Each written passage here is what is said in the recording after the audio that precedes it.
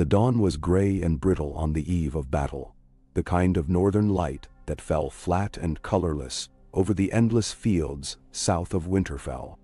It caught in the morning mists that curled like wraiths around the dark, churned earth, and hung heavy about the tents of Jon Snow's host.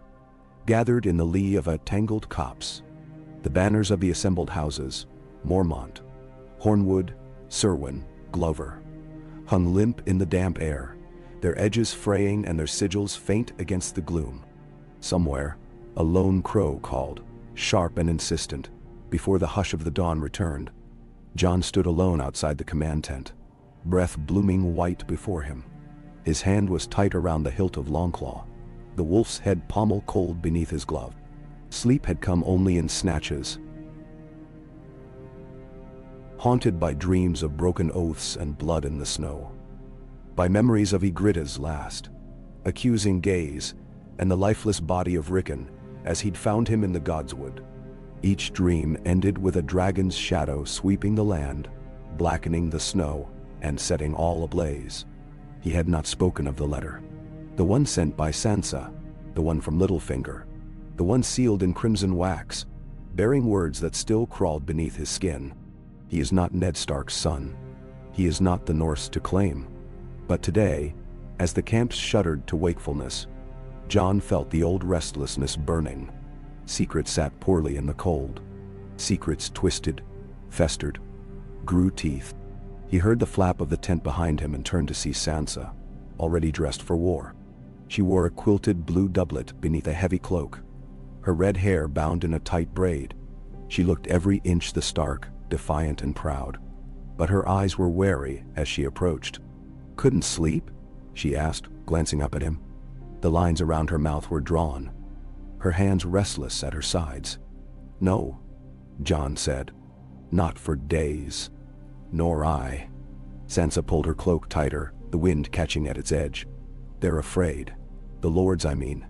They won't say it, but I see it in their faces. They fear we're too few. That you're—" She hesitated, her tongue darting out to wet her lips. "That you're not really one of them." Jon winced. "I know." She drew closer, voice dropping to a whisper. "We could run. Head for the wall, or east to White Harbor. We might—" "No," Jon said, cutting her off. "If we run now, Ramsay wins. The North will never be free." He stared past her, gaze fixed on Winterfell's distant walls, just visible through the thinning mist. "But they're right, Sansa. I'm not one of them. Not truly." "No." She searched his face. "You're as much Ned's son as any of us. More than me. They followed you because you're a Stark. I'm not."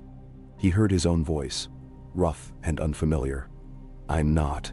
For a moment, only the wind answered. Sansa's eyes narrowed, as if peering into a darkness she'd rather ignore. "Why are you saying this, Jon? Not now. Not with all their eyes on us." He hesitated, feeling the weight of his secret pressing against his ribs, clamoring for release. "I need you to trust me, Sansa. There are things you do not know. Things I barely understand myself." Sansa shook her head. "You're speaking in riddles." Jon stepped closer, lowering his voice. "If I told them, told all of them, who I really am, what I really am, do you think they would still follow me?" Sansa's mouth pressed thin. "If you mean your mother, that you're not Catelyn's son, they already know. Some will always whisper. It doesn't matter." "It does." Jon's jaw clenched. He could hear the distant clash of arms as the men readied themselves. "There's more. I was told the truth at the wall. Before I died." Sansa's eyes widened. She took a step back, as if bracing herself against a blow. "Jon, what are you talking about?" He fumbled in his cloak, pulling forth a scrap of parchment, the edges worn from handling. "I should have told you before. I thought it was just a tale, something to keep me from despair. But it was from Samwell. He found it at the Citadel. Old records, buried beneath dust. He wrote me after I came back."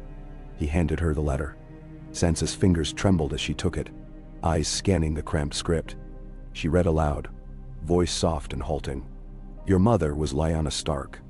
Your father was Rhaegar Targaryen. You were born in Dorne during Robert's rebellion. Ned took you as his own to keep you safe from Robert's wrath. Her hand flew to her mouth. The parchment fluttered to the ground. Forgotten. No, that can't be. Jon stared at the ground, unable to meet her eyes. I don't want it, Sansa. I never wanted it. But it's true.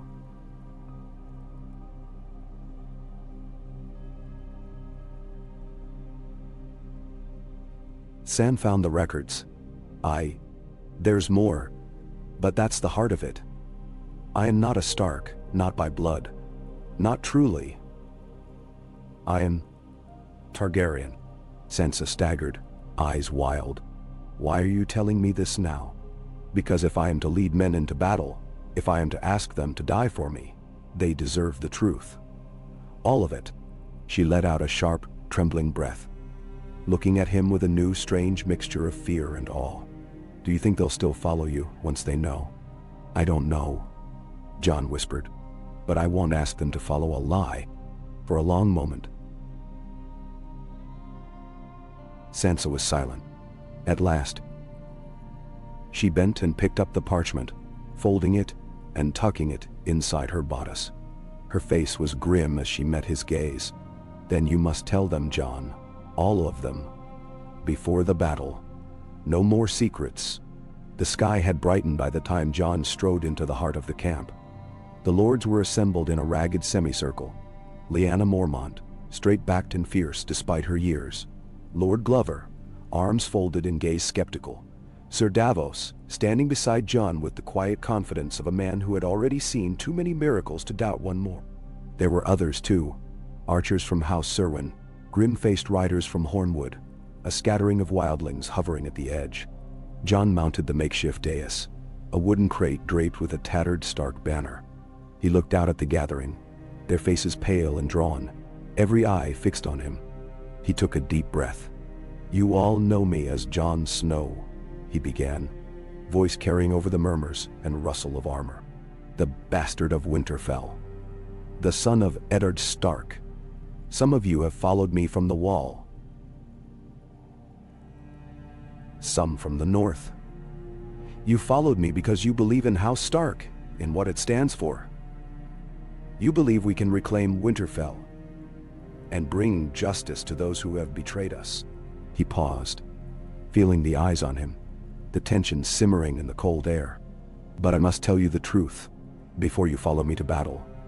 I am not Eddard Stark's son. A ripple of shock swept through the crowd, a murmur that quickly grew. Lord Glover frowned, mouth twisting. Lyanna Mormont's dark eyes narrowed. Jon pressed on, refusing to let the momentum falter. My mother was Lyanna Stark. My father was Rhaegar Targaryen. I was born during the war, and Lord Stark claimed me as his own to protect me from those who would have seen me killed for my blood. Nandero. The noise was instant, a surge of outrage, confusion, disbelief. The words Targaryen and bastard darted from mouth to mouth. Jon saw fear in some faces, anger in others, and a strange, appraising look from Sir Davos. He raised his hand, silencing them. I have never claimed the throne. I have never sought power.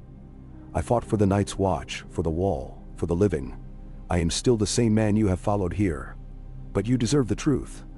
If any man or woman would not follow me, I will not hold it against you. Lyanna Mormont stepped forward, chin high. Are you still the same man who saved my uncle at the Wall? Who stood beside the wildlings when none else would? Who risked his life for the North when others hid behind their walls? Jon nodded, voice thick. I am. Then House Mormont stands with Jon Snow, whatever his name. A tremor went through the gathering. Lord Glover looked to his men, then back at Jon. Targaryen or not, you've bled for the North. You fight for Winterfell. That is enough for me. Others nodded, grudging or awed. The wildlings shouted their approval. Snow! Snow! While some of the northern lords looked uncertain, but few turned away. Sir Davos stepped to Jon's side, his weathered hand resting briefly on Jon's shoulder. A man can only be what he is, Jon. No more, no less. You're the one I'd follow, and that's the end of it. Jon looked to Sansa, who stood at the edge, pale but proud. She met his gaze, nodded once, and the last of his doubts fell away. He drew Longclaw, raising it high. "For Winterfell!" he shouted, voice ringing across the field.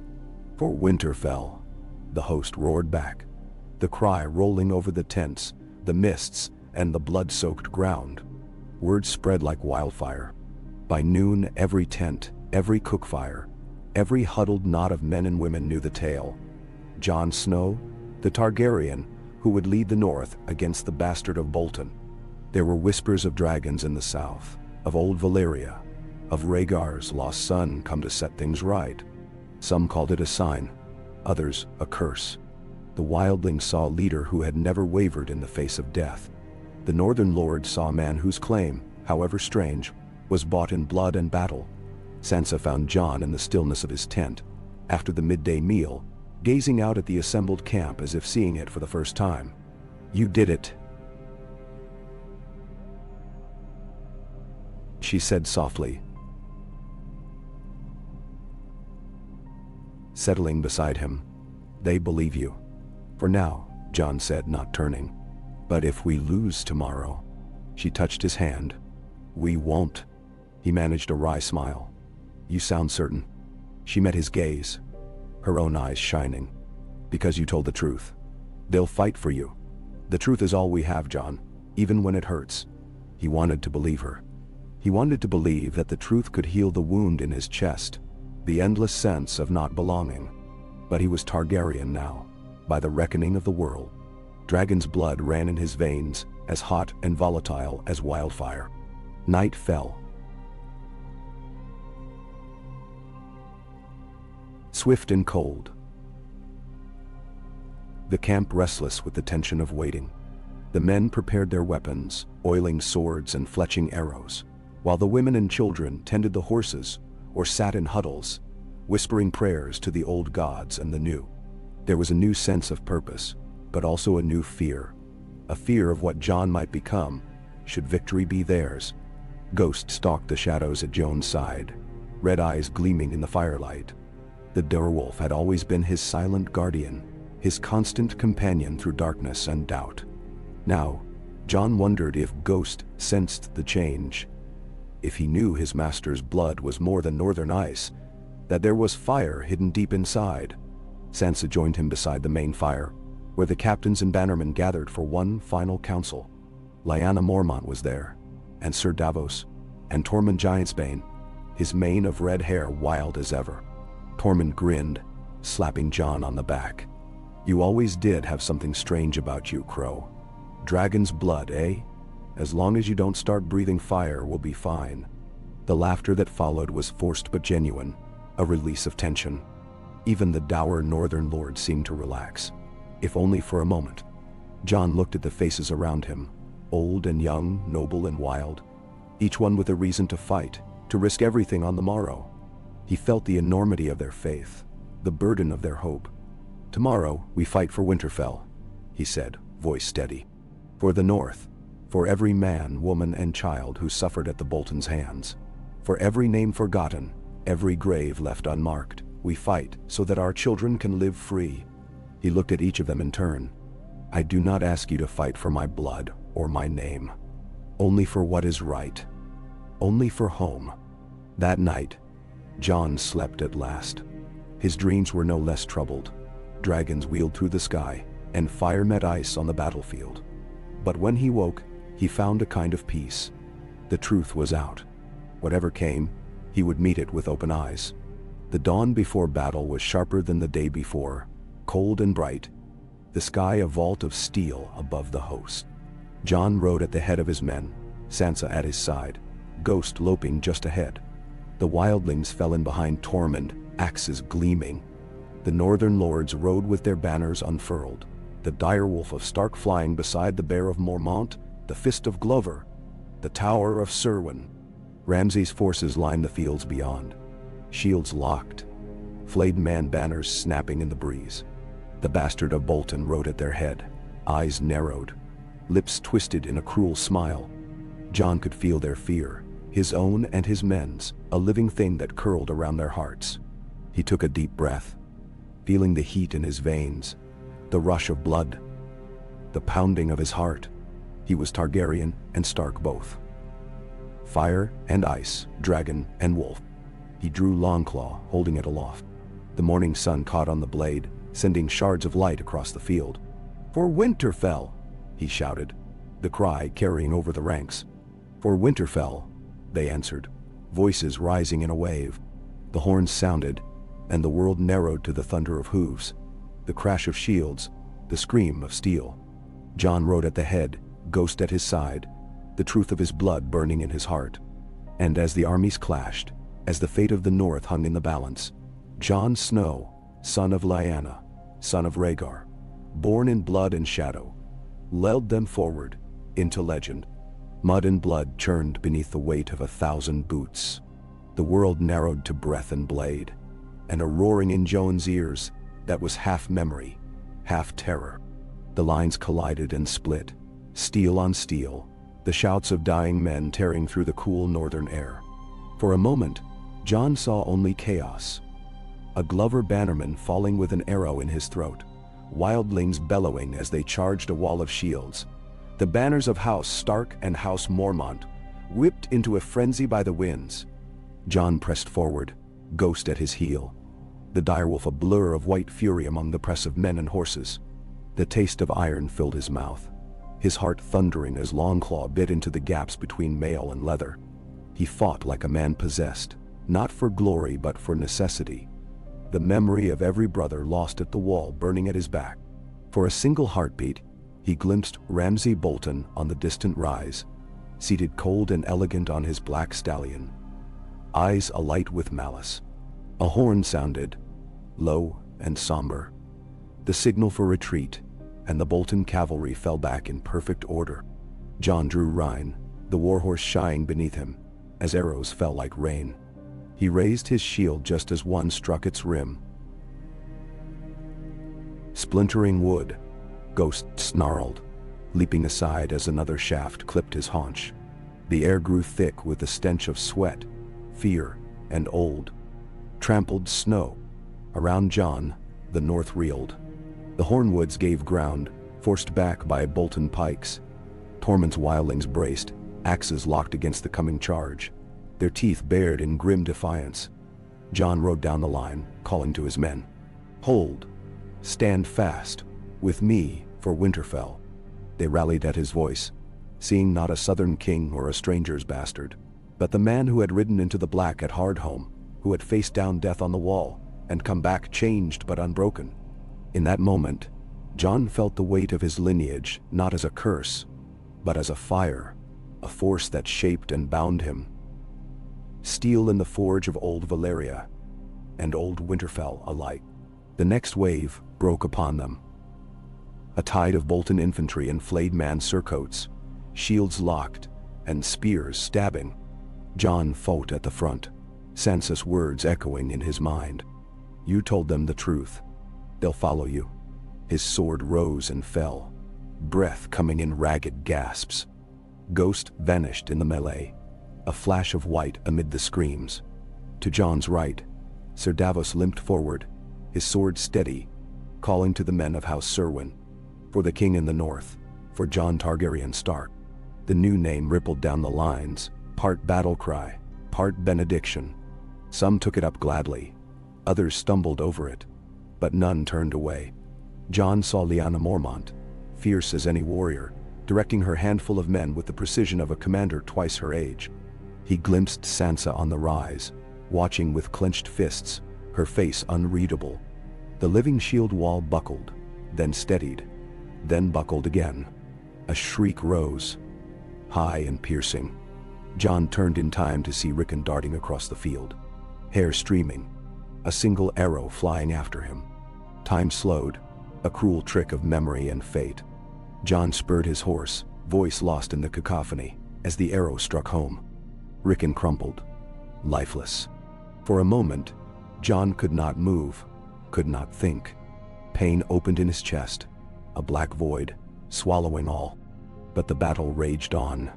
Ramsay's trap had been sprung, drawing Jon's forces forward, exposing them to envelopment on all sides. Men died by the dozen, crushed between walls of bodies, trampled by desperate horses. The banners wavered, dipped, threatened to fall.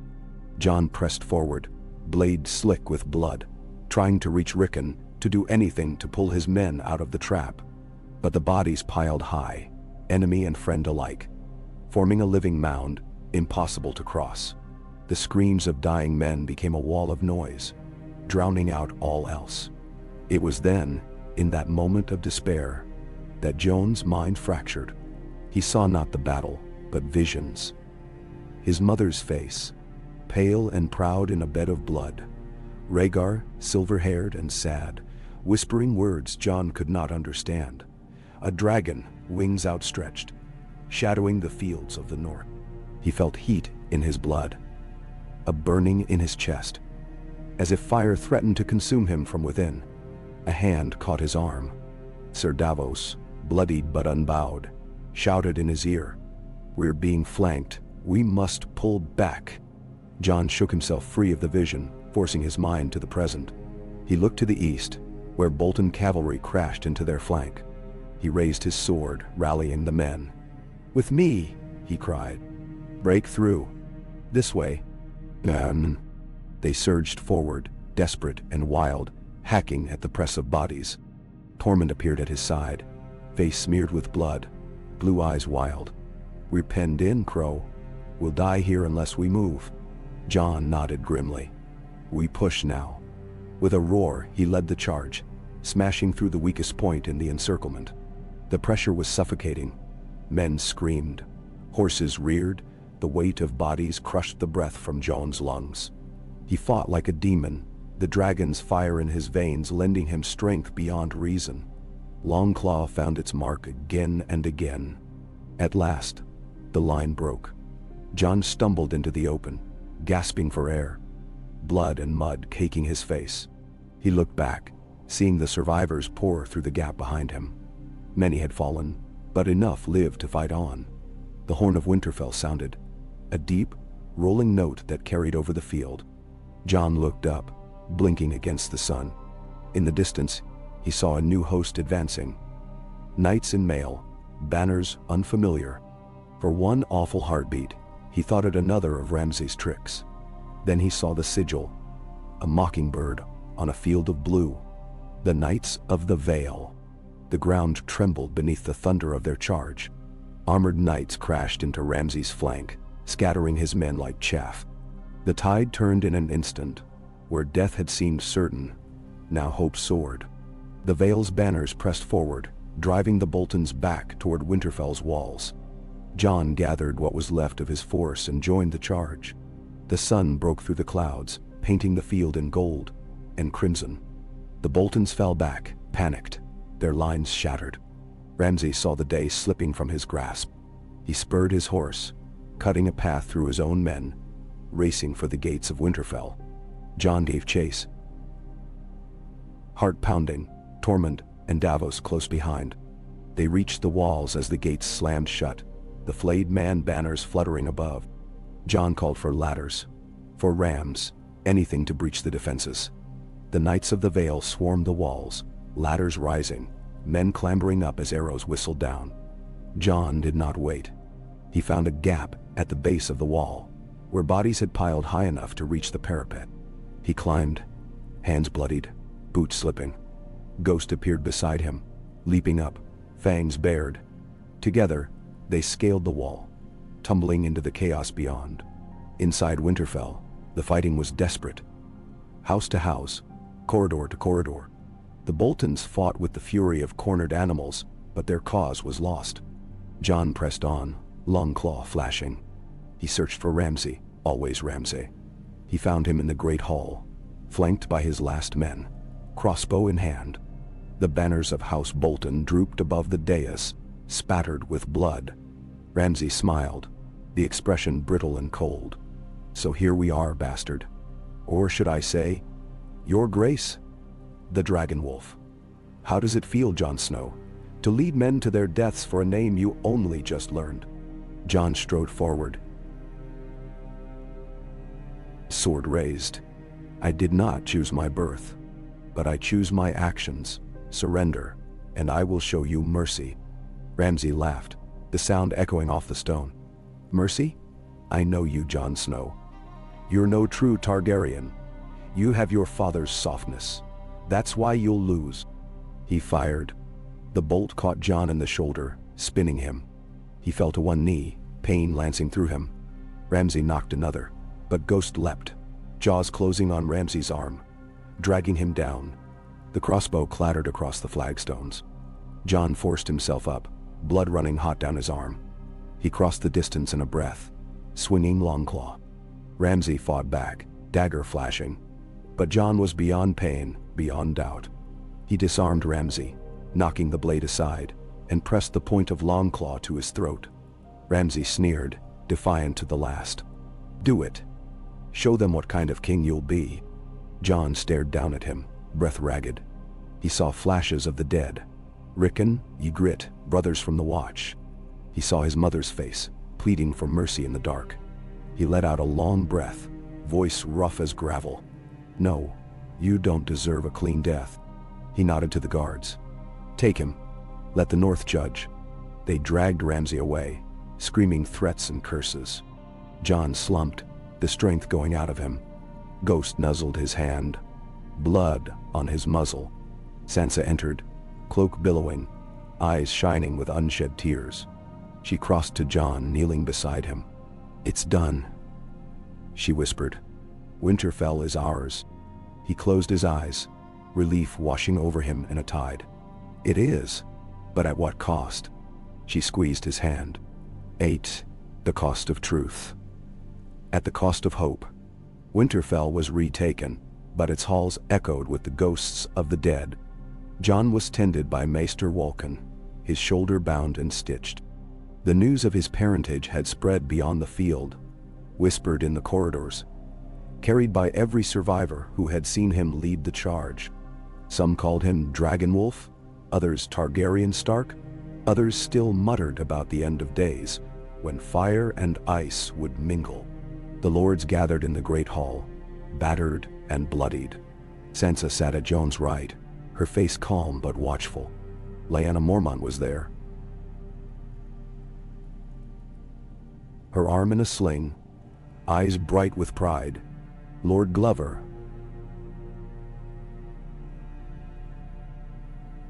Ebos, Tormund. The Knights of the Vale. Each brought their own fears, their own expectations. Jon stood, favoring his wounded arm. He looked at the gathered faces, their faith and skepticism written plain. You know the truth of my birth, he began, voice hoarse but steady. You know what I am. A murmur ran through the hall. Jon pressed on. But I am also the son of the North. I was raised here. I learned to fight, to bleed, to die for my people. The blood of the dragon may run in my veins, but my heart belongs to the North. He looked to Sansa, to Lyanna, to Davos and Tormund. I do not seek a crown. I do not seek to rule you. I ask only for your trust, as I have trusted you with my secret. For a long moment, silence reigned. Then Lyanna Mormont rose, leaning on her good arm. House Mormont recognizes Jon Snow, Jon Targaryen Stark, as king in the North. He fought for us. He bled for us. That is enough. One by one, the lords joined her. Voices rising, banners unfurling. The old words echoed through the hall, as ancient as Winterfell itself. The king in the North, the dragon wolf, Stark and Targaryen, united. Sansa smiled, tears slipping down her cheeks. Jon looked at her, heart twisting with gratitude and sorrow. Afterward, when the lords had gone and the torches burned low, Sansa found him alone in the Godswood, snow falling soft around them. She knelt beside him, touching his hand. Do you regret telling them?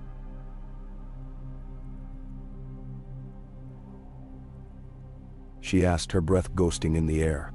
Jon shook his head. No, the truth is all we have. I am done hiding. Sansa nodded, her eyes thoughtful. You know what this means, don't you? If word spreads, if the realm learns. Jon sighed. Daenerys will know. The Lannisters will know. The world will know. She leaned against him, drawing comfort from his presence. Let them. We survived this day, Jon. Let tomorrow come. The first ravens flew before sunrise. Sansa composed the letters herself.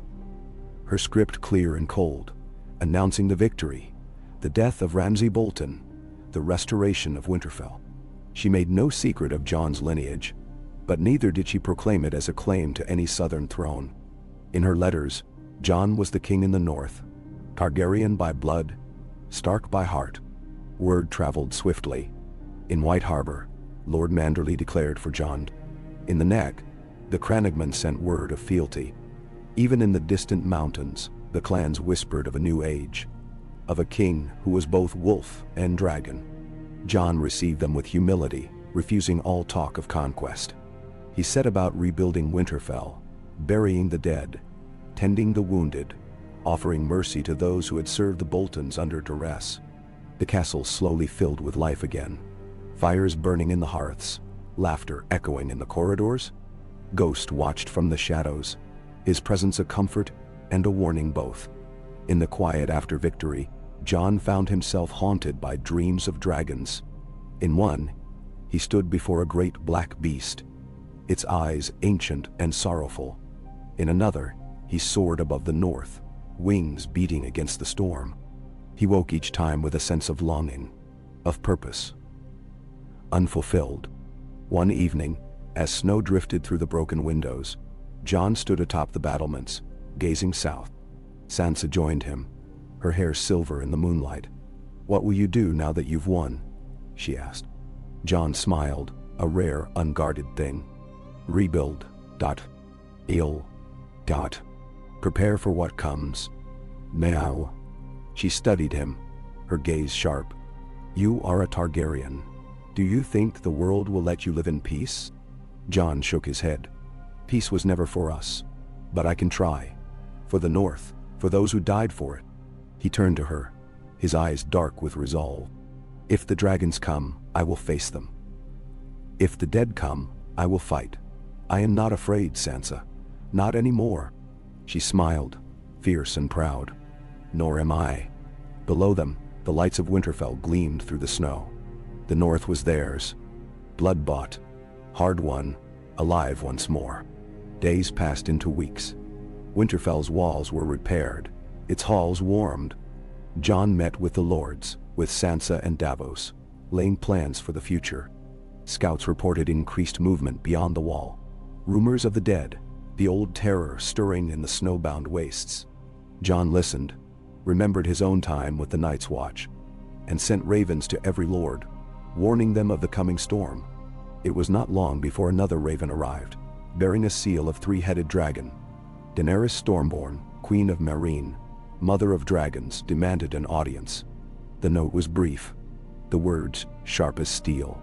Jon stared at it for a long time, feeling the weight of destiny coiling around him. Sansa read over his shoulder, her face unreadable. "What will you do?" she asked. Jon looked out over the snows of the north, his heart steady. "I will answer. The truth brought us victory. It may yet save us all." She placed her hand in his. "Then you will not stand alone." For the first time, Jon allowed himself to hope. Not for peace, perhaps, but for something new. A North united, a realm remade in fire and ice, truth and honor.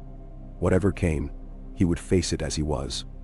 Jon Targaryen Stark, king in the north, blood of dragon and wolf alike. Winter had come, and with it, a new beginning. 3 days after the banners of the flayed man were torn from the ramparts, Winterfell lived again. Smoke drifted from every chimney.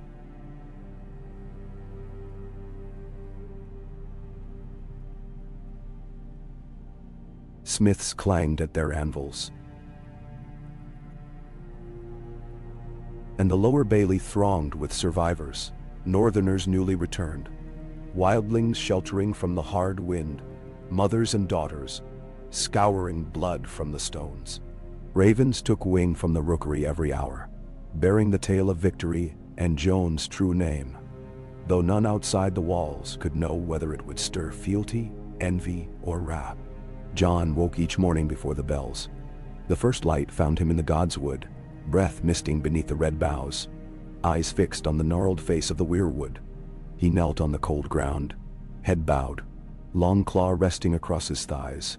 Sometimes Sansa joined him, silent and unbending in her grief, and sometimes Lyanna Mormont, who regarded the old gods with the same blunt fierceness she brought to council. On the third morning, Jon found Master Walken waiting at the godswood gate. The maester bowed, clutching a scroll. "From White Harbor, my lord. Begging pardon, my king." Jon's throat tightened at the title. He accepted the parchment, broke the wax, and read. Lord Manderley pledged all his swords and ships, and offered tribute of grain and silver. The letter ended with words heavier than gold. "You are both ice and fire, and that is what the North needs." Jon folded the parchment, eyes closing. "See it," answered Maester. "Tell Manderley he has my gratitude, and my word." Walken bowed and hurried off, already weighing more scrolls. Jon watched him go, then turned to the heart tree. "Ice and fire," he whispered. "And what does that mean for us?" No answer came but the wind, cold as old memory. In the great hall, lords gathered around the fire, eating in near silence. Glover and Serwyn, both still wary. Lyanna Mormont and her uncle, steadfast. Lord Royce and the tall knights of the Vale. Sir Davos carved thin slices from a haunch of venison, watching Jon with the calm of a man who'd survived too many battles to fear another. Sansa entered on silent feet, hair loose, eyes bright as frost. She moved to Jon's side, laying a hand on his sleeve. "A rider from the wall. Tormund's with him." They brought wildling news, urgent. Jon rose, wincing at the pull in his shoulder. "Bring them." In the passage outside, Tormund Giantsbane loomed over the black-clad rider. A lean, wind-burned youth whose cloak still held the tang of the frozen north. Tormund grinned, teeth white in his beard. "Crows come running with bad news, Jon Snow. Thought you should hear it from him." The youth knelt, eyes darting. "My king, begging your pardon. I rode from Eastwatch. The dead are moving. Whole villages vanished. The wall holds, but the brothers say the old magic is weaker, with so many gone. Ravens fly to every house, but the lords at Carhold and Last Hearth. They say the king in Winterfell must answer." Jon's jaw set. "How many, do you think?" The youth swallowed. "Too many, my king. I saw them on the ice, moving in silence. The free folk are running south. Some say the Night King rides at their head." Sansa's hand gripped Jon's arm. "It's begun." Jon nodded, gaze far away. "Thank you. Rest. Warm yourself. We'll send word north and east. Every able sword must come to Winterfell. Tormund, go to the wildlings. Bring as many as you can." Tormund clapped Jon's shoulder. "We'll fight, Crow. We always do." As they left, Sansa lingered, searching Jon's face. "This is it, isn't it? The war you spoke of. The real one." He met her gaze, bleak and clear. "It is. The dead march. We must be ready." Sansa's expression tightened, resolve hardening her voice. "We will be. I'll see to the walls. You send for the lords. Winterfell will stand." In the days that followed, the castle rang with life and preparation. Masons repaired the battered gates, smiths sharpened blades and arrowheads, and women cut linen into bandages by candlelight. Children ran errands in packs, learning the new names of the king they'd never known as Lord. Jon summoned his council each morning. Lyanna Mormont sat upright beside Lord Glover, her voice fierce and unyielding. "We must call every house, no matter their grudge," she said. "If the dead come, there will be no lands left for any of us. Even the Umbers must answer, if any remain." Lord Royce, broad and grave, nodded. "The Vale will hold the East Road. The Erie's grain will see your people through the long winter. But what of the South, your grace? The Lannisters may see this as their chance." Jon met his gaze, weary but unbending. "We will send to the Riverlands, the Reach, even the Stormlands. The realm must know what's coming. And," he hesitated, feeling every eye on him, "word will have reached Dragonstone. Daenerys Targaryen will know of me. Of us. A hush fell over the table. Glover frowned but said nothing. Only Davos looked at Jon, eyes full of old understanding. Sansa broke the silence. If Daenerys comes, it may be as friend, or as rival. She has dragons, Jon, but she has never seen a winter like ours. Jon nodded. I will meet her if she comes. We must be united, or all is lost. That evening, Jon took his meal in the hall, among his bannermen and wildlings alike. He ate little, his mind chasing shadows. After, he found Sansa on the ramparts, gazing south toward the open hills. Snow fell in thick, silent sheets, muffling the world. She did not turn as he joined her. The lords talk of your blood, you know. Some see it as a sign. Others, her voice grew softer. Others fear it. The old stories, the Mad King, the dragons. Jon folded his arms, watching the night. What do you believe? She considered, snow glinting in her hair. You are my brother, and not my brother. I lost so much, Jon. Our family, our home, my childhood. Now I have you back, but not as I knew you.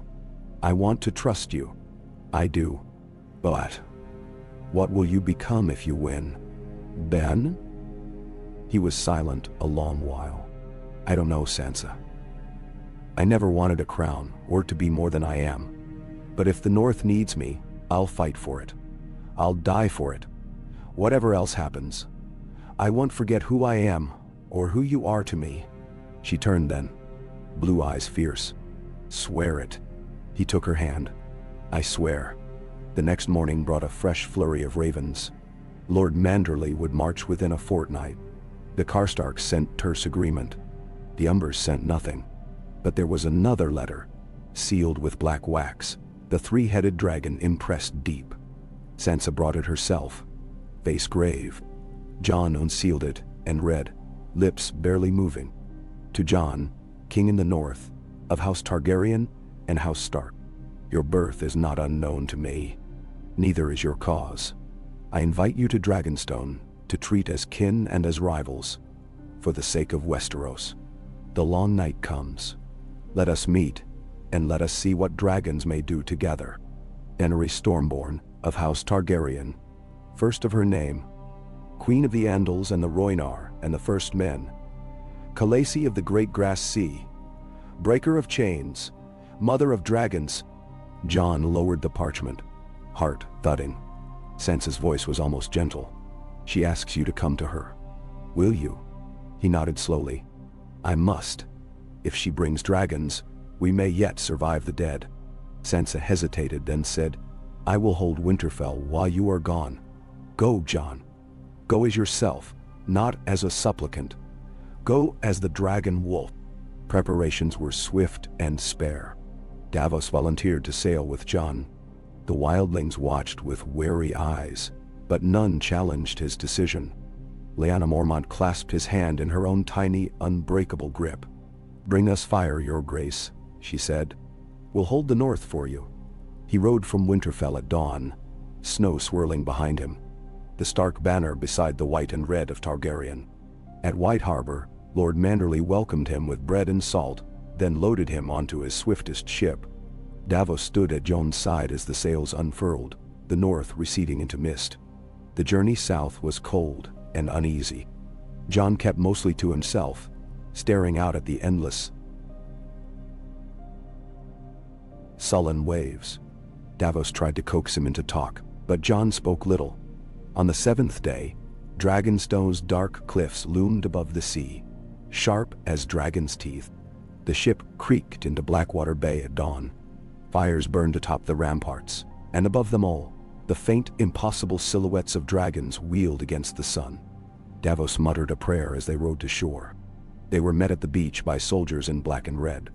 Missandei of Ennaith welcomed them, her voice calm and clear. Queen Daenerys awaits you in her hall. They climbed the steep, winding steps. At the summit, unsullied lined the path, silent and unmoving. Beyond them, the great doors of the castle swung open. Jon entered the throne room, heart hammering. The hall was cavernous, lined with ancient dragon bones. At its far end, on a seat of black stone, sat Daenerys Targaryen. Young, proud, silver-haired. At her right stood Tyrion Lannister. At her left Grey Worm, and behind her, an open window gave a glimpse of the dragons circling above. She rose as Jon approached, her gaze cool and appraising. Her voice rang through the hall. "Welcome to Dragonstone, Jon Snow. Or should I say, Aegon Targaryen?" Jon inclined his head. "My name is Jon. I was raised in the north. I come not for crowns or castles, but for the living." And now, Daenerys studied him. "And if you had not been told, would you have claimed your birthright? Or the north alone?" Jon met her gaze, steady as ice. "I do not want a throne. I want peace. I want to save my people. The dead are coming, Your Grace. Nothing else matters." Tyrion stepped forward, eyes narrowed in curiosity and old grief. "You understand the weight of your name, Jon? What it means to the realm, to her?" Jon nodded. "I do. But my place is with my people. The North chose me, knowing what I am." "That is enough." Daenerys descended from the throne, her gown whispering on the stone.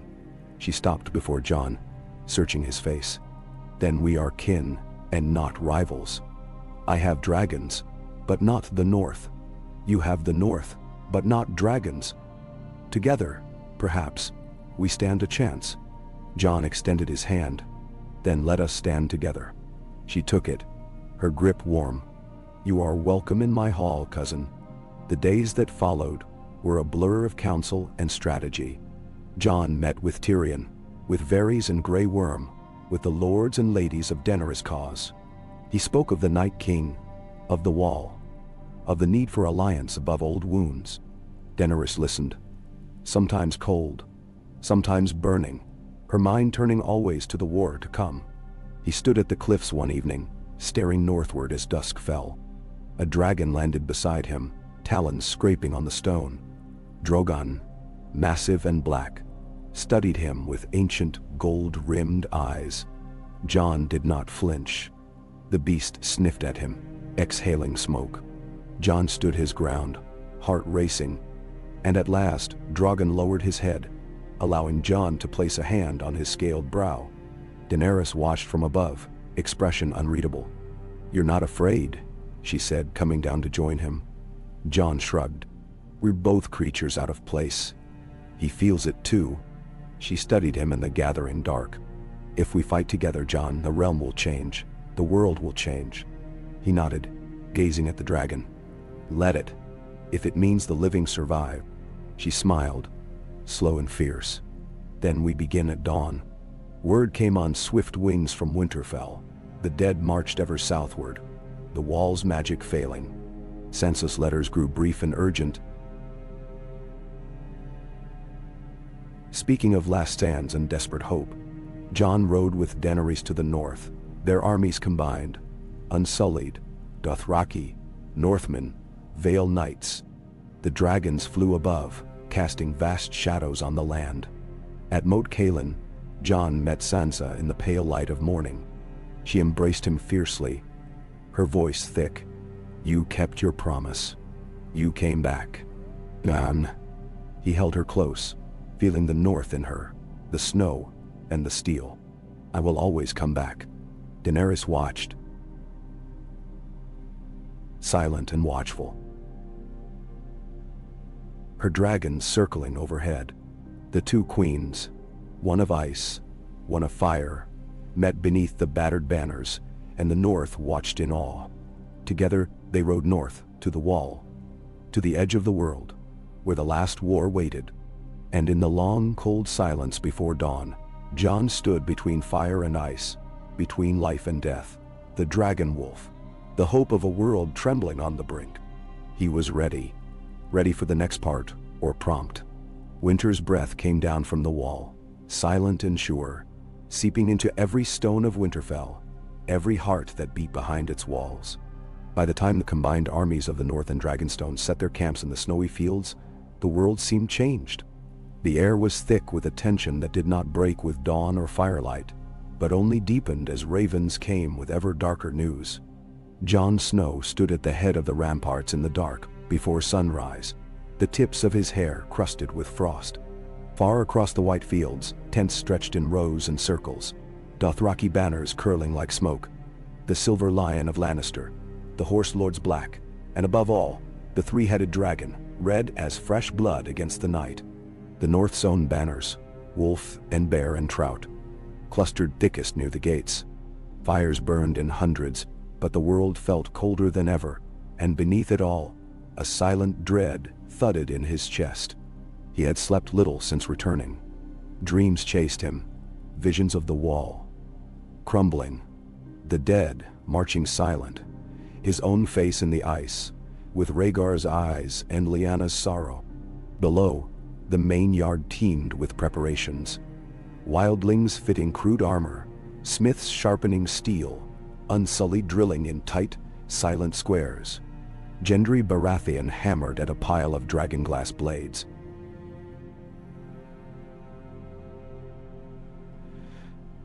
Sweat freezing on his brow, Arya darted between tents, passing like a shadow, unseen by most. Sansa, wrapped in a thick blue cloak, directed a line of small folk carrying baskets to the storerooms. Jon watched her, pride and worry mixing inside him. He remembered her as a girl chasing kittens in the snow, now grown harder than any steel he'd ever known. Davos appeared at his elbow, breath rising in the bitter air. Storms rolling in, your grace. And not just from the north. Lannister scouts rode in before first light. Jaime's with the rear guard.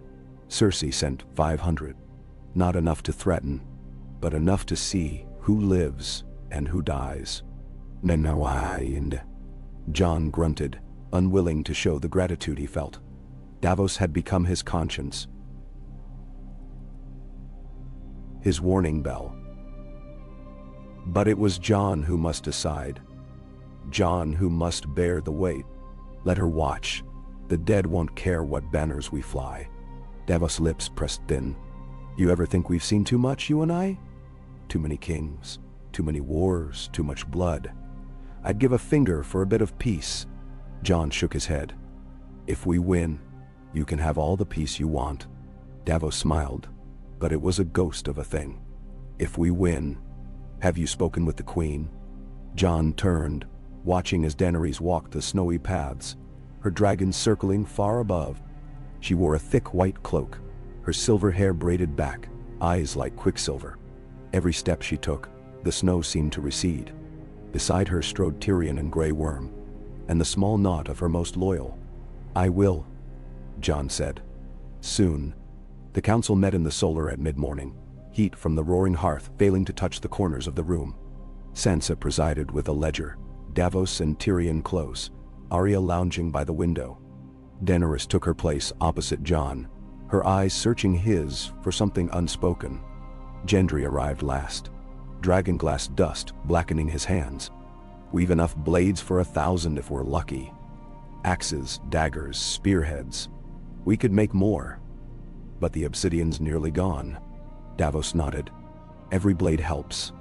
The dead don't bleed, but they shatter. Tyrion spread a map on the table, fingers tracing the contours of the north. The dead have crossed last hearth. Tormund sent word. The Umbers are lost. No ravens have come from the Karstarks. The walls breached at Eastwatch. The Night King will be here by week's end. Ben Talon. The word sat heavy in the air. Jon studied the map, his thoughts moving faster than his voice. We hold the walls. Dragons fly above. We keep the dead from the crypts at all costs. If they get inside, we're finished. We use the dragonglass on the walls, the boiling oil, the wildling fire. If Daenerys can, she cut in, voice low but sure. Drogon and Rhaegal will burn what they can. But the Night King is not just another foe. If he falls, the others may die with him. Tyrion's brow furrowed. If only we could bait him, draw him out. Arya spoke, soft but sharp. He won't come for bait. He'll come for you, Jon, or for her. They all looked at Jon then, even Sansa thought.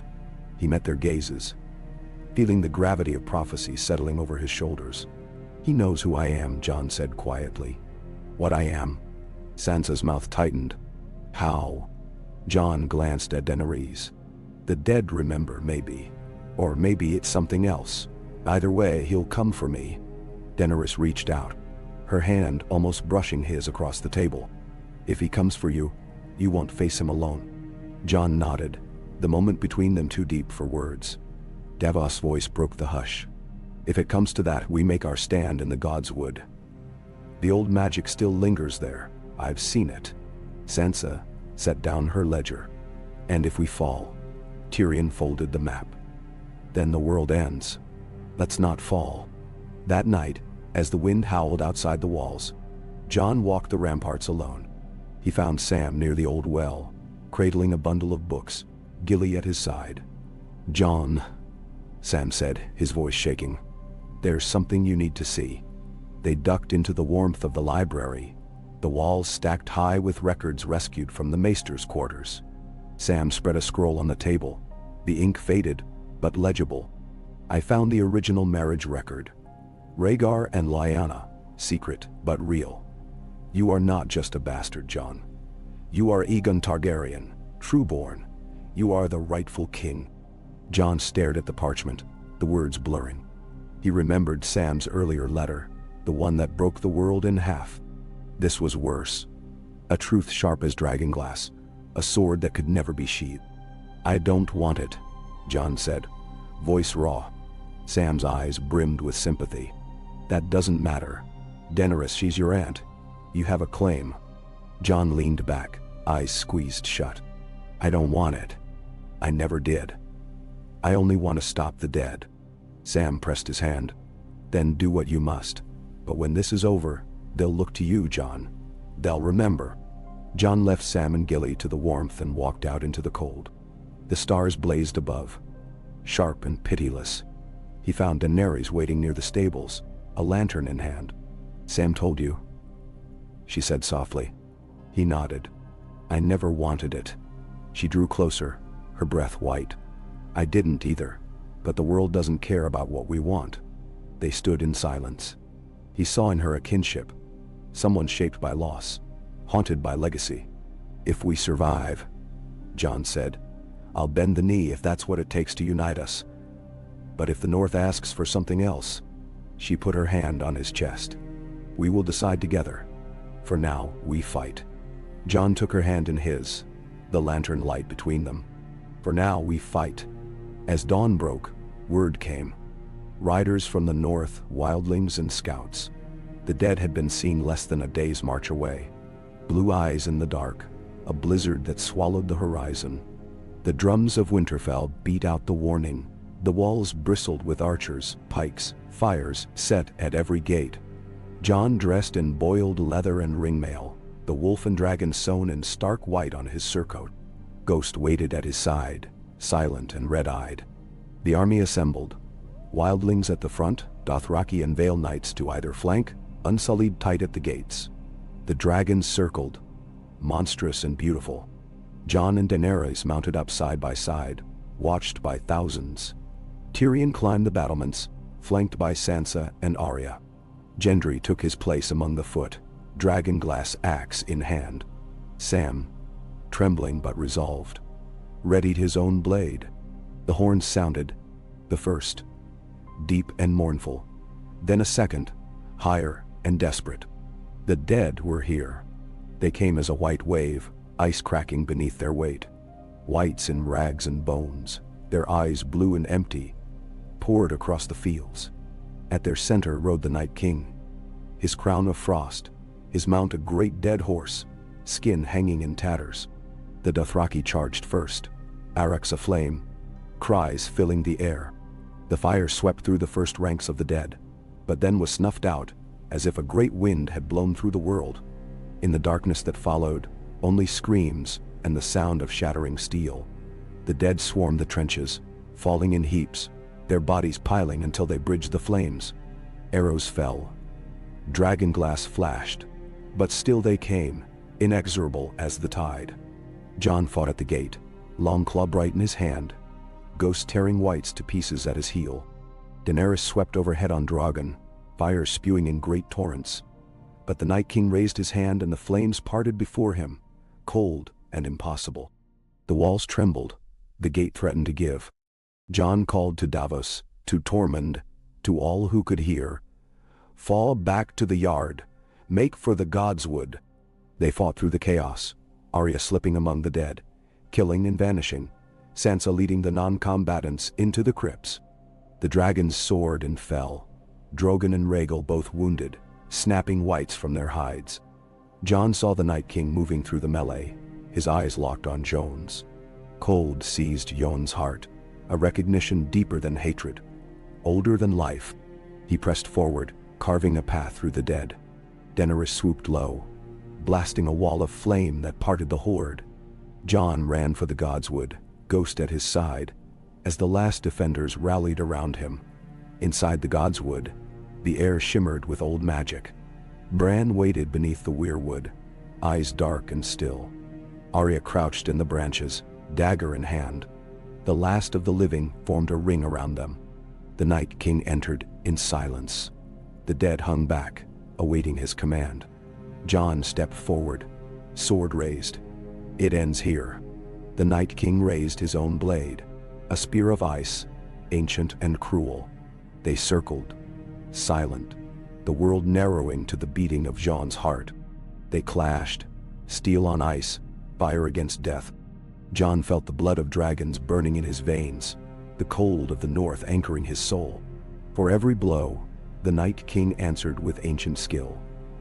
Each thrust colder than the void. As they fought, Arya darted behind the Night King, dagger flashing. He caught her by the throat, lifting her off her feet. Jon screamed, lunged, but was struck back. Arya twisted, the dragonglass dagger slipping from one hand to the other. She plunged it into the Night King's chest. For an instant, time froze. Then cracks spread across his form. Blue fire flickered out, and he shattered. Ice and dust falling to the roots of the weirwood. The dead collapsed. Across the fields, whites fell. Still at last. The world was silent, broken only by the sobs of the living. Jon stumbled to Arya's side, clutching her as she gasped for breath. Daenerys landed, rushing to Bran. They were alive. By sunrise, the last bodies burned in great pyres outside the walls. The living mourned, the snow red with blood and fire. Jon stood with Sansa and Arya and Daenerys, watching the flames. "We did it," Arya whispered. "For now," Sansa said, voice hoarse. "But what world is left for us?" Jon put his arm around his sisters, Daenerys standing close beside him. He looked at the ruined fields, at the battered walls, at the dawn breaking red over Winterfell. "We rebuild," he said. "Together." Daenerys met his gaze. "Fire and ice." Jon nodded, holding the survivors close. The past was ash. The future waited. And as the flames reached for the sky, Jon Targaryen Stark, the Dragon Wolf, king in the north and south, knew that whatever battles came, he would face them not as a lone bastard, but as the true heir to two worlds, leading all he loved into whatever dawn fate would grant. Ready for the next part or prompt. The days after the Battle of Winterfell were raw and slow, as if time itself had been battered by the storm and left limping. Dawn crept across the snows red and pale, lingering in the haze above smoldering pyres, and the twisted hulks of war machines left strewn in the churned mud outside the walls. A hush had fallen over Winterfell.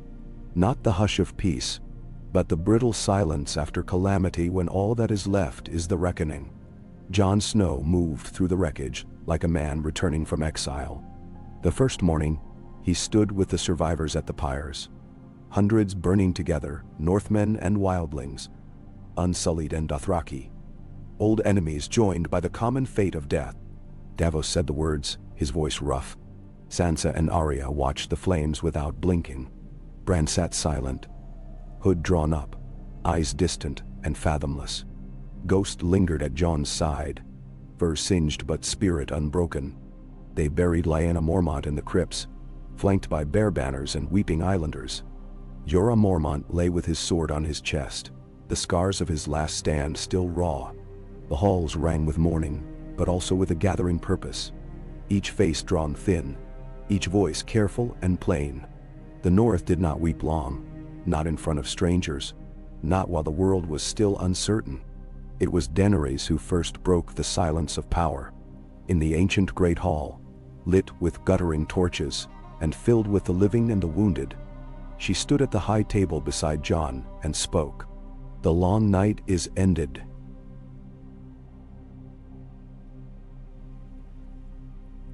She said, her voice carrying to every corner. "The dead have been defeated, but at a price we will carry all our lives. We fought as one house, one people, from beyond the wall to the green south. Let us never forget it." She paused, eyes moving over Sansa, Arya, Tyrion, Gendry, Sam, Brienne, Davos, each a world of loss and endurance. The North stands free, and the North has a king. My cousin Jon, born of Lyanna Stark and Rhaegar Targaryen, led us through the darkness. Let no one here or beyond these walls deny the cost he has paid. Her words were meant to bind, to heal, but the room stiffened with the tension of old loyalties and new truths. Jon saw the wariness in Sansa's gaze, the wariness in his own heart. He stepped forward, his shadow flickering over the flagstones. "I am no king but the North's," Jon said, voice low and grave. "I was born with two names, but raised with one. The living chose me, not my blood. If there is a realm to heal, it must begin with us. I will not claim the Iron Throne. I will not ask the North to bend." He looked to Sansa, to Arya, to the battered banners lining the walls. "The North is free. Winterfell stands. If we are to survive what comes, we must stand together." There were murmurs, both of relief and doubt. Tyrion's eyes glinted with admiration, or calculation. Davos nodded, hand resting on his sword pommel. Arya's lips pressed thin, unreadable. Daenerys turned to him, her face smooth as marble. "The world will not care for the lines we draw. The South will not ignore the North. Cersei sits in King's Landing with an army and a crown. She will not welcome peace." "Then?" Sansa spoke, her voice taut as wire. "She never has. She never will." Jon's hands curled at his sides. "Then we will show her what unity means. We will show her what the North and the living are." Daenerys smiled faintly, dangerous and resolute. "Then let us make ready. The dead are gone, but the living remain, and the Iron Throne must be answered." The weeks that followed were a blur of recovery and command. Jon rose with the dawn, walking the broken battlements with Sansa, inspecting repairs and drilling new levees. He saw to the wounded, sat in judgment on those who had betrayed Winterfell during Ramsay's rule, and sent riders with messages north and south. The North's banners were slow to return, but return they did. The Karstarks and the Hornwoods, battered and wary, Manderly's ships lying to the White Knife with supplies. The mountain clans rode in with what few men remained. Wildlings took up space in the empty crofts and barns, watched with suspicion, but left mostly in peace. Arya was everywhere, training young archers in the yard, riding out on patrols with Gendry, or sitting by Bran in the Godswood, quiet and vigilant. Sansa held the castle together with sheer force of will, commanding the kitchens, the stores, the healers. She sparred with Daenerys in council, their words sharp and cold, but Jon saw the grudging respect growing in both. Daenerys spent much of her time on the walls, watching her dragons. Drogon bore a dozen new scars. Rhaegal flew with a limp, but both had survived. She visited the wounded, spoke with the North's captains, and gathered what allies she could among the lords and ladies of the Vale, and the Riverlands who arrived each day with news and oaths. Tyrion and Davos managed the logistics, grain and firewood, dragonglass and steel, arrangements for new defenses, and fresh supplies. Gendry's forges glowed night and day, and Sam built a new library out of the charred remains of the old, filling it with rescued tomes and scrolls. In the long evenings, Jon sometimes wandered the Godswood with Bran. His brother was changed, still and strange, more raven than man. But in Bran's presence, Jon felt a sort of calm, as if the world was a riddle with a shape he might someday understand. "It is not over," Bran would say, his voice soft as snow. The wheel still turns. There are choices to make. Jon would nod, though the choices weighed like stone. One dusk, as the last light faded behind the mountains, a horn sounded at the southern gate. A party rode up under a flag of truce. The Golden Lion of Lannister, the Rose of Tyrell, the Black Fish of Tully. Jon stood beside Sansa and Daenerys as the gate opened, and Jaime Lannister rode through. One hand on his reins, the other empty sleeve pinned to his chest. He dismounted with the calm of a man who had seen his own death and survived. Tyrion hurried to embrace him, clapping his back, but Jaime's eyes were for Jon and the Queen's. He bowed. "Your Graces, I come with terms." Sansa's lips curled in a chill smile. "Whose terms?" "Cersei's," Jaime answered. "But not only hers. There are many in the south who tire of her war. The Reach is restless. The Stormlands are broken. The Riverlands will rise if given cause." Daenerys' gaze was fire. "And what does your sister offer?" "Peace, if you bend the knee. She will hold the south, you the north. She will not contest your claim here if you do not march on King's Landing." Jon's jaw clenched. "And what if we refuse?" Jaime's smile was bleak. "Then she will burn the Riverlands and starve the north. She has new allies from Essos. Golden Company men, 10,000, all armed and paid." Daenerys' voice was steel. "She would see the world burn before she yields." Jaime met her gaze. Weariness and regret mingled in his eyes. "She would." There was a silence. Sansa's voice cut through it. "And what do you want, Sir Jaime?" He looked at Tyrion, then at Jon. "An end. For my brother to live. For the North to be free. For the world to go on." Jon nodded slowly. "You'll have your answer by dawn." In council that night, the great hall bristled with arguments. Sansa urged caution. Arya urged war. Tyrion counseled patience. Davos urged preparation. Daenerys argued for justice, and Jon for unity. At last, when all had spoken, Jon rose. "Cersei has never kept her word. But the South bleeds too. If we march, the cost will be higher than we can bear. If we do nothing, the North may stand, but the world will fall into darkness and chaos. I will ride to King's Landing. I will treat with Cersei. If peace is possible, I will find it." Daenerys rose beside him, her eyes fierce. "And I will go with you." Sansa stood, voice ringing clear. "If you go, take the North with you. Let them see the unity they fear." The march south was like no other. At Jon's side rode Daenerys on Drogon, Sansa in stark gray, Arya shadow-quick, Tyrion and Jaime together, Davos and Brienne.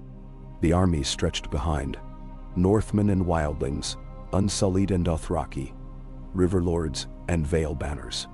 At every town and crossroads, the people gathered to watch the host pass, some in awe, some in dread.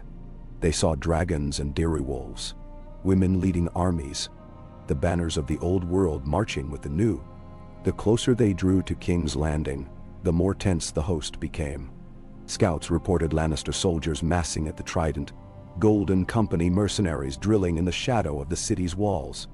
The city itself shimmered in the heat, its gates shut, its streets crawling with fear. Jon sent envoys under flag of truce. Cersei replied with silence. At last, they camped within sight of the city. The black water glinted in the sun, and the Red Keep loomed above the city like a warning. Jon and Daenerys rode out under truce, Sansa and Tyrion at their sides. Cersei met them at the ruined dragon pit, flanked by Qyburn, Euron Greyjoy, and a host of armored guards. She wore black, her golden hair bound in a simple knot, her green eyes cold and steady. "Well, look at us," she said, voice ringing in the dead silence. "The last players on the board. The wolf, the dragon, and the lion." Daenerys' chin lifted. "There need be no more blood." Cersei's smile was thin. "Is that a threat, cousin? Or a plea?" Jon stepped forward. "It's a promise. Let the realm heal." Cersei studied him. her gaze lingering on his face, as if searching for the truth in the lines of his jaw, the curl of his hair. You have dragons, you have armies, but you are not killers, not like me. If you want the throne, you'll have to take it. I will not bend. Daenerys' eyes glittered with fury. Then you will burn. Cersei laughed, the sound bright and mad. Let the world burn. If I cannot rule it, no one will. She turned her back, walking into the ruined shadows. The guards closed around her. Jon watched her go, feeling the old cold settle in his chest. The world would not heal. Not yet. That night, Jon stood on the city's edge, the banners of dragon and wolf fluttering overhead. Daenerys joined him, her face drawn and pale. She will never yield, she said. She will destroy all to keep her crown. Jon nodded. Then we must end it. Quickly, before more die. Sansa came to him, Arya in her wake. You must be the king you are, Jon. You must claim the realm. Not for power, but for peace. Let her see the dragon wolf. Let the world see it too. He looked at his sisters, then at Daenerys, and saw his own face reflected in their eyes. Fire and ice. Sorrow and hope. At dawn, the armies would march, and the final war would begin. Jon stood at the heart of it all, burdened by blood and promise, ready to end the last war, for a realm of ashes, or a dawn that might yet be golden. Dawn broke gold and merciless above the shattered sprawl of King's Landing, and with it came the drumbeat of war. A thrum beneath the ground, a hush on every rooftop, tension so taut it seemed the city itself might crack. The banners of the dragon and wolf flickered above the plain, joined now by Vale Falcon and Riverland's Trout. At the walls, the defenders stood watchful, spears braced, archers hunched in the shadow of the ramparts. In the streets, the small folk whispered, hoarding bread and water, eyes darting from alley to alley. Jon Snow walked among his men before sunrise, speaking little, but each word carried weight. Steel your hearts.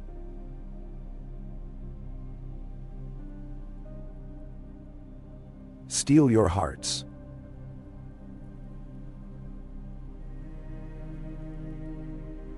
Hold the line. Protect the children. No burning. The wildlings greeted him with blunt nods, Dothraki with fierce grins, the Northmen with the steady, grave pride that had carried them through winter and the dead. He saw the fear in them, and the hope, and the knowledge that this day would decide not only the realm, but what kind of world they would inherit. Above, the dragons wheeled, shadows gliding across the city's spires. Drogon and Rhaegal, scarred and majestic, roared as one. Daenerys stood on the high ridge, hair braided back, cloak snapping behind her, eyes trained on the Red Keep. Tyrion and Davos waited near, the former clutching his badge of hand, the latter rubbing the fingers of his missing hand as if feeling for old pain. Sansa rode up beside Jon as the sun crested the horizon, Arya silent at her side. Sansa's face was set, her blue eyes unflinching. No mercy if she yields, she asked. Jon shook his head. We offer peace.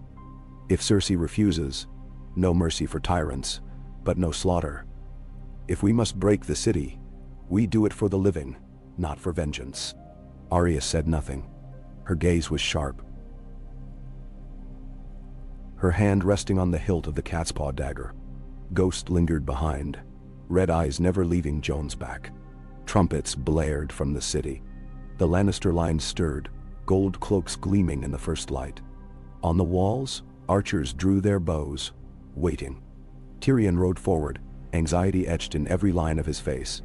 If you would speak with her again, do it now, before the killing starts. I know my sister. She will not yield. But she will parley, if only to stall. Jon nodded. I'll go. He rode beneath the white banner of truce. Sansa, Arya, Tyrion, and Daenerys flanking him. The gates creaked open just enough for them to pass. Inside, Lannister knights lined the approach, armor burnished, faces hard. Jaime waited at the steps to the Red Keep, a single golden hand glinting on the pommel of his sword. Cersei met them in the ruined throne room, the same place where Robert's war had ended, and her own had begun. She wore black, a circlet of gold in her hair. Qyburn stood behind, silent as a vulture. Euron Greyjoy lounged at her shoulder, smirking. She rose as Jon entered. King in the North, Queen of Ashes. You come to treat? Daenerys' voice was cool.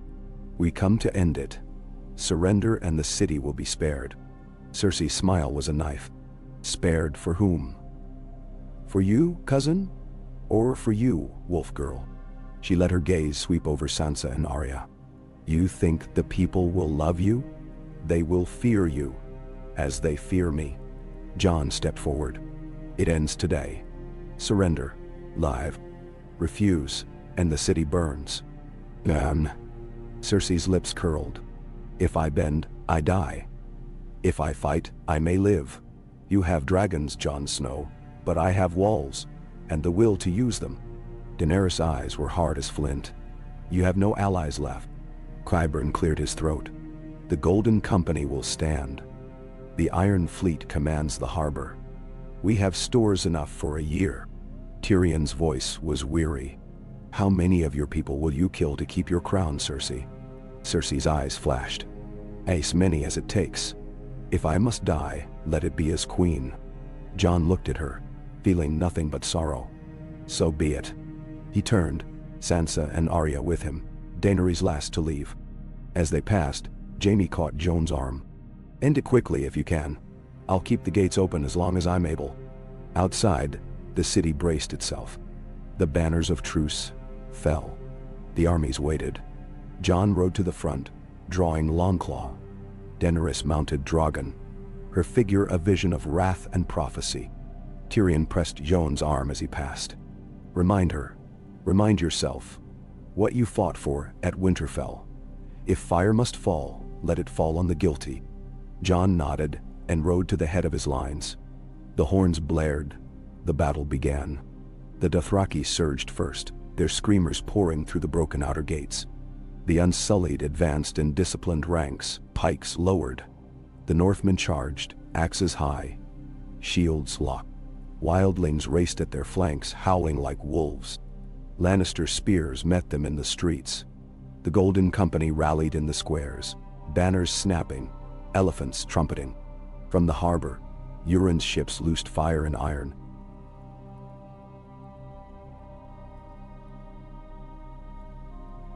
Luchin bolts arching toward the dragons overhead. Drogon and Rhaegal swept low, flames boiling the air, melting iron and stone. They burned only the walls, the enemy ranks, never the homes of the innocent. Jon drove his men forward, shouting orders, never letting bloodlust overtake mercy. Arya darted through the chaos, hunting the golden lions.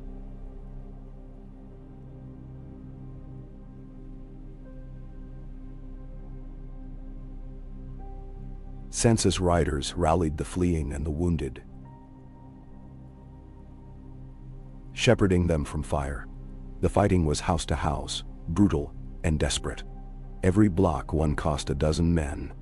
Jon slew 3 Lannister knights at the steps of the Sept of Baelor, Longclaw flashing in the sunlight. Ghost leapt a barricade, dragging a sellsword to the ground. On the city's edge, Tyrion and Davos found the gates, unbarred, left open by Jaime. They poured in more Northmen and Vale Riders, tipping the battle. The Golden Company broke at last, elephants fleeing, mercenaries surrendering by the hundred. Above, Euron's fleet burned. Rhaegal plunged through smoke and fire, scattering ships like toys. Drogon landed atop the Red Keep, Daenerys visible through the flames. Cersei watched from the highest window, her knuckles white. She could see the city falling, hear the screams, the bells tolling surrender. Still, she would not yield. Jaime found her in the tower, hands bloody, face haggard. It's over, he whispered. Come with me. There's still time. She slapped him. No, this is my city, my throne. If I burn as queen." He pulled her close, eyes wet. "Then we die together." Below, Jon forced his way into the throne room, Sansa and Arya at his heels. Daenerys came through the broken doors, ash in her hair, blood on her hands. Cersei stood before the throne, Jaime at her side. Euron lay dead outside, Greyjoy banners torn. Daenerys strode forward, fire in her eyes. Yield or die. Cersei drew a dagger, lunging at Daenerys. Arya leapt between them, blade flashing. Cersei fell, a crimson bloom spreading at her throat. Jaime caught her as she sank, his golden hand stained red. The city went silent. The war was over. It took days for the smoke to clear, for the dead to be counted, for the wounded to find water and rest. Jon walked the ruined streets, seeing not victory but devastation. A city battered, people broken. Sansa organized the feeding of the hungry. Arya patrolled the alleys. Daenerys sent riders to every corner declaring peace and clemency. Tyrion was named Hand of the Queen, charged with rebuilding. Davos took command of the city watch, bringing order where only fear had ruled. In the throne room, Daenerys stood before the Iron Throne, Jon at her side. She did not sit. "The realm is yours," Tyrion said. She turned to Jon. "I will rule, but not alone. You are the blood of dragons, but the heart of wolves. Will you stand with me?" Then Jon met her gaze. "If I must rule, it will be as myself. The world needs healing, not fire." She nodded, extending her hand. "Then we rule together. Not queen above king, nor king above queen, but as one." He took her hand, feeling the weight of destiny and choice. The north remained free. Sansa crowned queen in Winterfell. Arya rode west to see what lay beyond old maps. Bran returned to the Godswood, the wisdom of ravens in his eyes. Peace did not come at once. There were fires yet to quell, lords yet to win, wounds yet to mend. But for the first time, the realm had hope. Born of truth, bought in blood, shaped by those who had seen darkness and chosen light. On the ramparts at sunset, Jon stood with Daenerys, watching the city rebuild. Ghost leaned against his leg, Drogon coiled above. The world felt vast, the future uncertain. But Jon was no longer alone. He had revealed his name, fought for his people, claimed a place not as king or conqueror, but as the man he had always been. The one who kept his promises, who bled for the living, who held fire and ice in balance, and who, when the choice came, chose mercy over wrath. The bells of King's Landing rang clear and bright as night fell, echoing across the seven kingdoms, calling not for war but for a new beginning. And in that hour, beneath those bells, Jon Snow let himself believe, if only for a moment, that peace might hold, and that he could forge, from all he had lost and all he had found, a home at last. The bells told the end of the war, but the shadow of fire lingered long in the streets of King's Landing. Morning after morning rose hazy with dust. Sunlight filtered through the smoke of pyres and the acrid stink of blackened timbers. The small folk crept from the ruins, gaunt and haunted, clutching children to their skirts, whispering prayers for food, for mercy, for some new order that would not turn their world to ash again. Jon Snow, though crowned no king, found himself more watched and followed than ever. Wherever he went, amid the battered stalls in Flea Bottom, along the palace walkways now filled with refugees, in the long, echoing halls of the Red Keep, eyes sought his, searching for answers. Northmen greeted him as their lord, unsullied inclined their heads in respect. Dothraki waved him forward, blood-stained braids swaying. Even the southern folk, suspicious and hungry, seemed to sense in him something old as stone, a sorrowful promise he could never entirely speak. He spent his days with Davos and Tyrion, learning the city's wounds, its empty storehouses, its shattered aqueducts, its seething unrest. Sansa kept her court at the manse above the river, already surrounded by northern women and the children of old lords. Writing letters to every corner of the realm, Arya vanished for hours at a time, only to reappear with news from the streets. Bands of Lion loyalists still hiding in the crypts, sellswords demanding coin, children fighting over bits of bread. Daenerys ruled as she had promised, open-handed but unyielding, swift to reward, swifter still to judge. She set the Unsullied to rebuilding wells and markets, but their discipline only deepened the city's silence. She spoke to the small folk in the squares, but her accent was strange, her eyes still full of fire. When her dragons circled low, the city cowered. When she rode among the people, her white hair blazing in the sunlight, mothers pulled their children inside. Yet Jon saw her try. In the council chamber where Aegon the Conqueror once plotted his wars, she met each dusk with the survivors of the realm. Gendry, named Lord of Storm's End, Brienne, now sworn shield to Sansa, Bronn representing the Reach's restless lords, Sam, eager with books and ideas for healing and feeding the city. Tyrion kept careful lists of grain, stone, and gold. Davos rode out to the wharves each morning, arguing with stubborn fishermen and would-be smugglers. One night, Jon stood on the balcony outside the council chamber, gazing down at the ruined city. Ghost padded at his side, head low, breath steaming in the cool. Daenerys joined him, silent a while, arms crossed against the cold. "We won,"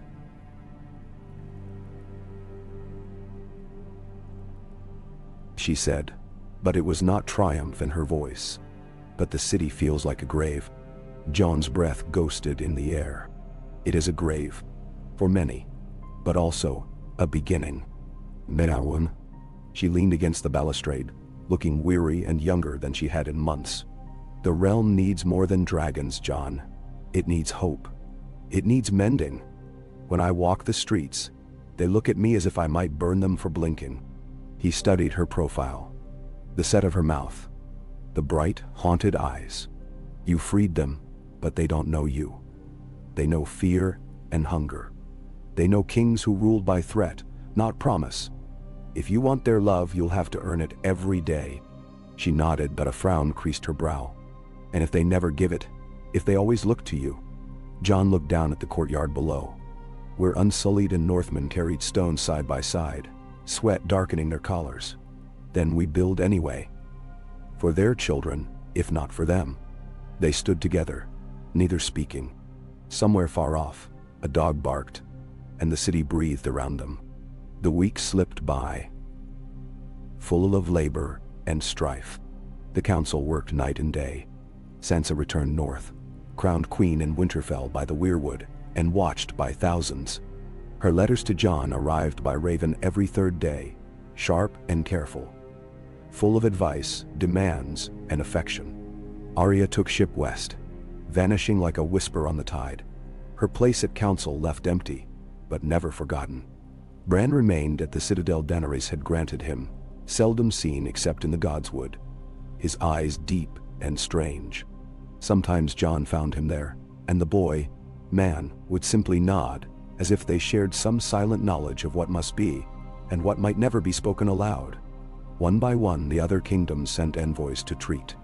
Gendry brought Stormland's oaths, hearts uncertain but loyal to their new lord. The Reach sent old men in mourning for Highgarden, but bearing wagons of grain. The Riverlands, battered but stubborn, pledged themselves to peace, provided the crown would grant them leave to govern their own. Tyrion argued for a council of kingdoms, a gathering of lords to choose a ruler if ever again a dragon or wolf fell. Jon supported him, as did Sam, and Daenerys reluctantly agreed. The seeds of a new order were sown, though the harvest would be long in coming. The days grew warmer. The city rebuilt, brick by brick. The Red Keep's broken spires were covered in scaffolding. The bells, once feared, now rang at dusk to signal the day's end and call folk to share in the food sent from every corner of the realm. And still, the wounds lingered. Each time a dragon flew, some cowered, some cheered, some threw stones. Northmen and Southerners eyed each other across the markets. Old scores were settled in alleyways, sometimes with blood. Daenerys passed laws against vengeance, but men's hearts changed slower than stone. One evening, as dusk bled red along the horizon, Jon and Davos walked the city walls, watching the smoke of cookfires curl above the rooftops. "Will they ever forgive?" Jon asked, voice low. Davos squinted at the city. "Some will. But they'll remember who fed them, who rebuilt their houses. In time, that's what matters." Jon stopped beside a half-built tower, watching a group of orphans playing in the rubble. "I never wanted to rule." Davos grunted. "Most who do aren't fit for it. But you, Hells, you bleed for every loss. They see that. Daenerys may have freed them, but you gave them hope." Jon shook his head. "Hope is thin, Davos, it breaks. But so does steel. You forge it, you mend it. Just keep at it, Jon." Jon smiled, a rare thing. "That's your advice for a king?" Davos grinned, the wind tugging at his hair. "It's my advice for a good man. There's not many left. Try not to die." The city's wounds healed, but the realm's wounds would take longer. In council, lords debated taxes and grain, mending the city's walls and the old road to the north. Daenerys traveled the riverlands, hearing petitions, granting clemency, reminding her subjects that the realm belonged to all, not just to kings or dragons. Tyrion's reforms spread. Open courts, bread for the hungry, new laws against feudal abuses. Jon rode out with the city guard, restoring order with gentle firmness. He heard each grievance, listened to every plea, learned names and faces. People still stared, some with awe, some with envy, some with anger, but all with the hope that justice might be more than just a word. At night he returned to the Red Keep, where Daenerys waited. Sometimes they talked for hours, about the future, the past, the children they might never have. Sometimes they were silent, shoulders touching, each lost in their own thoughts. And slowly, almost imperceptibly, peace grew. Not a peace of swords or banners, but of gardens replanted, of laughter returning to streets, of trust growing like a shoot through old rubble. The first summer storm arrived with little warning. It swept the city clean, beating the dust from the stones, filling cisterns and fountains, turning gardens green overnight. In the first clear morning after, Jon stood at the top of the Red Keep, gazing north toward the open sea. Sam joined him, puffing from the climb. "The archives are nearly restored. Did you know there are scrolls from before Aegon's conquest? Whole treatises on how to govern, how to heal." "Then so," Jon smiled, grateful. "Will you stay then? Here in the city?" Sam considered, glancing at the harbor. "For a time. Gilly likes the gardens. Little Sam loves the bells. I think we could do worse, my lord." Jon clapped his shoulder, then looked back to the city, the realm he had helped save and could never truly possess. "You did well, Sam. We all did." Sam grinned, cheeks flushed. "The song isn't over, Jon. It never is. It just changes." Autumn came. The leaves turned. The city's scars faded. The Council of Kingdoms met for the first time, each house sending a voice to the capital. Laws were debated. Justice offered. The realm grew, uneasy, proud, hopeful. Jon sometimes walked alone at night, finding peace in the hush of the godswood, or the cool hush of the sept. He rode often to Sansa, read Arya's rare letters, visited Bran in his tower. One night, Daenerys came to him, silent and strong, and took his hand. "The realm is yours," she said, "as much as it is mine. I will not rule without you. Not now, not ever." Jon's voice was soft.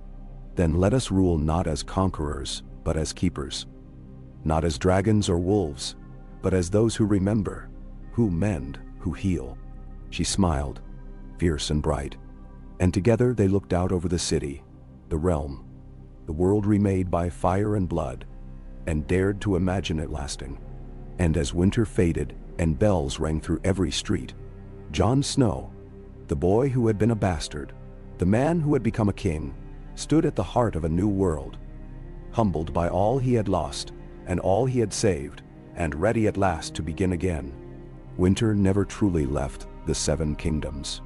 Even as autumn's golden light softened the stones of the Red Keep and the markets of King's Landing buzzed with life anew, a chill lingered on the breeze. Less threat than memory. The ghost of all that had been lost. In the heart of the city, power changed hands not with the clangor of swords, but in the measured cadences of counsel, in the barter of favors and promises, in the slow work of rebuilding a realm scarred by fire and the dead. Jon Snow moved among it all with the wary grace of a wolf in a crowded hall. He was no longer called Your Grace. The council had decreed titles would be chosen by each kingdom, and the North still called him their own, but not as king, not in name. In the South, he was Lord Commander Warden, the hand of the Queen, never ruler and never truly free. Yet everywhere he walked, people glanced up and made way. Small folk bowing their heads, city watchmen straightening at his approach, children trailing after Ghost's white tail. Jon felt the eyes but wore the cloak of duty without complaint. Each dawn began with rounds. He walked the city walls, watched the repairs, listened to the morning complaints. The new city watch commander, a broad-shouldered Stormlander named Ronald Buckwell, greeted him at the gates with daily reports. Smugglers caught, market thieves tried, food shortages eased by shipments up the Blackwater. Jon asked after the wounded, the orphans, the state of the waterworks. He made a point to remember every name. Sometimes he found Sansa waiting at the city's edge, her guards close at hand, her smile quick and knowing. She came south once each month, and each time her presence set the city whispering. The Queen in the north, regal in gray and white, her hair gleaming like copper in the sunlight, her eyes sharp as any lord's. She walked the lanes with Jon, inspecting, advising, teasing him for the fur on his cloak, the lines at his eyes, the way he worried at problems until they gave in. "How do you endure it?" she asked one morning, as the two of them surveyed a schoolhouse being rebuilt from the stones of a burned-out brothel. "So many expect so much." Jon shrugged, hands deep in his sleeves. "I endured the wall. I endured the dead. This is easier." She laughed, a sound that carried like bells. "You lie poorly, brother." Jon looked at her, and some of the old ease returned, as if they were once more in Winterfell's Godswood. Snow falling soft and secret, the world distant and simple. Later, in the solar of the Red Keep, Sansa met with Daenerys, each woman flanked by their sworn shields. Their conversations were careful, the words circling. Trade, roads, new laws, the needs of the North and the ambitions of the South. Jon listened, interjected only when tempers rose. He had learned the wisdom of silence among queens. Daenerys, for her part, had changed. She still bore herself like a queen, proud, imperious, unbowed. But time had scoured her sharper, softened some old fires. She walked the city with Jon, speaking with the bakers and the smiths, the old fishwives who remembered the Targaryens before Robert's rebellion. The children loved her dragons. Drogon and Rhaegal now kept at the old dragon pit, flying each dusk across the city, no longer a threat but a living wonder. The first harvest after the war was bountiful. The Reach sent grain, the Riverlands fish, the Stormlands wool, the North fat cattle and thick furs. The city's wounds knit, taverns and markets thrived, gardens greened the scars left by wildfire and dragonfire. With each passing month, the bells that once tolled for death now sang of weddings and holy days. Gendry Baratheon, Lord of Storm's End, visited often, forging alliances with the city's merchants, his laughter booming from the wine shops. Brienne of Tarth served Sansa in both capitals, escorting her through lawless country, ever at her side. Bronn, Lord of Highgarden, grumbled at council sessions, but paid his levies. Davos, wise and unshakable, ran the city's docks, brokering peace among rival captains. Samwell Tarly and Gilly opened the city's first new hospital, a place where wounded soldiers and sickly children found care. Sam's library drew students from Old Town and Dorne alike, a hub of new learning.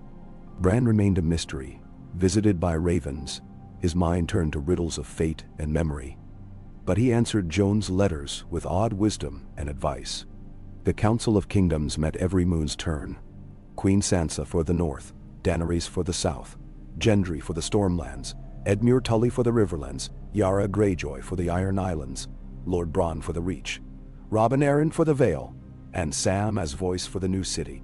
Each brought grievances and gifts. Each remembered the war, but most sought peace. One council session, Gendry raised his cup and toasted Jon. To the one who held the line, for the living and for hope. The room echoed with assent. Jon, embarrassed, thanked them and passed the cup to Tyrion, who now managed the realm's coin with a deftness that made even Bronn envious. Arya's letters came sporadically from the west. Tales of islands never mapped. Storms survived. New peoples met. Sansa and Jon read them together, smiling at the wildness in every word. Arya promised to return, when the edge of the world grows dull, or I hear the wolves howling. Winter passed, and with it, old grudges. In the city, new shrines rose to the old gods, to the Seven, to Aelor and the Mother of Mountains. Jon visited each in turn. Sometimes praying, sometimes only watching. He carried no sword now, except in council, and even then wore it peacetide. He found Daenerys on the ramparts one spring morning, hair shining in the breeze, dragons wheeling overhead. She turned as he approached, her expression open, unguarded. "I dreamed of this as a girl."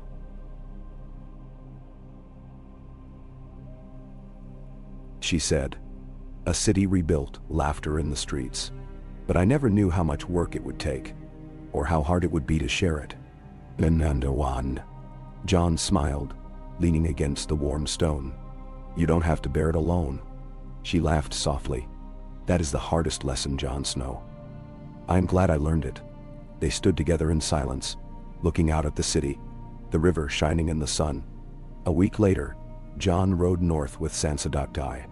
They visited every holdfast between the Neck and Winterfell. The small folk feasted, banners flew, and at each keep Jon listened to disputes, offered judgment, paid respects at the graves of the fallen. Ghost hunted in the hills, wildlings came down from the woods to parley, and old enemies greeted Jon not as king or hero, but as the man who had seen the darkness and returned to tell of it. In the God's Wood at Winterfell, Jon knelt before the heart tree, Sansa at his side. The wind whispered through red leaves. Sansa spoke at last. "Mother and father would have been proud of you." Jon shook his head, voice rough. "We survived. That's all." Sansa squeezed his hand. "That's everything." They returned south with spring in full flower. On the road, Jon met merchants, hedge knights, singers, septons, wildlings, men and women and children of every kind. The realm was changing. Slowly and fitfully, but it was changing. At King's Landing, Daenerys met him in the solar, a letter in hand. "Arya sighted in Old Town," she said, "sailing for home." Jon's heart leapt. "We'll feast, all of us, when she arrives." Daenerys grinned. All the wolves together, the dragons too. In the weeks that followed, word spread that Arya Stark had come ashore at Blackwater Bay. She strode through the city, hair tangled by the wind, eyes bright with the wild. Jon met her at the gates, Ghost bounding ahead, Sansa close behind. They embraced, a knot of siblings, laughing and crying, and not caring who watched. That night, all the banners of the realm hung in the great hall. Lords and ladies, Northmen and Southerners, wildlings and Dothraki, packed the tables. Gendry challenged Arya to a duel, and she bested him in 3 moves. Davos and Brienne traded stories by the fire. Tyrion and Sam debated law and lore. Bran arrived by Raven, in time for dessert, and told the children stories that left them wide-eyed.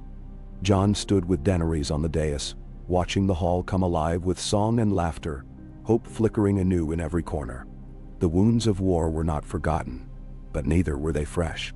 As the revels faded, Jon walked through the city, moonlight on the cobbles. He paused at the edge of the Blackwater, Ghost at his heel, Arya beside him. "Will it last?" she asked, voice low.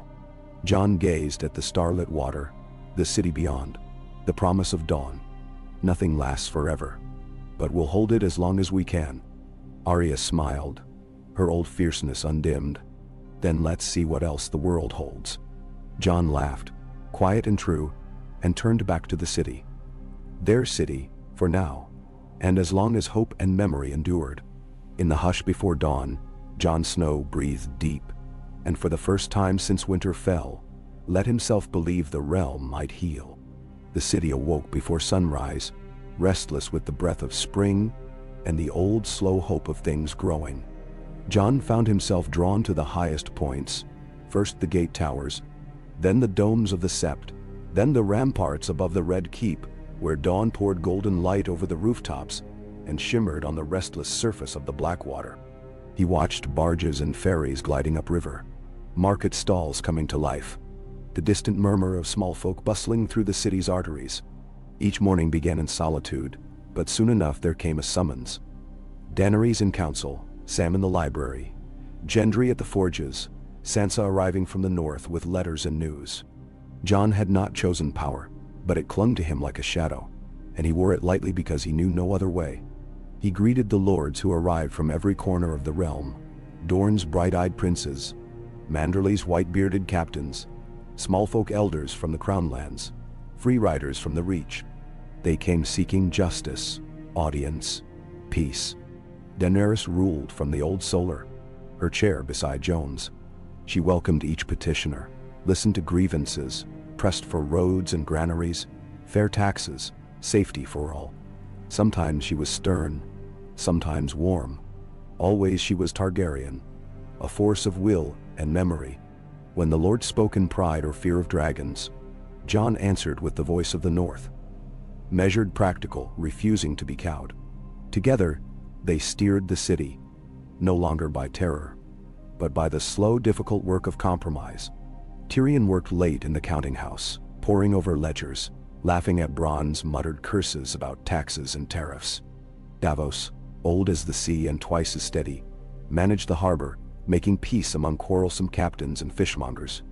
Brienne and Podrick kept the peace in the streets. Sam's school swelled with students and orphans eager for learning.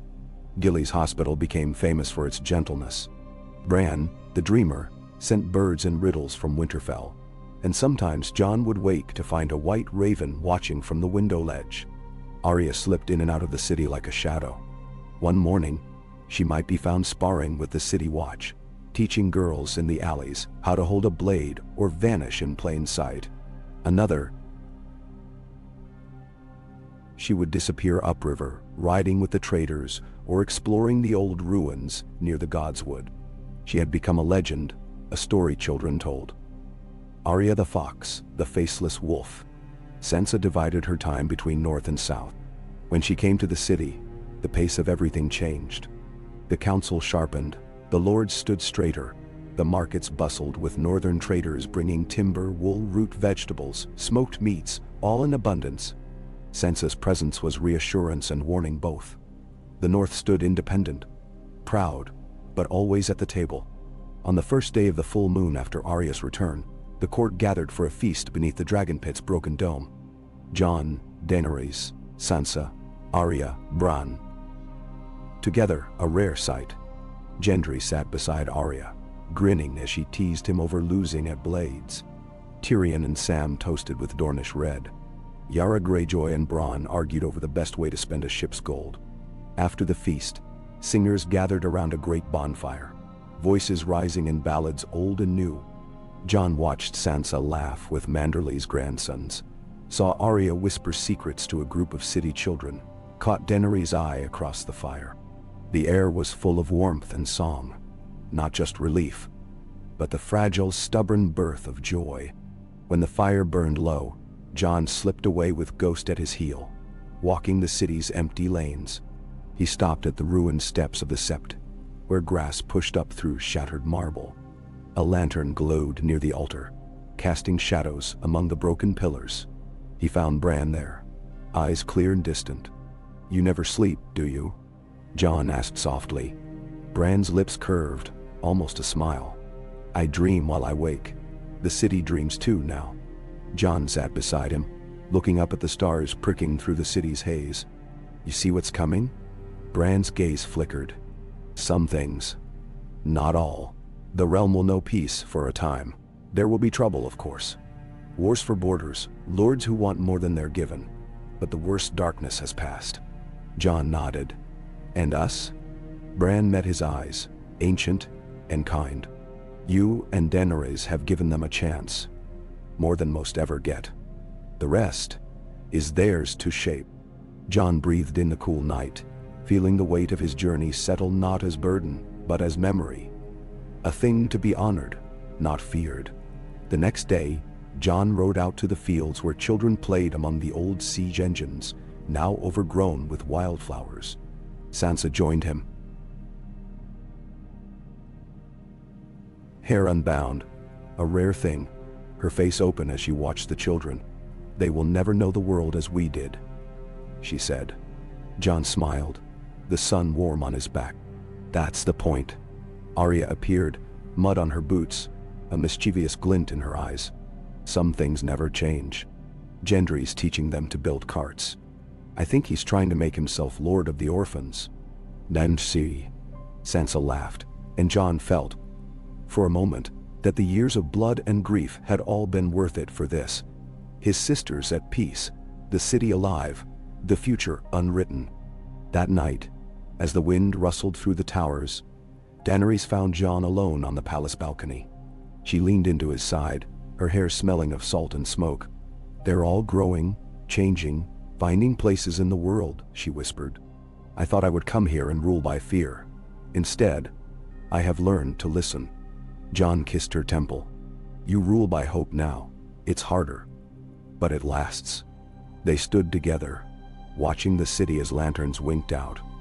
The river shining like a thread of silver.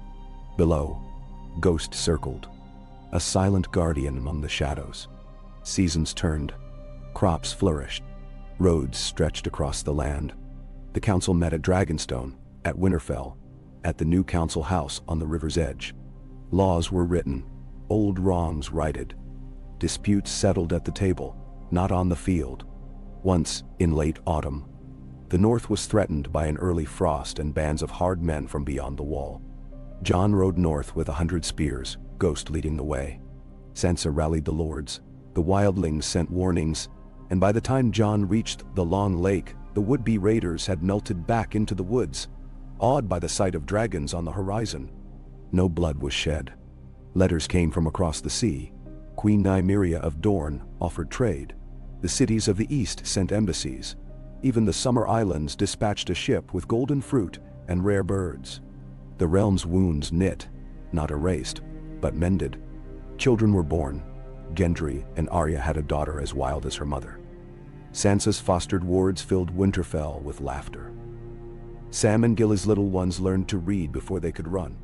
At every birth, the bells rang, not for warning, but for welcome. One late winter's night, as snow dusted the city, Jon woke to find Daenerys sitting by the fire, her eyes bright, her hand on her belly. A new life, she whispered. A new hope. Jon knelt beside her, taking her hands in his. The world's still wild, but maybe together, we can give them something better. She smiled through tears, fierce and proud. Let's try.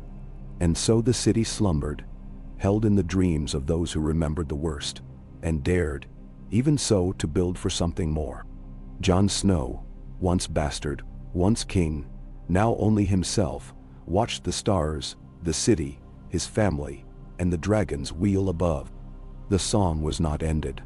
It never would be. But here, in the deep hush before dawn, with hope kindled, and the wheel broken, he knew peace at last. If only for this moment, if only for now. When the city's bells rang in the new year, clear and jubilant, echoing down every alley and over every roof, the people of King's Landing flocked to the squares, as if called to prayer. The sun rose over the Blackwater, painting the tower's golden fire, warming even the broken stones. Banners in every color hung from windows and gatehouses. The three-headed dragon, the wolf, the kraken, the trout, the sun and spear, the moon and falcon, and a dozen new devices for new-made lords. Jon watched from the Red Keep's highest window as the crowds grew, a river of hope and memory flowing through streets once drowned in blood. A gentle wind stirred, carrying the scent of bread and honey from the markets. Children ran laughing, their voices scattering birds from the eaves. Gendry Baratheon led a procession of smiths and apprentices in a hammer chorus. Arya, hair unbound and eyes bright, stalked the rooftops, vanishing into the maze of banners and awnings. Sam and Gilly brought their youngest to the fountain, where mothers washed the dust from their infants' feet. Davos walked with the sailors and merchants down to the new quays, shaking every hand and offering quiet words for the lost. Even Tyrion smiled, lingering on the council steps, as if savoring the feel of solid ground beneath him.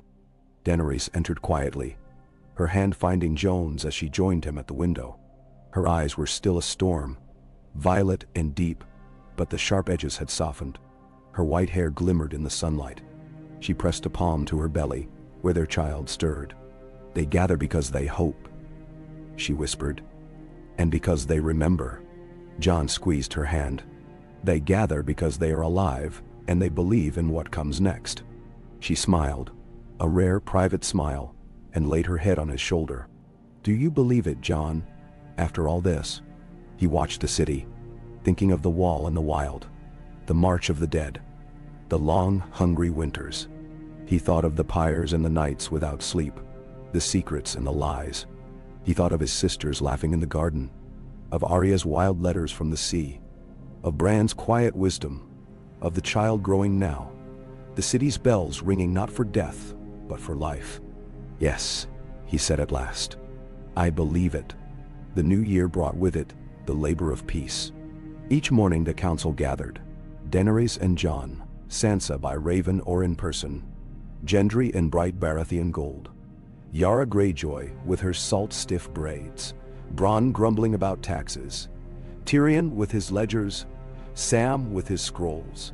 They spoke of markets and harvests, of river crossings and safe roads, of new laws and old customs. Sometimes the council split with laughter, sometimes with argument, but always with purpose. The city was a mosaic, cracked and remade, and each piece mattered. Daenerys sent envoys to Dorne and the Summer Isles, forged new trade pacts, abolished the most cruel and senseless taxes. Jon's quiet word was law among the Watch, but more often he was seen walking the city's lanes, listening and learning, stopping at a baker's stall to break bread with a cobbler and his sons, pausing at the harbor to watch Gendry's new forges rise in clouds of sparks and smoke, kneeling beside the fountains where Sam's children played. He went unguarded, Ghost at his side, never in armor but with long claw peace-bound at his hip. The people grew used to seeing him, even bold enough to speak. "You saved us," they'd say. "You understand." Sansa visited more often, now that the passes were clear, and the northern banners flew beside the dragon. She was as much queen as ever, but her voice in council had softened, a warmth in her wit, a shrewdness in her judgment that surprised the southern lords. She spent her evenings in the city's gardens, teaching little lords and ladies the art of the politics she herself had learned by fire. Jon sometimes watched her from afar, amazed by the path she'd made through a world of knives. Arya came and went, a rumor and a shadow. Some nights she dined with the council, eating with her hands and laughing louder than any night. Others she vanished into the city's veins, running rooftops with the orphans, slipping out through the river gate to hunt or explore. She brought news of troubles before they bloomed. Smugglers in the harbor, would-be rebels meeting in secret, one or two lords plotting to stir old wars. She relished the city's life, its secrets and surprises. Bran, though often absent in body, sent ravens with warnings and wisdom. Jon trusted him most of all. One dusk, as Jon walked the godswood Daenerys had planted outside the city walls, young heart trees, old oaks, even a few saplings from the Isle of Faces, he found a great white raven waiting in the boughs. The bird cocked its head and gave a harsh, approving cry. Jon laughed, feeling for the first time that his brother watched over him from every leaf and shadow. The realm, too, mended in fits and starts. Brienne rode as peacekeeper from castle to castle, her banner a sign of honest law. Gendry rebuilt Storm's End with his own hands, the walls ringing with the clangor of hammers and the music of new voices. Yara turned the Iron Islands to trade, her ships ferrying salt and wool and dried fish to every port. The Reach flourished under new laws. Fields planted with crops, not corpses. Even the riverlands, so long riven by blood, began to green again. The council's greatest work was the Charter of the Seven, signed beneath the old dragon pit as crows wheeled overhead. Every kingdom sent its lords, every city its elders. Tyrion read the words. Sam placed the seal. Daenerys and Jon together set their names to it.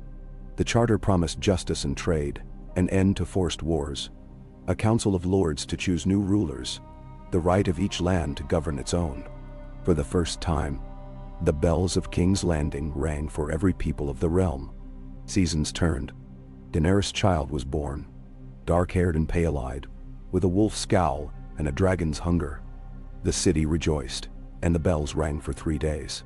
Sansa came south for the birth, her arms full of furs and northern honeycakes, Arya riding through the streets behind her with Ghost leaping at her side.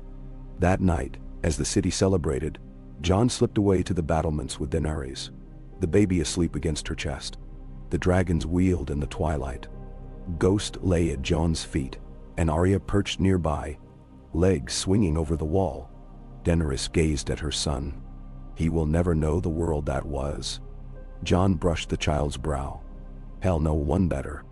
Arya nudged him. You never stop hoping, do you? Jon smiled, looking down at the city. If we do, we're lost. Sansa joined them, wrapping a shawl around Daenerys' shoulders.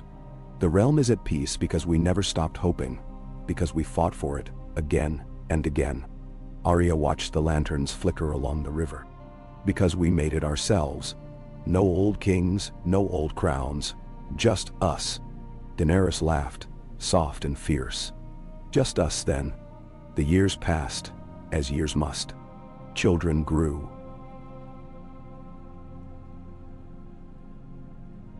Cities rose. The realm knit itself anew. Old hatreds lingered, but never ruled. Lords learned to listen. The people learned to speak.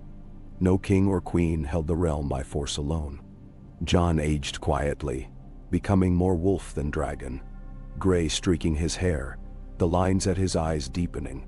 He rode north and south, teaching sons and daughters to hunt, to build, to lead with patience. He met every winter with readiness, every harvest with gratitude. Sometimes when the nights were long, he dreamed of the wall, of Ygritte and Ghost running wild in the snow, of battles fought and friends lost. He dreamed of Ned Stark's quiet strength, of Lyanna's voice in the wind, of Rhaegar's song on the air. He dreamed, too, of fires in the hearth, of laughter in the hall, of Daenerys' head against his shoulder, their children asleep upstairs, the world outside peaceful. The song was not ended, nor would it ever be. But for now, for all the pain and all the hope, for all that had been lost and found, Jon Snow stood at the heart of the realm's new age, and watched the sun rise bright above the city, bells ringing, the world remade not by blood and fire alone, but by the stubborn will of those who had survived to build it. In the hush before dawn, with Ghost beside him, and the dragons gliding over the rooftops, Jon let himself believe that this, at last, was home. Spring gathered strength over Westeros, its touch waking fields from black earth and coaxing green banners up the old city walls. The river glimmered with the passage of shallow draft boats, heavy with fruit and furs, and in the lanes of King's Landing the air was thick with new scents, spiced Dornish wine, pies of fresh greens, the clean damp of rain on stone.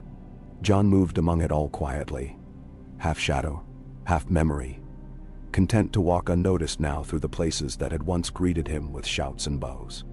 The Red Keep, patched and repainted, no longer trembled with fear or bristled with suspicious guards. Its halls echoed with the laughter of children, with the clatter of running feet. Daenerys, older, softer in her joys, ruled now as a gardener rules a wild plot, trimming, nurturing, letting grow. She conferred each day with Tyrion and Sam, met with Sansa when the Queen in the North arrived with her retinue, sat with Gendry to hear news from the Stormlands, debated with Yara's captains from the windy decks of their ships. When the council met, Daenerys presided, but her voice was no longer the only voice. Her word, though law, was woven with those of her friends, her kin, her realm. Jon took his place at her side, never eager for the high seat, but never shirking it. He worked among the city's small folk, resolving disputes, hearing complaints, giving quiet judgment with the even hand of one who'd known loss. Children followed Ghost through the alleys, learning to trust the great white wolf as a guardian.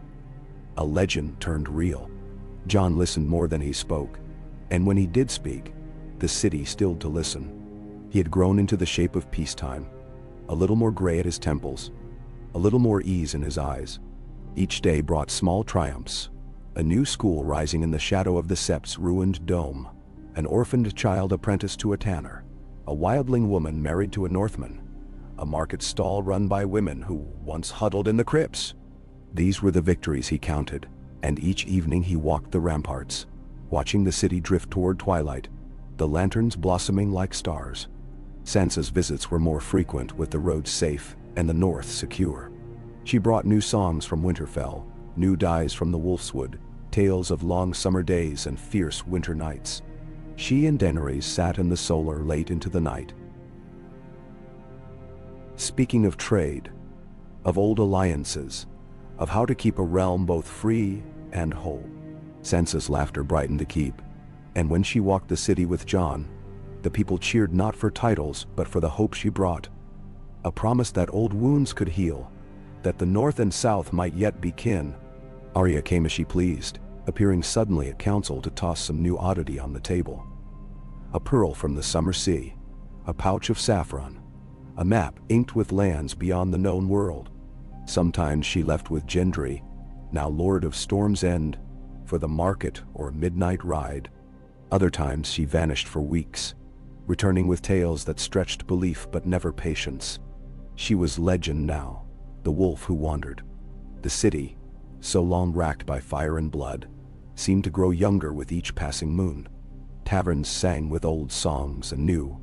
The Dothraki set up a camp outside the walls, trading horses and stories with the city's children. Wildlings drifted down from the gift to sell furs and honey. Even the Ironborn came, offering pearls and salted fish for grain and wine. The council's work never truly ended. There were always new roads to pave, new squabbles between merchants, new outbreaks of fever to quell in the city's poorer quarters. The council now included voices from every kingdom, and even the free cities sent envoys, eager to be part of the realm's rebirth. Each session ended with laughter more often than shouts, and if there was argument, it was of a kind that sharpened rather than split. One evening, after council, Jon walked the Godswood with Sam. The trees there were young but growing, the heart tree's red leaves vibrant in the dusk.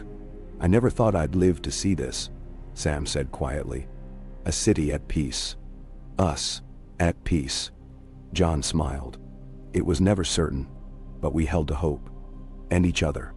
Sam grinned, his cheeks still round, though his beard had thickened. "I'm glad I kept my promise to you. To come south, to help build." "You did more than that," Jon said. "You helped me remember who I was, who I could be. Then, and now." They stood in silence, the wind threading the branches, the city murmuring just beyond the wall. At length, Sam departed for the library, and Jon remained beneath the heart tree, thinking of the long path that had led them here. That summer, a grand tourney was held on the city's fields, the first in a generation not shadowed by war. Knights from every corner came to joust and race, banners streaming in the wind. Children lined the fences shouting for their heroes. Sansa awarded the victors with garlands and prizes, cakes from the north, rings of gold, a song written for each champion. Arya bested all comers in the archery, then vanished before anyone could crown her. Daenerys rode through the crowds on Drogon, now vast and gentle, the people waving ribbons and singing. When she landed, the dragon folded his wings and allowed the city's boldest children to approach, to stroke his scales and toss him ox bones. Jon watched from the stands, heart full. For a moment, he saw the city not as it had been, but as it could be. Laughter in the air, peace in the bones of old stone. The feasting lasted 3 nights.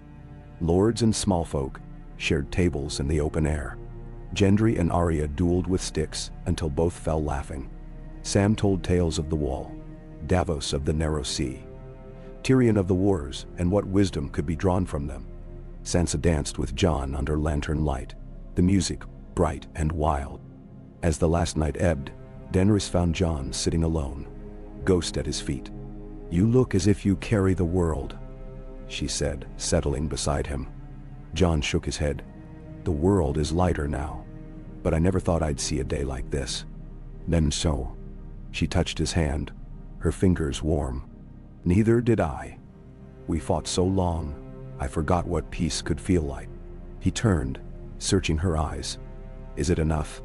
Daenerys smiled, serene and tired. "It is for now, for all of us." They sat together, the music fading, the night soft around them. Above, the dragons circled, shadows against the moon. Years passed quietly. The city flourished. Children grew. The council adapted, new faces replacing old. But the memory of what had been built endured. Jon grew older. Gray streaked his hair. His step slowed, but his voice remained steady. He spent more time in the Godswood, more time riding the fields outside the city, teaching the children to track and hunt, to listen and to lead. When winter returned, it was gentle, the snows brief and the cold never sharp. The city huddled in warmth, the walls secure, the markets rich. Sansa's children came south to visit, wild and bright-eyed. Arya's daughter bested every squire at the lance. Gendry presided over Storm's End with humor and patience. Sam's library stood as the heart of learning for the realm.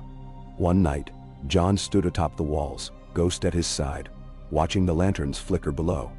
Daenerys joined him, her hair silver in the starlight. "The world is yours, Jon Snow," she said. He shook his head, smiling gently. "Ours. The world is for those who come after." They stood together, watching the city rest, the realm at peace. A song drifted up from the streets, the notes clear and pure. Jon closed his eyes, letting the sound wash over him, letting the weight of all that had come before settle into memory. As dawn crept over the rooftops, Jon Snow, bastard, wolf, king in all but name, stood with the woman he loved, the people he had saved, and the world he had helped shape. The bells of King's Landing rang in the new day, and Jon knew, deep in his bones, that the story he had lived would not be forgotten, that peace could endure, so long as there were those willing to fight for it, and to hope. And as the sun climbed, bright and full, Jon smiled at last, knowing that he and all those he loved were home. As the bells of King's Landing faded into the warmth of a new dawn, Jon stood on the ramparts and watched the city breathe. The memory of winter slipping into the green hush of spring. The river below glittered with sunlight. Fields of barley bent to the breeze beyond the walls.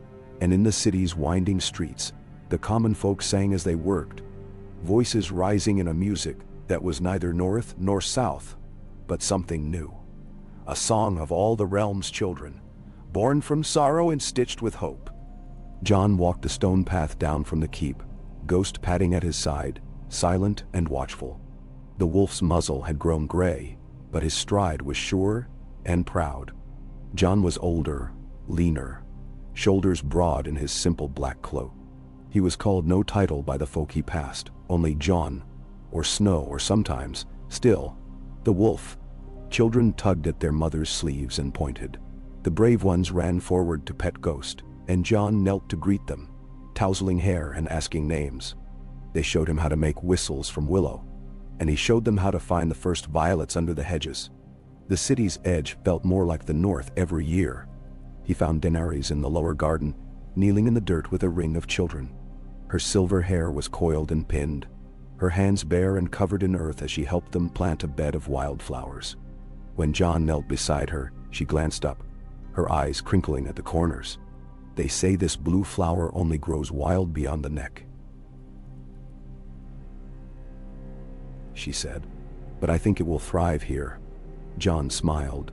"If it survives a northern winter, it can handle a southern summer." A boy with a runny nose handed Daenerys a worm, beaming. She laughed and tucked it into the soil, her voice gentle as she thanked him. The children scattered to gather water, their laughter ringing off the walls. When the garden was quiet again, Jon traced his finger over Daenerys' wrist, feeling the calluses earned in a peace far harder than war. "The realm is healing," he said, slowly, "but I see it every day." She nodded, wiping her hands on her skirts. "There are scars, but the land forgets. The people too. You've given them the chance to remember what hope feels like." Jon shook his head. "We did. All of us." That night, the council gathered under lanterns in the great hall. No longer a place of judgment or fear, but a living heart for the city. Sansa arrived with her wardens, her hair streaked silver at the temples, her manner regal and easy. She kissed Jon on the cheek, her voice low with affection and warning both. "The North sends word. There are wolves in the hills again, near the Shivering Wood. They say one walks like a man, tall as a giant." Jon smiled, the old legend stirring in him. Maybe Ghost's kin come to visit. Or Arya, back from her wanderings. Sansa's eyes sparkled. "Arya writes from Bravos.nt.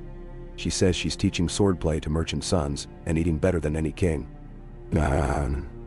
Tyrion entered last, limping from an old wound, but with a cask of Arbor gold slung over his shoulder.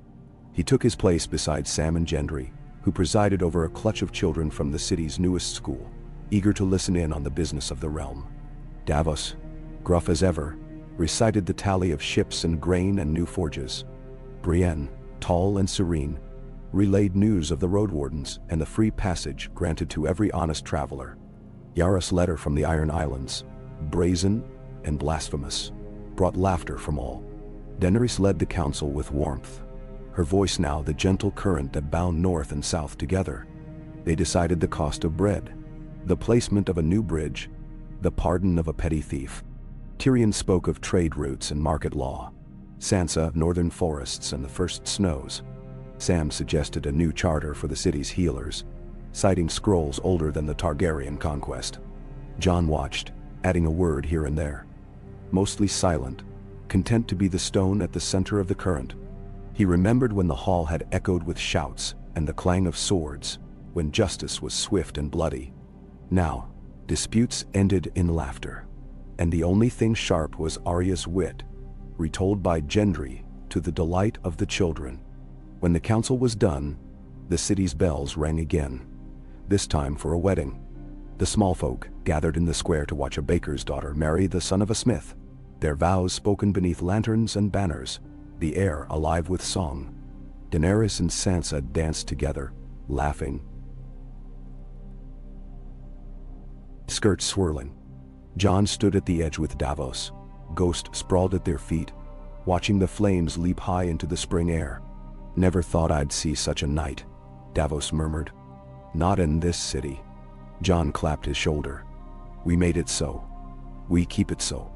The night deepened, and Arya arrived at the feast, dusty, windblown, grinning like a fox, her arms full of strange fruit from the east.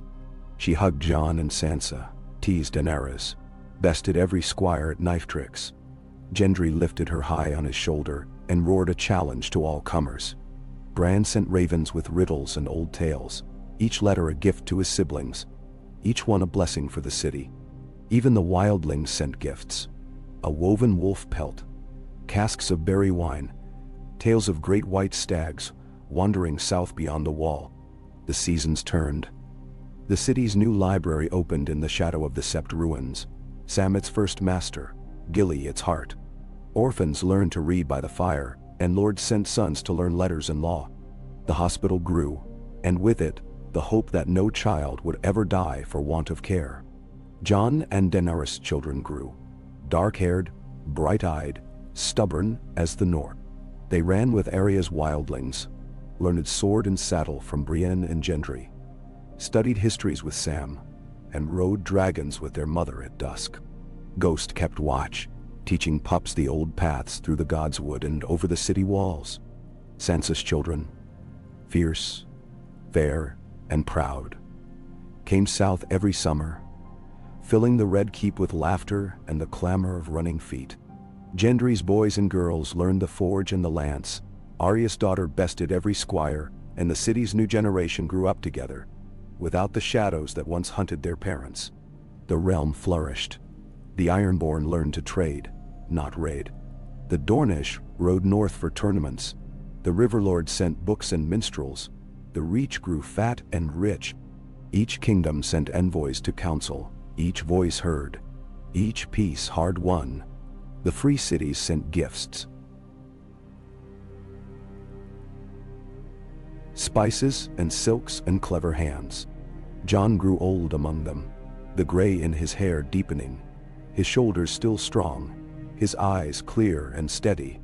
He hunted with Ghost and the children, walked the markets with Daenerys, wrote long letters to Bran, listened to Arya's stories. He presided over every feast and funeral, every harvest and storm. In time, even the oldest lords called him the peaceful wolf. And the bards sang of the king who ruled only by consent, whose strength was in his silence and his steadfast heart. One winter's eve, when the stars glittered sharp above the city and the air was scented with pine, Jon stood on the walls and looked north. Ghost was at his side, white fur glowing in the starlight, breath steaming in the cold. Daenerys joined him, wrapping a cloak around his shoulders. Her hair was silver now, her beauty undiminished, her eyes as fierce as the first day she had faced the world alone. "Are you content?" she asked, voice soft as snow. Jon gazed at her, at the city below, at the land that had cost so much and given so much more. "I am," he said, and meant it. She leaned into him, her head on his chest, their breath mingling in the winter air. Below, the city's lanterns flickered. The people sang. The world spun on. "We built something new," Daenerys whispered. "Something better." Jon kissed her brow, felt the warmth of her hand in his. Together. And in that quiet, unguarded hour, Jon Snow, bastard, lord, king in peace if not in name, knew that every sorrow and every battle had led to this. A world where hope could take root, where peace could last, where even winter bowed to the coming of spring. The bells of King's Landing rang out for the night, for home, for all the living, and the song that had begun in blood and shadow now soared, unbroken, into a future made by the hands of those who refused to stop dreaming. Years passed, and the promise of spring matured into a golden age that Westeros had not known for centuries. Each year, as the bells of King's Landing sang their peals for the new season, the city blossomed, its streets alive with color, its markets swelling with voices and music, its gardens wild with bluebells, poppies, and the stubborn, star-shaped flowers Jon and Daenerys had planted years ago, now thick in every green place between the city's bones. Jon Snow, older now, moved through this world quietly, beloved but never boastful. He bore the years in the silver at his temples, the lines around his eyes, the set of his jaw that was more Ned's each day. Ghost, slower and stiffer, kept pace with him everywhere. Jon's children, 3 strong, clever, willful, ran ahead of him or clambered at his side, fighting to hold his hand or tell him the day's news. Daenerys remained queen, but the word meant something new. She was less a ruler on a dais than a living symbol of unity. She listened. She asked.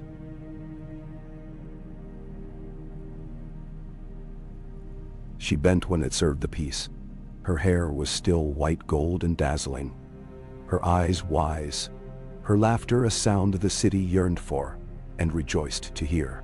Every spring, she opened the gardens herself, leading the children through new planted beds, explaining the names of flowers and herbs, the ways of bees and birds. She and Jon were seen together so often. In council, at feasts, in quiet corners of the city, that songs were written, not of their battles, but of their partnership, their patience, their trust. The council too grew into something new, a living chain of lords, ladies, maesters, and captains, each with a voice and each answerable to the others. Sansa, Queen of the North still, unchallenged and adored, spent half the year at Winterfell and half in the capital.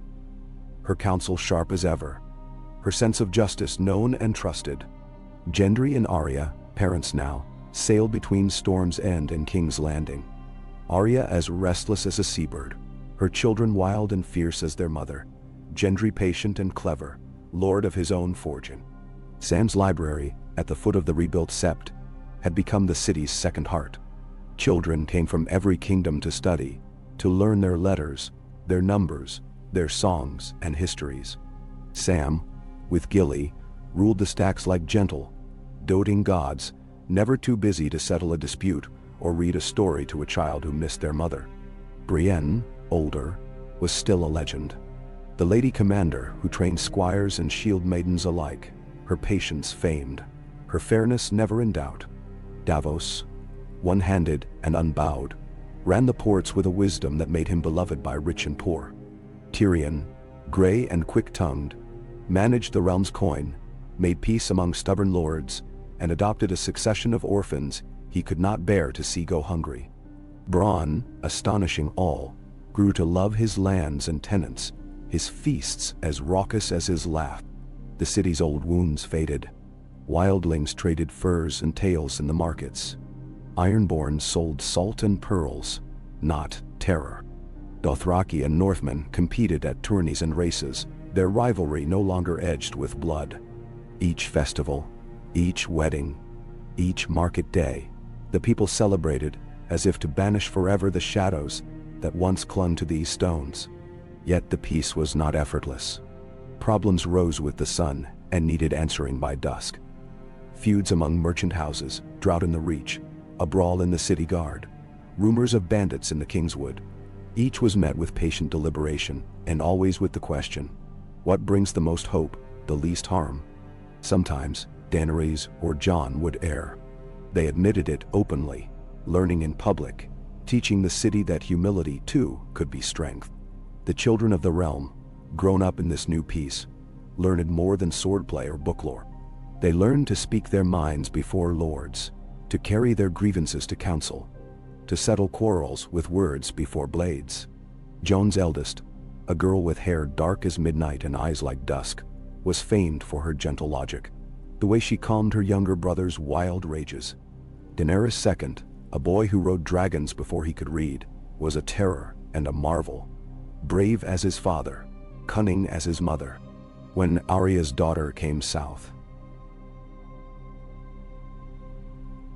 she brought with her a pack of wolfhounds, stories of distant islands, and scars that only made the city children love her more. Sansa's fosterlings filled the capital with the accent of the North, their wisdom and grit earning them fast friends.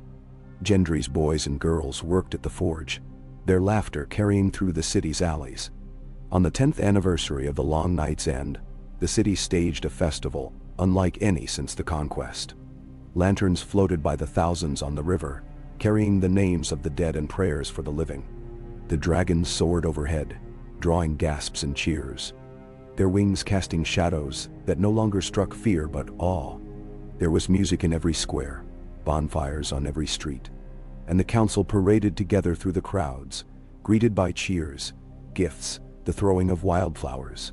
That night, Jon and Daenerys stole away to the highest point in the city, an old battered tower, half-eaten by ivy. They sat together, feet dangling over the city, the hush of peace between them.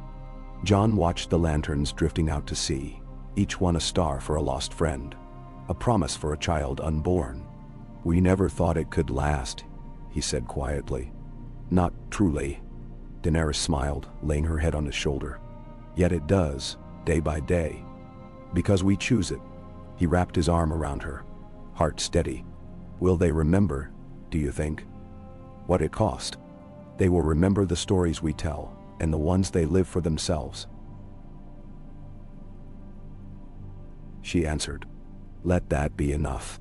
They sat in silence, the city aglow beneath them. Ghost curled at their feet, the dragon circling far above. Seasons turned again. Sickness came and went.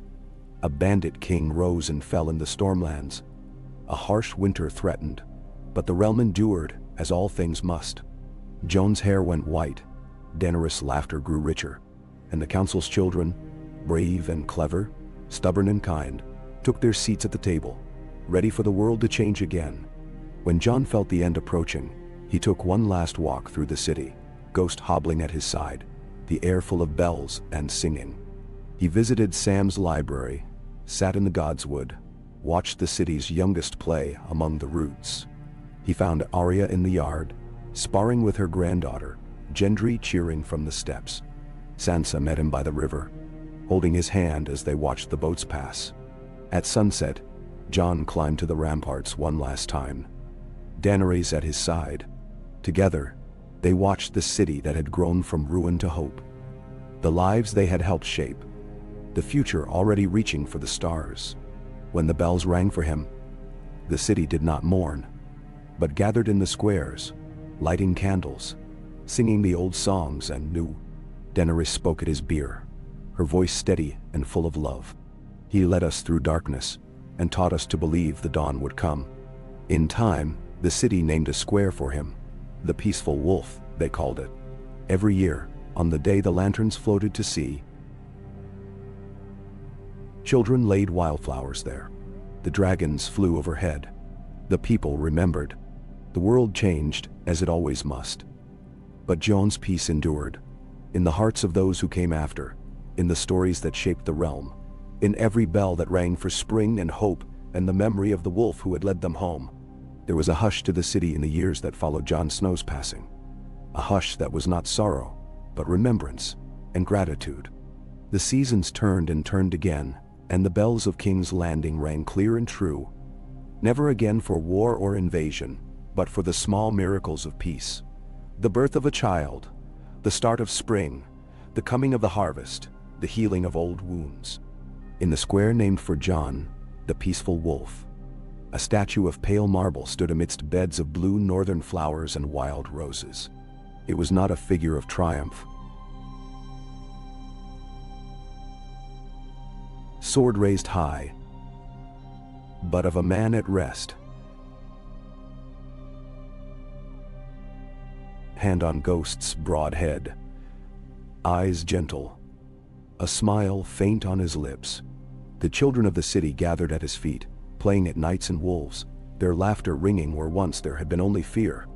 Daenerys walked among them, sometimes alone, sometimes with her daughter, or with a grandchild tugging at her sleeve. She had grown old, but her bearing was never less than queenly. Her white braid long, her eyes bright, her hands quick to soothe or guide.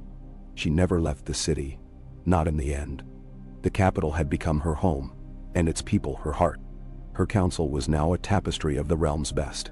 Sansa, unbending and clever as ever, still queen in the north and now gray at the temples. Arya, silver-streaked, who returned each summer with tales from distant shores, her spirit undimmed. Sam, portly and bespectacled, the library's gentle master. Gendry, the Lord Smith, hands always stained from his forge.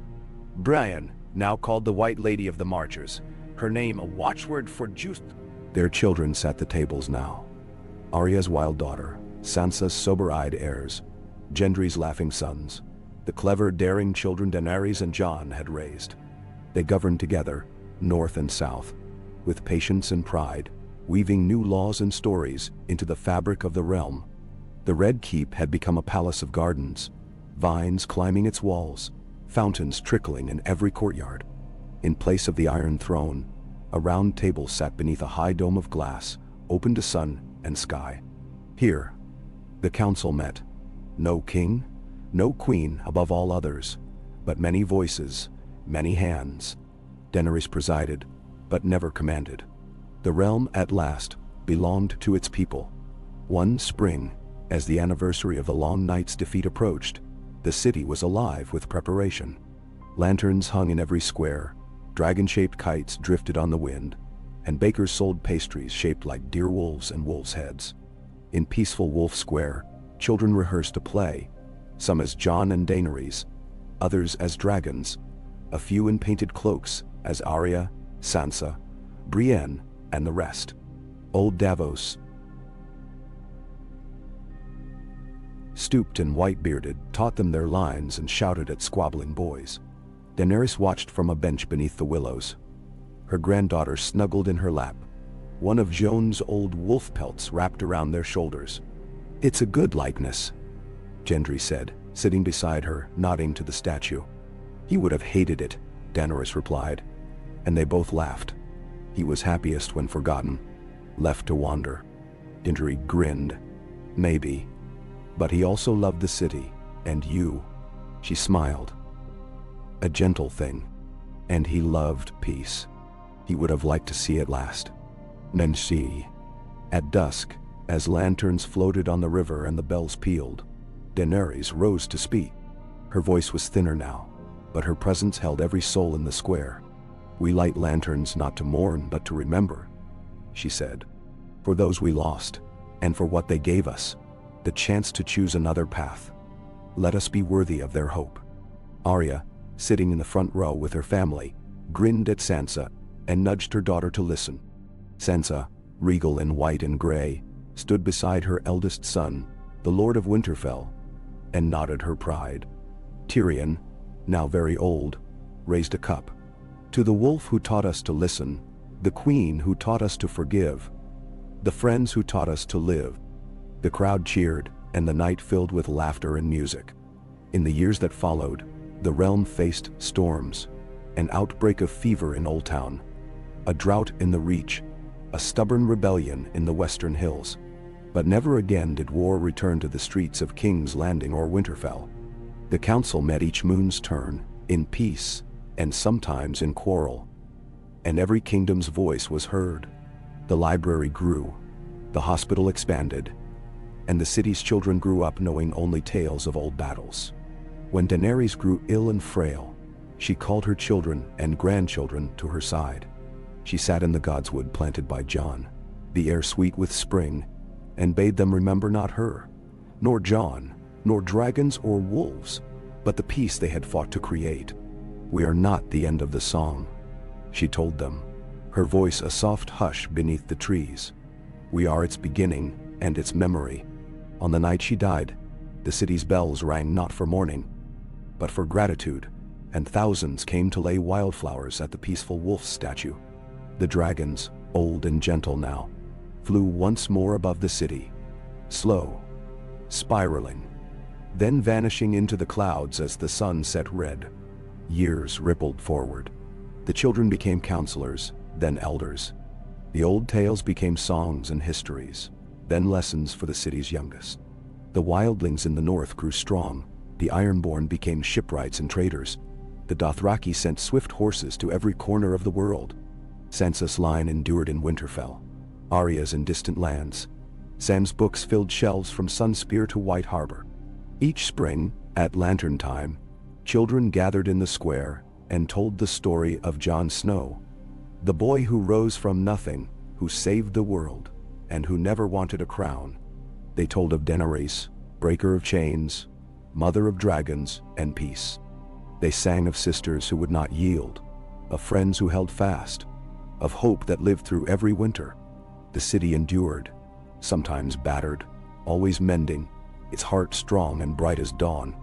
Ghosts line prowled the hills, the direwolf's howl a comfort, not a warning. Dragons were only a memory, but in every festival, the children ran with wings of painted silk, and the old banners flew together in the wind. In the end, it was not war or conquest that defined the age, but the simple, steady work of kindness, the courage of listening, the stubborn, unfashionable faith in peace. And so the world turned, and the song endured, and in every springtime bell, in every lantern that drifted out upon the river, the peaceful wolf and the dragon queen were remembered, not as rulers, but as the first of many to believe that peace too could be won and kept and cherished. And the city slept, safe beneath the gaze of marble wolf and gardens wild, knowing that at last it was home. Decades passed like gentle tides, and the city, and all Westeros, became a tapestry woven of memory and hope. Children who once played beneath the peaceful wolf statue grew to adults with children of their own, and every spring, as lanterns floated across the river, the tale of Jon Snow and Daenerys Targaryen, of the wolf and the dragon, the broken and the healed, was told anew. It was not only a tale of war or sacrifice, but of the simple courage to choose peace again and again. King's Landing became a city of learning and laughter, renowned for its open markets, its schools and libraries, its gardens and wild corners where blue northern flowers thrived beside crimson roses. and the strange silver-petaled blooms from across the narrow sea. The old council grew into a parliament, seats rotating so that every kingdom, north, south, east, and west, could speak, and every voice might be heard. No one ruled alone. Instead, the city was kept by many hands, and the great round table beneath the glass dome was never empty. Samuel Tarly's library was now the most famous in the world, with glass corridors open to sea, wind, and sun, filled with maesters, septas, wildling wise women, and bright-eyed children of every tongue. There were books from Old Town and Volantis, scrolls carried by Arya's kin from the lands beyond the sunset, maps stitched by sailors from Bravos and Lys. Gilly, still gentle and smiling, taught the youngest to read. Sam's sons and daughters became healers, lawmakers, and bards. The godswood outside the city thrived. The heart tree, grown tall now, watched over every marriage, every birth, every prayer. The city's orphans carved faces in saplings and planted their own wishes in the earth. When winter touched the land, it was no longer feared as a destroyer, but cherished as a season of stories and rest, a promise that spring would come again. Sansa's line flourished in Winterfell, each generation strong and wise. The North and South never warred. Instead, they exchanged gifts and children, fosterlings who learned the songs of both ice and fire. Sansa herself passed away in peace, old and revered. Her last journey to the godswood at Jon's side, his ghostly wolf companion curled close. The bells tolled for her as they had for him, clear, hopeful, and grateful. Arya's descendants returned every few years, each time bringing strange treasures and new tales. Some stayed to study at the city's schools or serve as sword masters and merchants. Others vanished west, ever chasing the sun. Still, Arya herself, fierce and silver-haired, always returned for Lantern Night. When she was finally gone, her kin left a carved wolfen ship beside Jon's statue, a promise that the world remained wider than any city's walls. The dragons passed into legend, but Daenerys' name endured not as a queen of fire and conquest, but as the mother of hope. Her eldest daughter, born in the dawn after Jon's death, became a leader in her own right, called by all the Dragon of Peace. The children of Daenerys and Jon wove north and south together, their own children leading as counselors, healers, teachers, and explorers. The city's holidays were many: Lantern Night, when river and sky glowed with floating lights; Feast Day, when every home shared food with strangers; Reunion, when lost kin were sought and welcomed, and stories were told in the square until dawn. The most beloved of all was Peaceful Wolf Day, when the city's children wore masks of wolves and dragons, paraded through the city with painted wings, and placed wildflowers and new written poems at the statue's feet. Ghosts' line never vanished. Silver-furred wolves still hunted the hills above the city, appearing in the streets only on the coldest nights. They were neither feared nor worshipped, but seen as a sign that the wild world was never fully tamed. The city's children learned to run with them, to howl at the moon, and to keep a secret wisdom close to their hearts. Each time the world threatened to darken, whether from a hard winter, a failed harvest, or the ambitions of a lord grown too proud, the council remembered Jon's law. Listen first, forgive what can be forgiven, stand together, and never forget the cost of peace. Old arguments sometimes flared, but swords were kept sheathed, and every dispute returned to the round table, the heart tree or the old Starbright library. Tyrion Lannister's last years were spent at the council's side, his wit undimmed even as his hair turned white and his steps slowed. When he died, bells rang in every corner of the realm, and a bench in the gardens was named for him inscribed. He made laughter outlast sorrow. Brienne's shield, battered and bright, hung in the city hall, and her teachings lived on in generations of warriors and peacemakers. Davos' grandchildren built ships and schools along the coast. Gendry's line ruled Storm's End with honest hands, and Arya's wolfen ship was seen on every sea. Jon and Daenerys, long gone from the waking world, lived in every story, every oath, every hope. Lanterns bearing their names were sent down the river each spring, and in every house, parents told their children of the wolf who would not yield, and the dragon who chose to heal. No monument was greater than the city itself. King's Landing, remade from ashes, into a living song of many voices, open arms, and dreams without end. The round table, the wild gardens, the laughter of children, the lanterns bright on the water. These were the legacy left by those who had given everything, and the promise kept by all who remembered. And so Westeros endured, not because of one crown or one war, but because its people, again and again, chose to hope.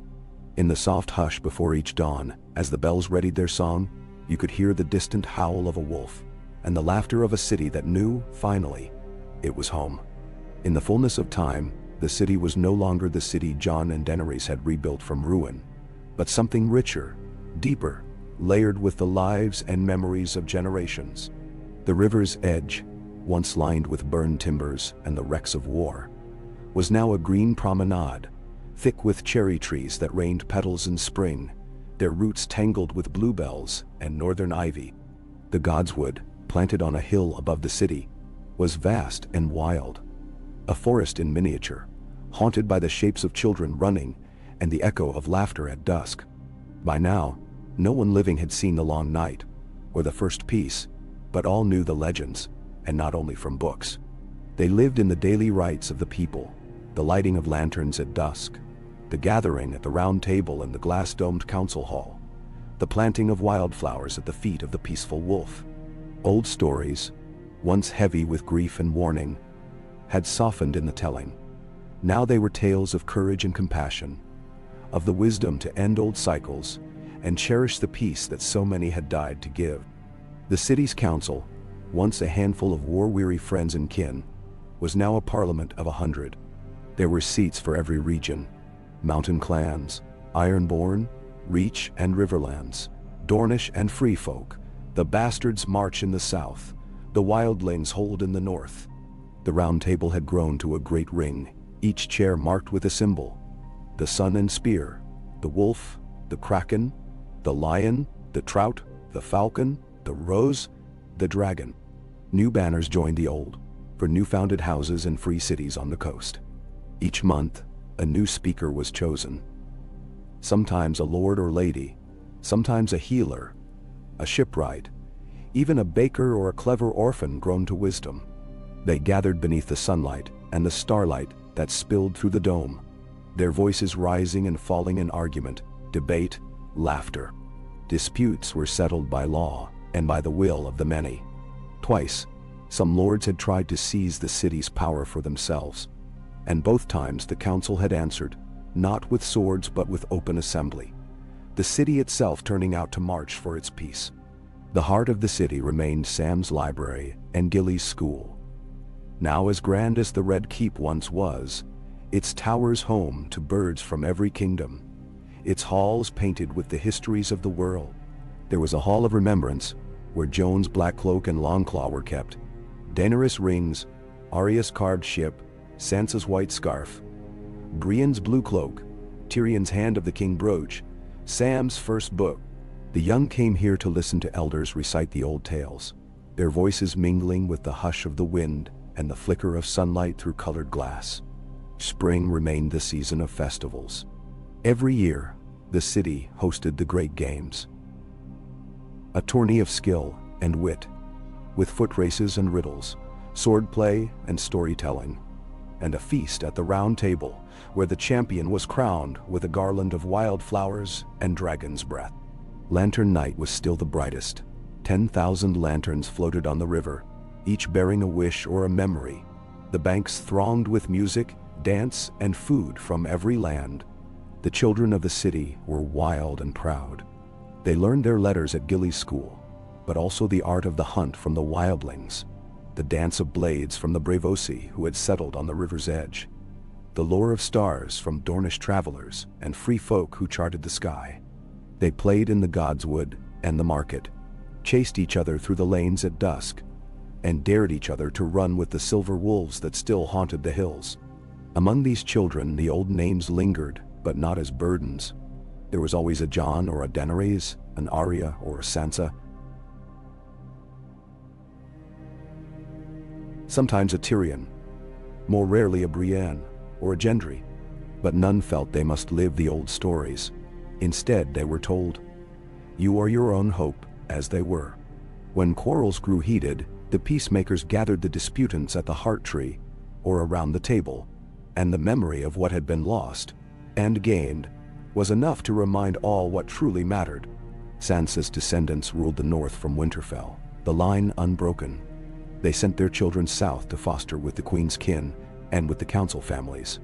In turn, southern children rode north to learn of snow, stars, and wolves.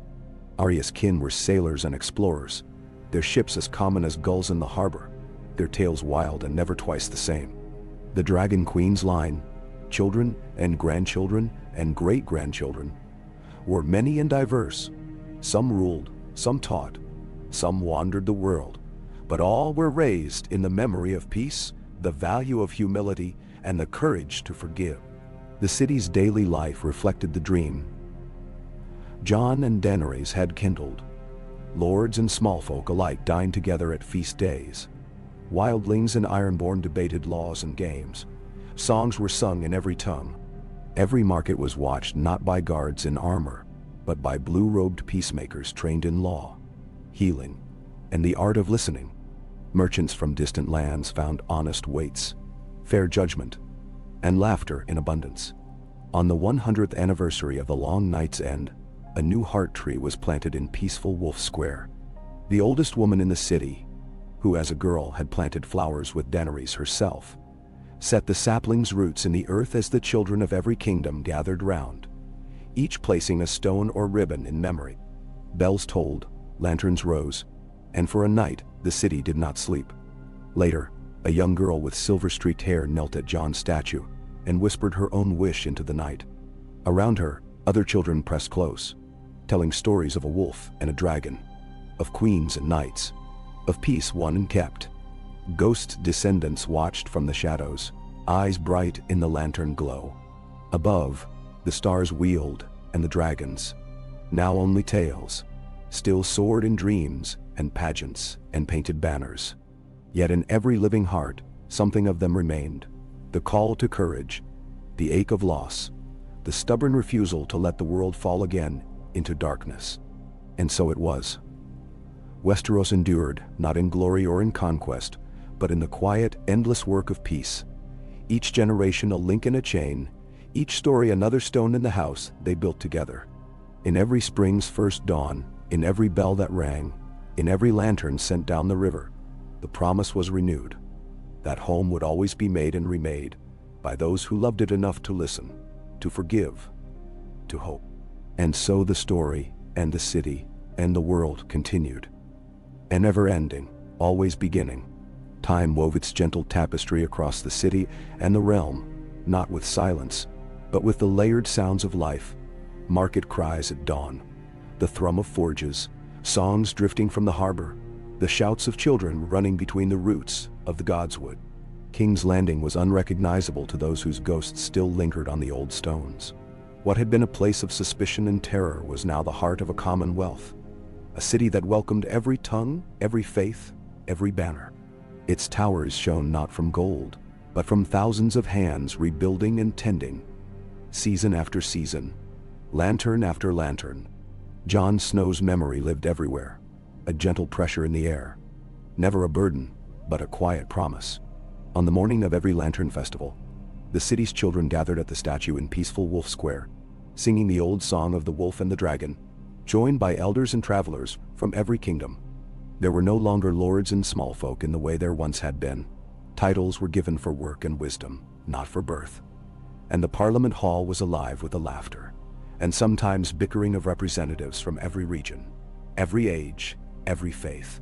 The great round table beneath the glass dome was surrounded now by gardens that spilled indoors.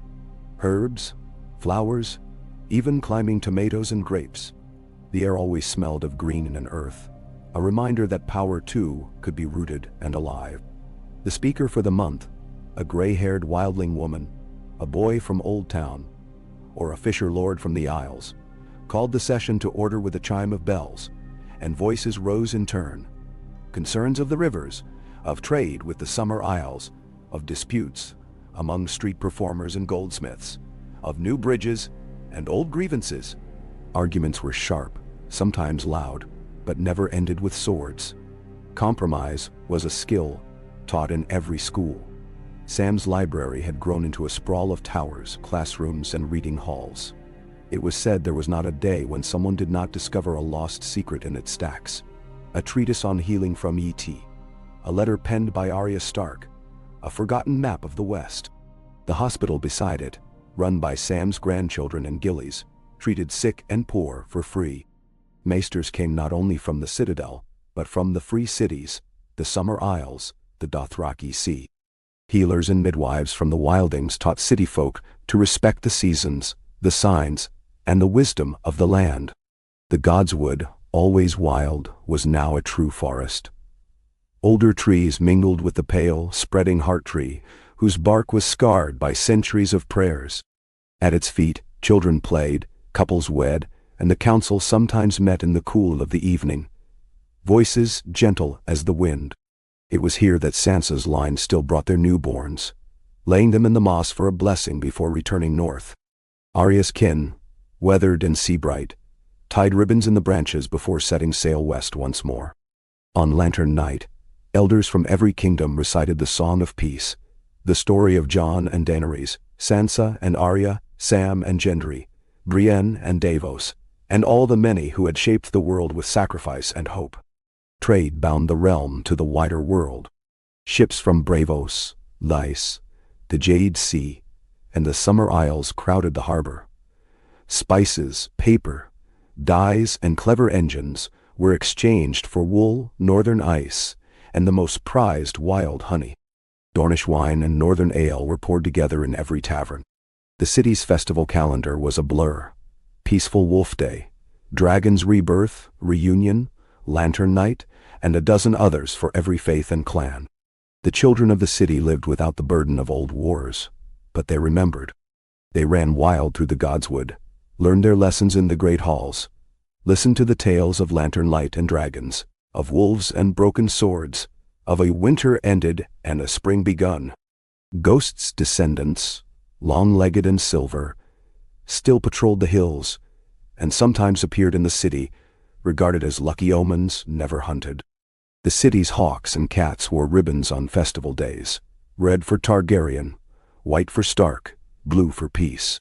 Sansa's heirs in the north were famed for justice and laughter. Arya's clan was known for boldness, invention, and songs that carried half a world away.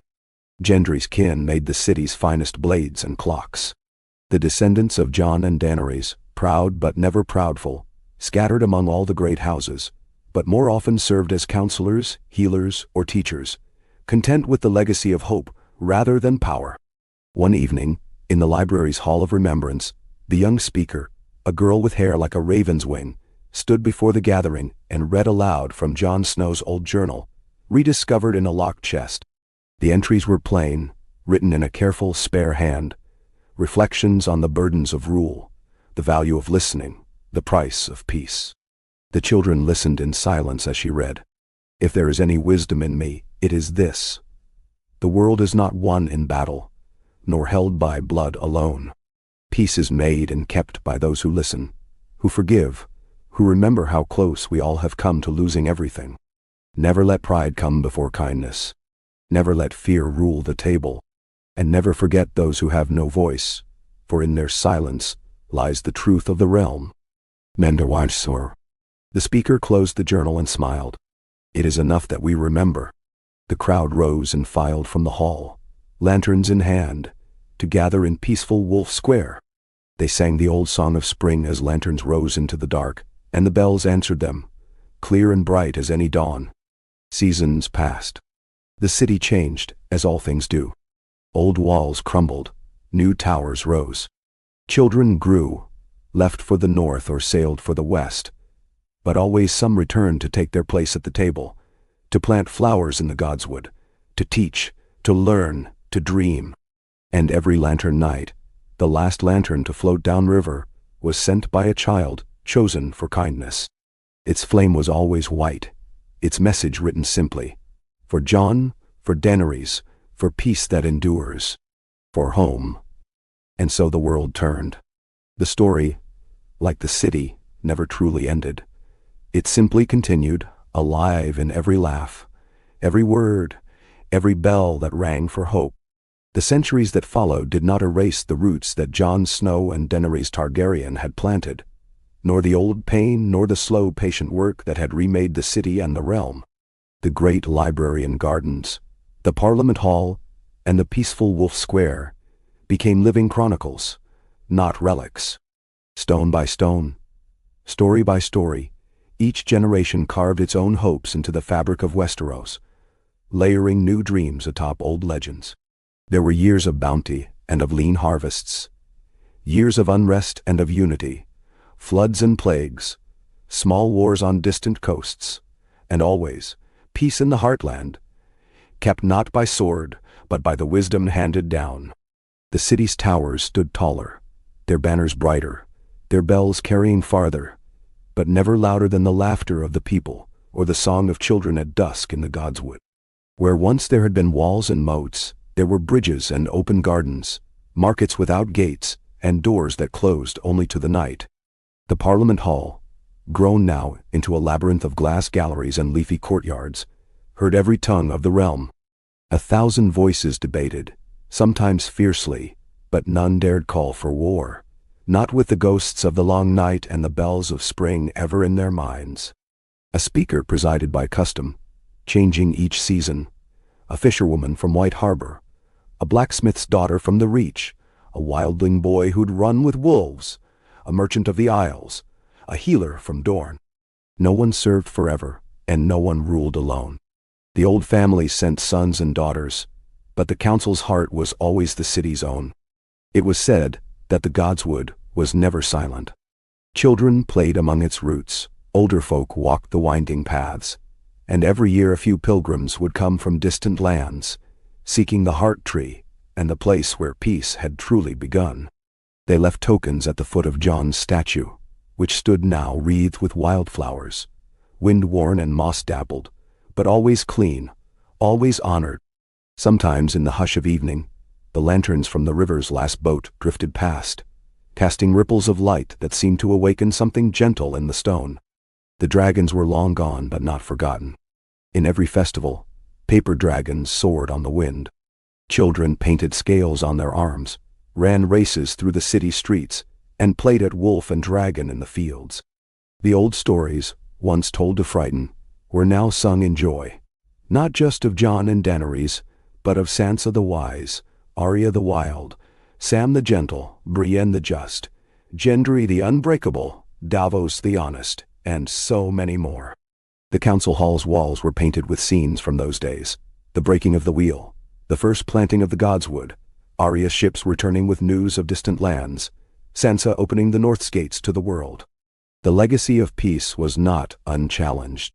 Once, a lord from the Far East tried to seize the river, building a fleet in secret and landing with sellswords. The Parliament called an open moot, and every child old enough to carry a lantern marched in the streets. The city's gates closed, not in fear, but in resolve. There were no battles, only a negotiation, public and fierce, and the would-be conqueror left, shamed by a crowd of children singing Jon's song. Word spread across the world. King's Landing was unconquerable, not by steel, but by the will of its people. The library stacks now reached so high that birds nested in the rafters. Maesters and sages came from the Summer Isles and beyond to study and teach. Every citizen had a right to read, to learn, to heal. Every orphan was given a place at table, and those who wandered from the wild still found bread and a bed and a welcome. The city's greatest pride was not its power, but its openness. One lantern night, the speaker was a girl of 16, a baker's child, who stood before the Parliament and spoke with the weight of all her ancestors. We remember not just because it is custom, or because it is written in stone. We remember because we are the story. We carry it in how we greet the stranger, how we forgive, how we hope. There is no Jon Snow without Daenerys, no peaceful wolf without the voices of many, no home without the work of every hand. So let us keep the peace as they did, fiercely, humbly, and always together. And the lanterns that night were more than ever before. They carried messages in every script, for peace. for hope, for all children, and for all lost. Some were sent to the north on caravans, to the rivers by boat, to the east on great ships. Arya's kin sent theirs from a distant coast, Sansa's from Winterfell's lake, Gendry's from the Rainwood among the hammers and forges. Each found its way back to the city, in song, if not in light. The wild wolf line endured. Ghost's descendants were smaller now, but unmistakable, their howls joining the bells each dawn and dusk. Some children claimed to run with them in the hills, and even in old age, the city's elders never denied the story. At the library's Hall of Remembrance, the relics grew. A page of Bran's writings on dreams, Arya's wolf's head medallion, Sansa's white rose pressed between glass, a tattered banner that had once flown on the wall. No treasure was kept for gold, but for the meaning it offered the next heart searching for a place in the world. As the centuries turned, a new phrase came to be spoken by children at festival, old people on their deathbeds, and strangers arriving at the city gates. All are welcome, all belong. Peace endures. In every quiet morning, in every bell that sang across the rooftops, in every lantern sent downriver, the promise of Jon and Daenerys, and all who had fought and dreamed beside them, was kept. So the city, and its story, lived, endlessly beginning again, new roots and branches forever joining the old. The peaceful wolf watched over it all, not as a king or conqueror, but as a guardian of memory and hope, as the world remade itself in each new dawn. Time, inexhaustible and patient, turned the stones of King's Landing warm and soft beneath the tread of generations. Where once swords had clashed and blood had run in the gutters, now wildflowers grew between the cobbles, and the city's alleys rang with the laughter of children instead of the cries of battle. Lanterns hung year-round from the trees along the riverside, glowing by night with all of the colors of the realm, a living memory of every peace and every spring that had come before. The Parliament, housed beneath its vast glass dome, and cradled by climbing roses, had grown still more open, its doorways unguarded but always watched by the children of the city.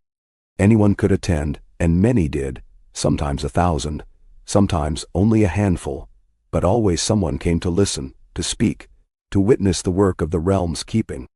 The speakers changed with the seasons and the years, a maester in autumn, a market woman in winter, a weaver's apprentice in spring, a retired knight in summer.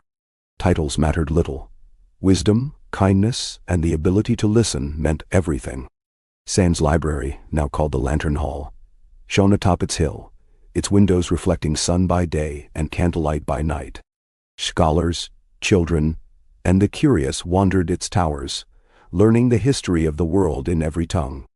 Its gardens ran wild with medicinal herbs and fruit trees, a legacy not only of Sam and Gilly, but of healers and gardeners from every kingdom. The old godswood below, thick with ancient trees and wild roses, had become a sanctuary for all. Weddings, councils, and quiet meditations unfolded under the eyes of the heart tree, whose roots ran deep into the city's bones. The statues in peaceful Wolf Square were more than stone reminders. They were living touchstones.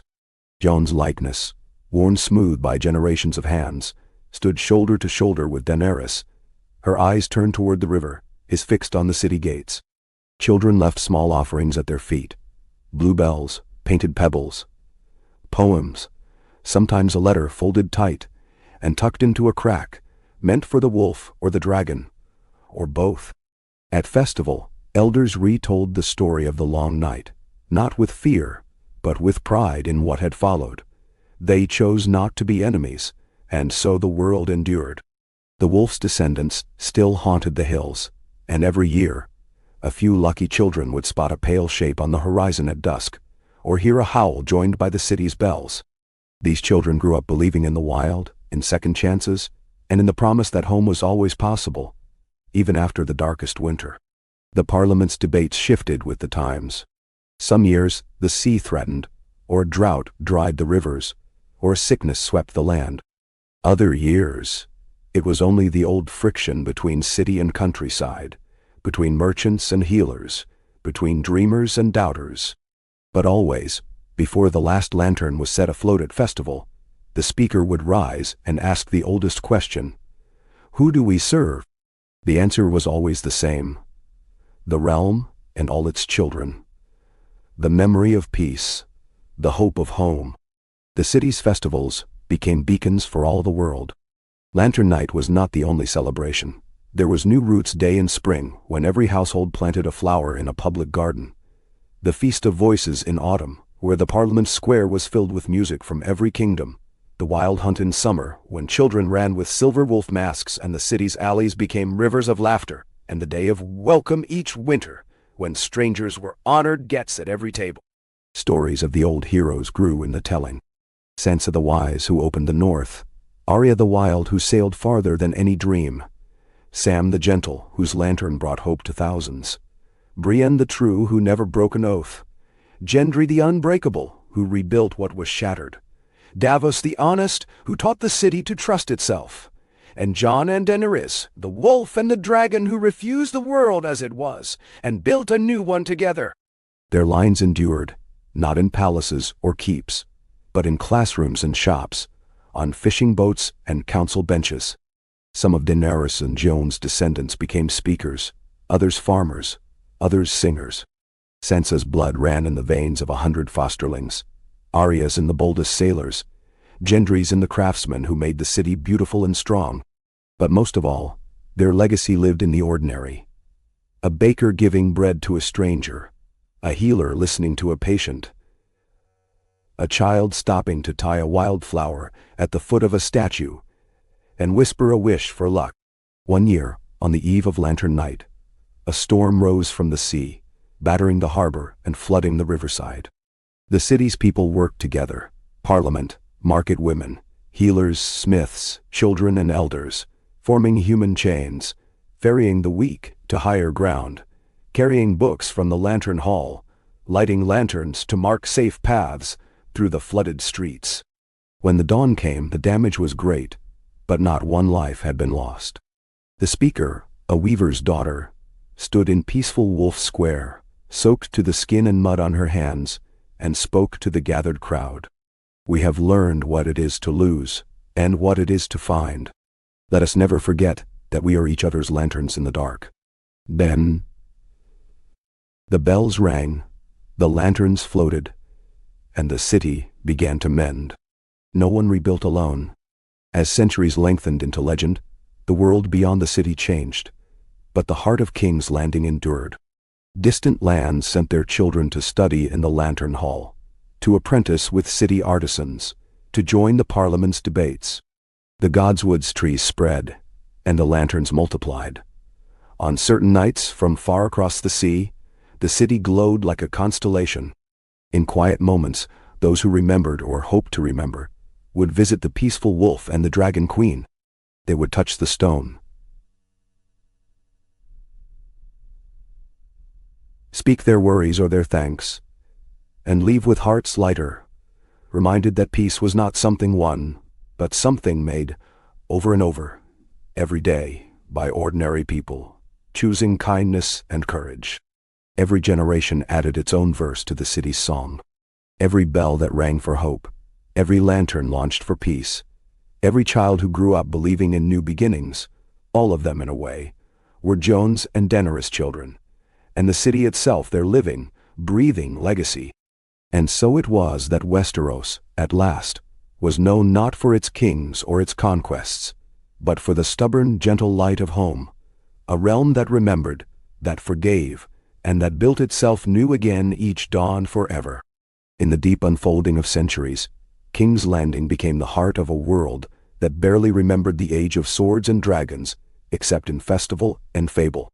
The city's skyline shimmered with green towers and domes of glass, gardens spilling from rooftops and balconies, rivers of lanterns winding through the streets every nightfall. What had begun with a broken king and a queen of fire was now a tapestry of millions of ordinary lives, woven together by the soft, persistent thread of peace. No single family ruled, and power never again belonged to birth or blood. The Parliament's circle expanded with every passing decade, seating healers, shipwrights, miners from the Vale, beekeepers from the Stormlands, and scholars from across the summer sea. Each speaker served a single year, their names sung on New Roots Day and Lantern Night, their stories carefully written in the Parliament's Book of Service before they returned to their old trades and lives. The city's language was a rolling river of accents, northern vowels softened by Dornish warmth, the quick wit of the islands mixed with Free City's song. School children learned their letters in 3 tongues, and the wildling names for wind and rain were spoken in the Lantern Hall as often as Valyrian or the Old Common. The Parliament Hall itself had grown wondrous.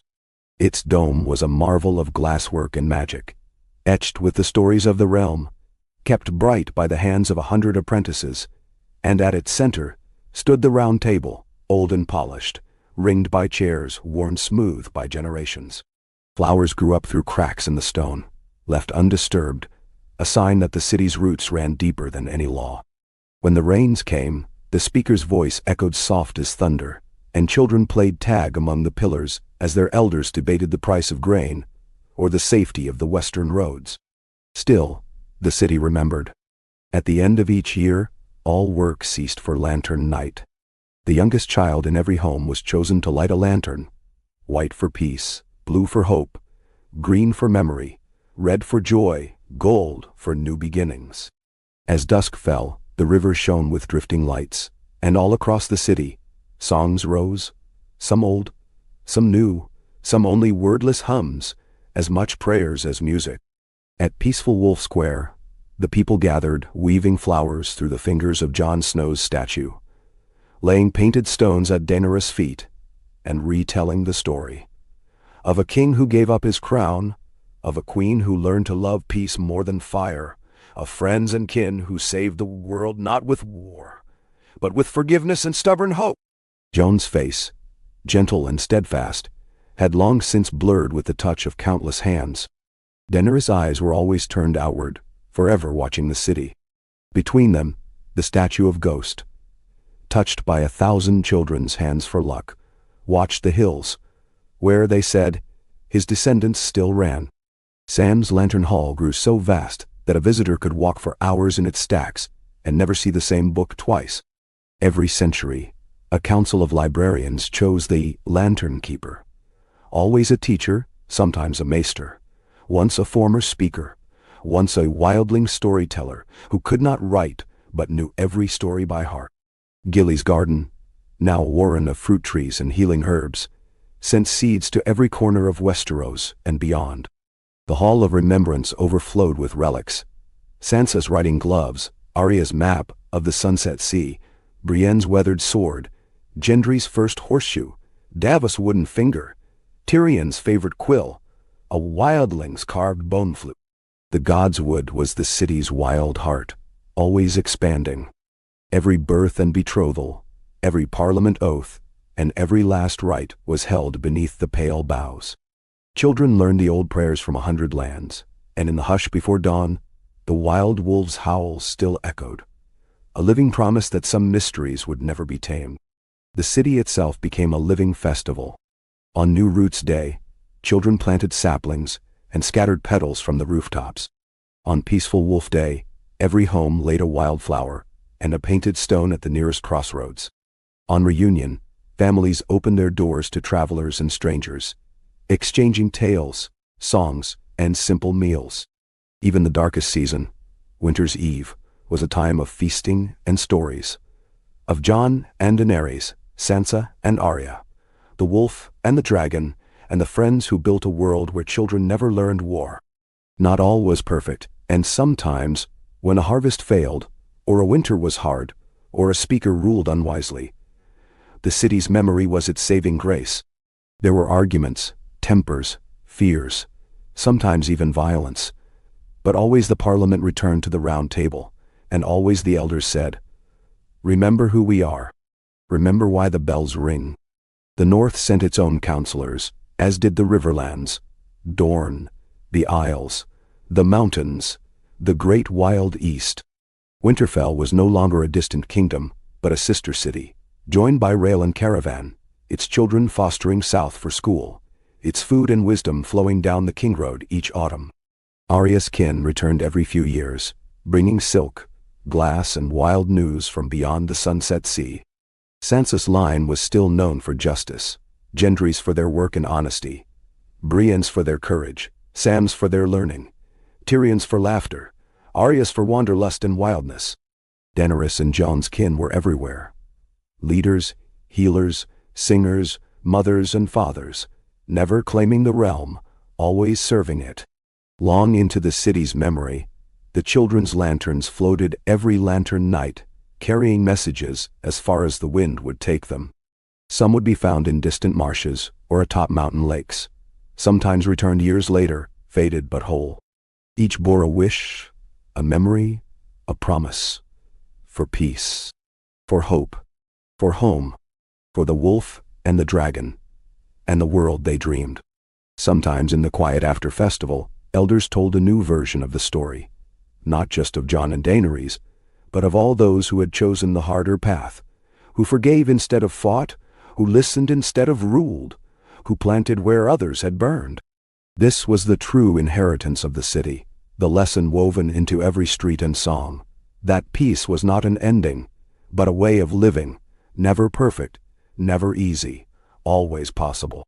And so, as the centuries turned, and lanterns rose with every spring, King's Landing was not the story of one king, or queen, or hero.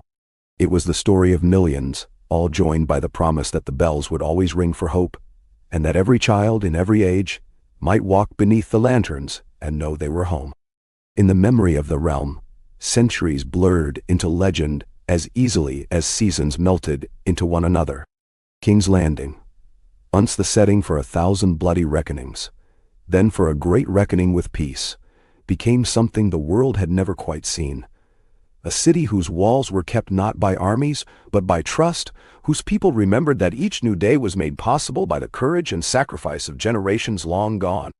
No single bloodline, no ancient house, no sword or dragon held sway.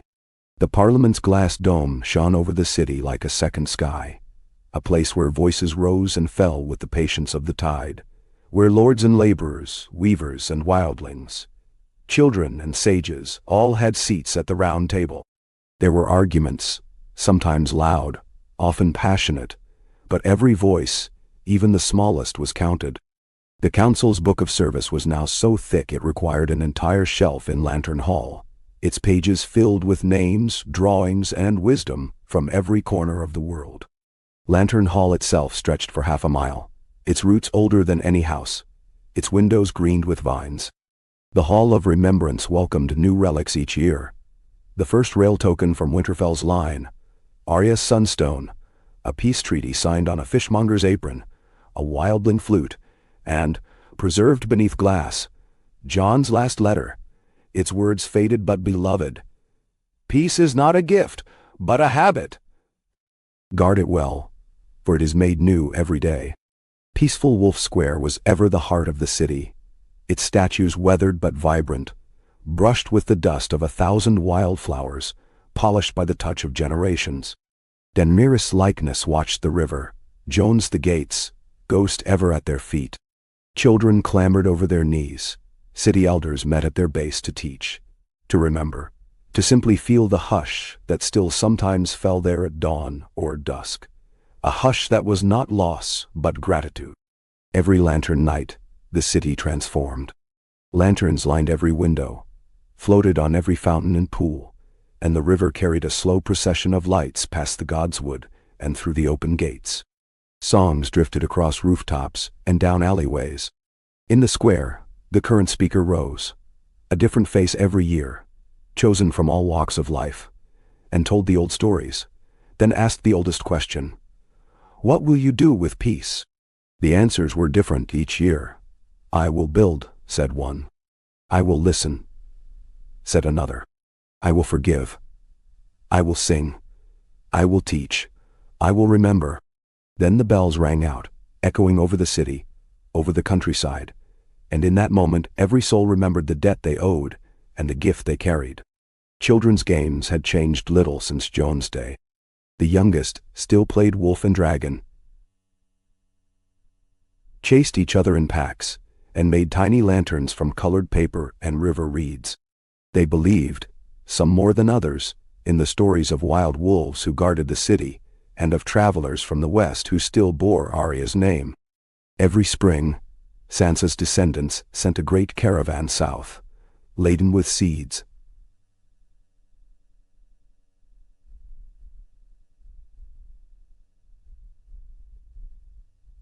honey, and letters from the sailed into the harbor, their flags wild with colors never seen before, their holds filled with gifts and stories from beyond the edge of the map. The Godswood, once just a hope and a handful of saplings, was now a forest whose canopy shaded nearly a quarter of the city. Old heart trees, their faces lovingly carved and recarved by generations, watched over every wedding and naming, every parliament oath and council festival. There were hidden glades for meditation, open spaces for festival, secret paths for lovers and children. Birds nested year-round, wildflowers thrived. Every dawn, the light through the leaves was said to carry the scent of snow and spring together. The city was never free from hardship. A bad harvest, a new fever, a quarrel with Bravos, or the Isles. These came and went, but were met as the city had learned to meet all troubles together. The Parliament opened its doors in every crisis, and the Speaker's bell summoned not just councillors but volunteers, cooks and carpenters, maesters and mothers, poets and fishermen. There was always dissent, always tension, but always, too, the memory of what it meant to lose, and then to find, to fight, and then to forgive. The Lantern Hall grew so vast that it was said a person could spend a lifetime in its stacks, and never read the same book twice. The Lantern Keepers, chosen from the best teachers, the kindest healers, the cleverest students, curated not just tomes and scrolls, but collections of stories, drawings, songs, and even objects brought by travelers from distant lands. The most precious volumes were not only of magic or history, but letters, hundreds of years' worth of dreams, advice, and simple hopes, penned by children and elders alike. As generations blended into legend and legend into myth, the story of Jon and Daenerys, of Sansa and Arya, Sam and Gendry, Brienne and Davos, remained the city's heart. It was retold on Peaceful Wolf Day in every household, in every language spoken in the city, in the Lantern Hall, and in every classroom and market. The tale changed as the years required, but its core did not. That a bastard and an exile could make the world anew, not through victory in battle, but through courage to heal, to yield, to begin again.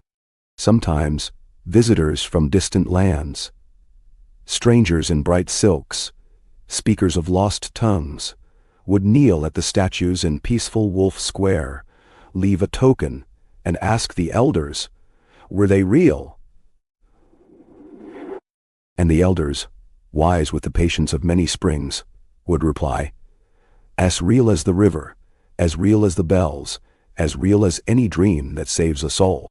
On one such lantern night, as the city glowed from wall to river, and every hill echoed with laughter and song, the speaker, an old gardener with calloused hands, stood before the council and read from the city's first book of service, Jon's own writing, "Peace is not the end, but the way."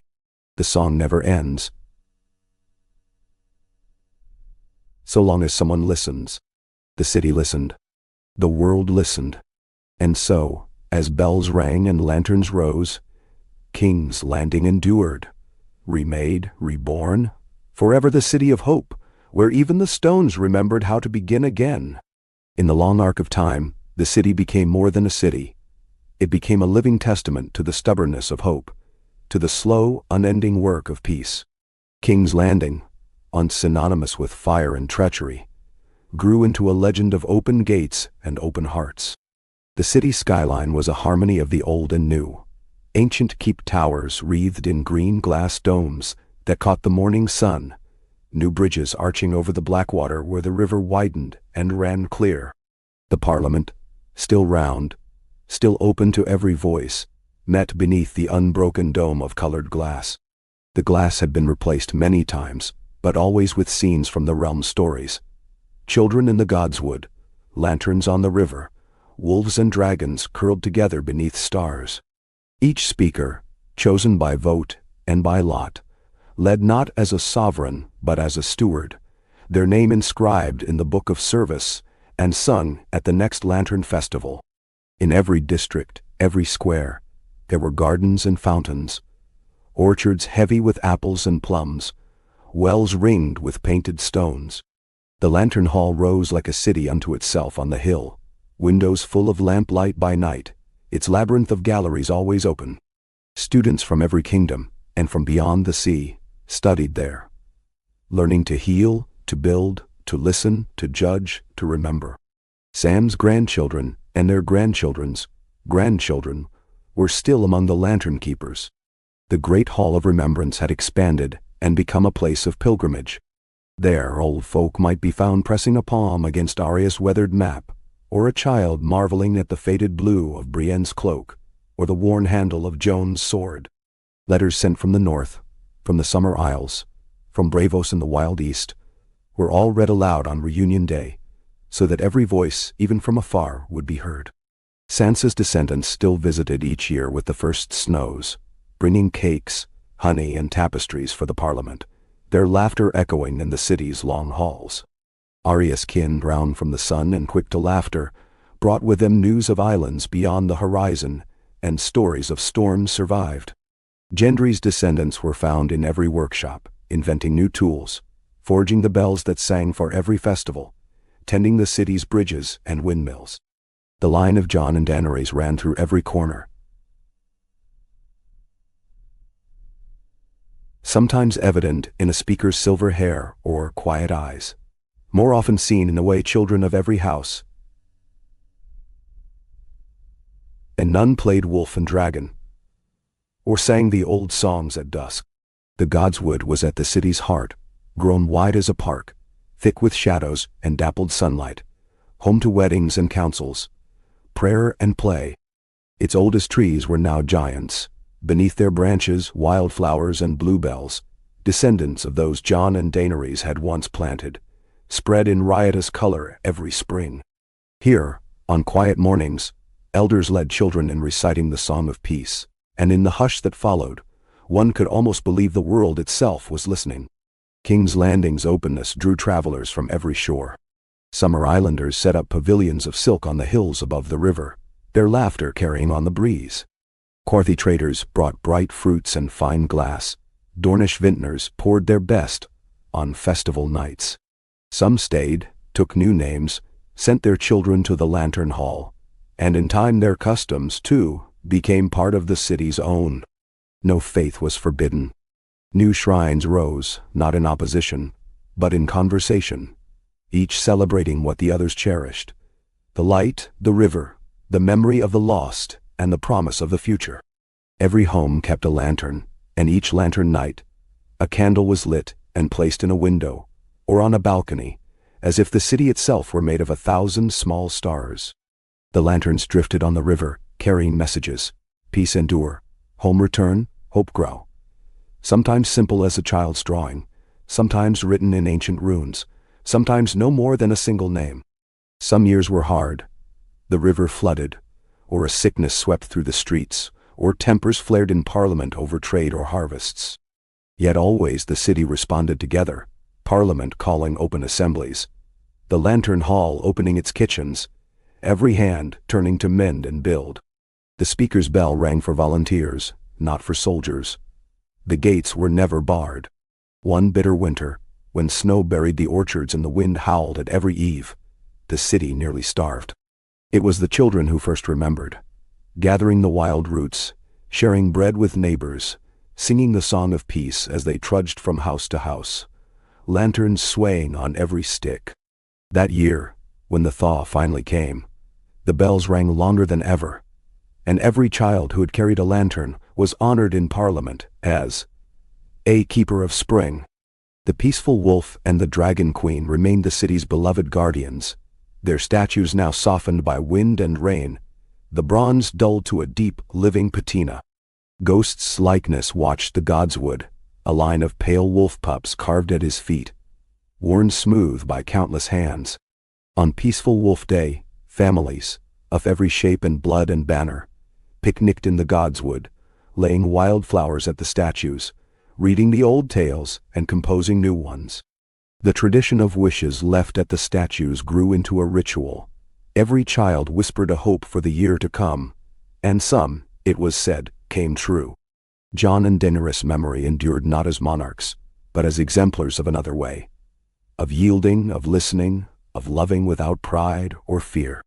Their legacy was not power, but the chance for each soul to build a life of meaning, in a city that would shelter them in storm and celebrate them in sun.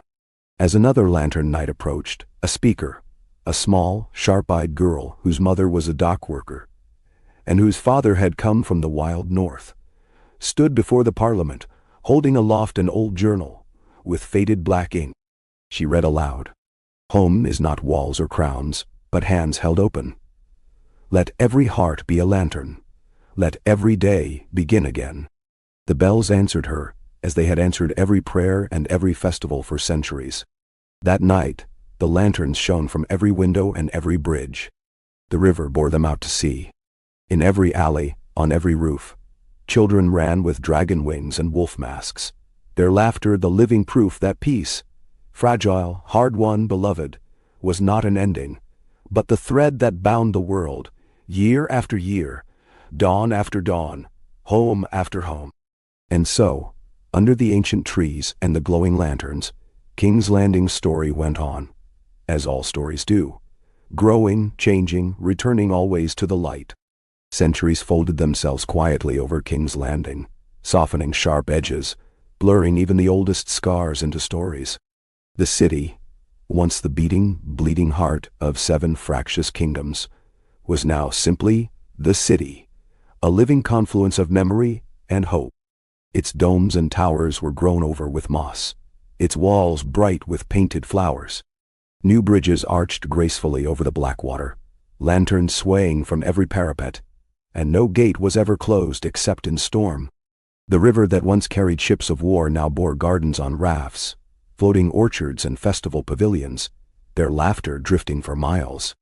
No one remembered war, not as it truly was. The memory of swords was kept in song, in mural and pageant. But the people lived by other rituals now, the daily tending of public gardens, the recitation of the Parliament's promise, the lighting of lanterns and the singing of peace. Each generation added a new refrain, but the chorus was always the same. The city was home, and peace was the bond that made a people, not a border.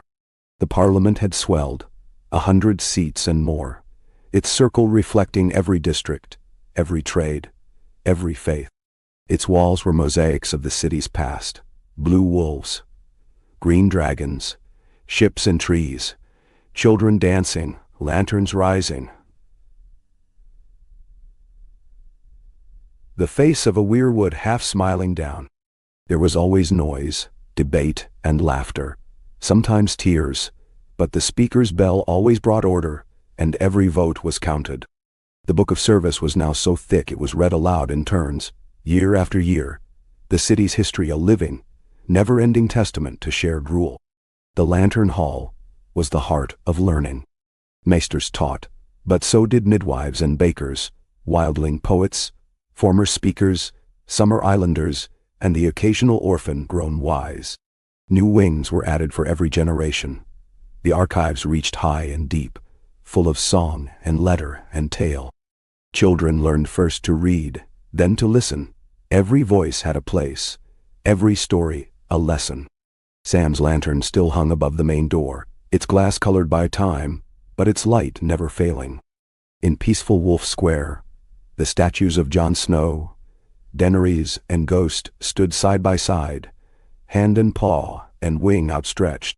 The years had made them less statues, more shrines, part playground, part altar, always strewn with flowers, tokens, children's poems. Daenerys' face was half worn away, but her stance, watchful, proud, remained. Jon's hand, eternally resting on Ghost, was polished bright by 1,000 wishes. Every lantern night, the speaker led the youngest children through the square, each child whispering a hope for the year to come, their voices rising into the dusk. The city's festivals were known across the world. On Lantern Night, the river was a constellation of lights, carrying prayers and jokes, memories and promises, all the way to the sea. On reunion day, the Parliament circle was thrown open, and every voice could be heard.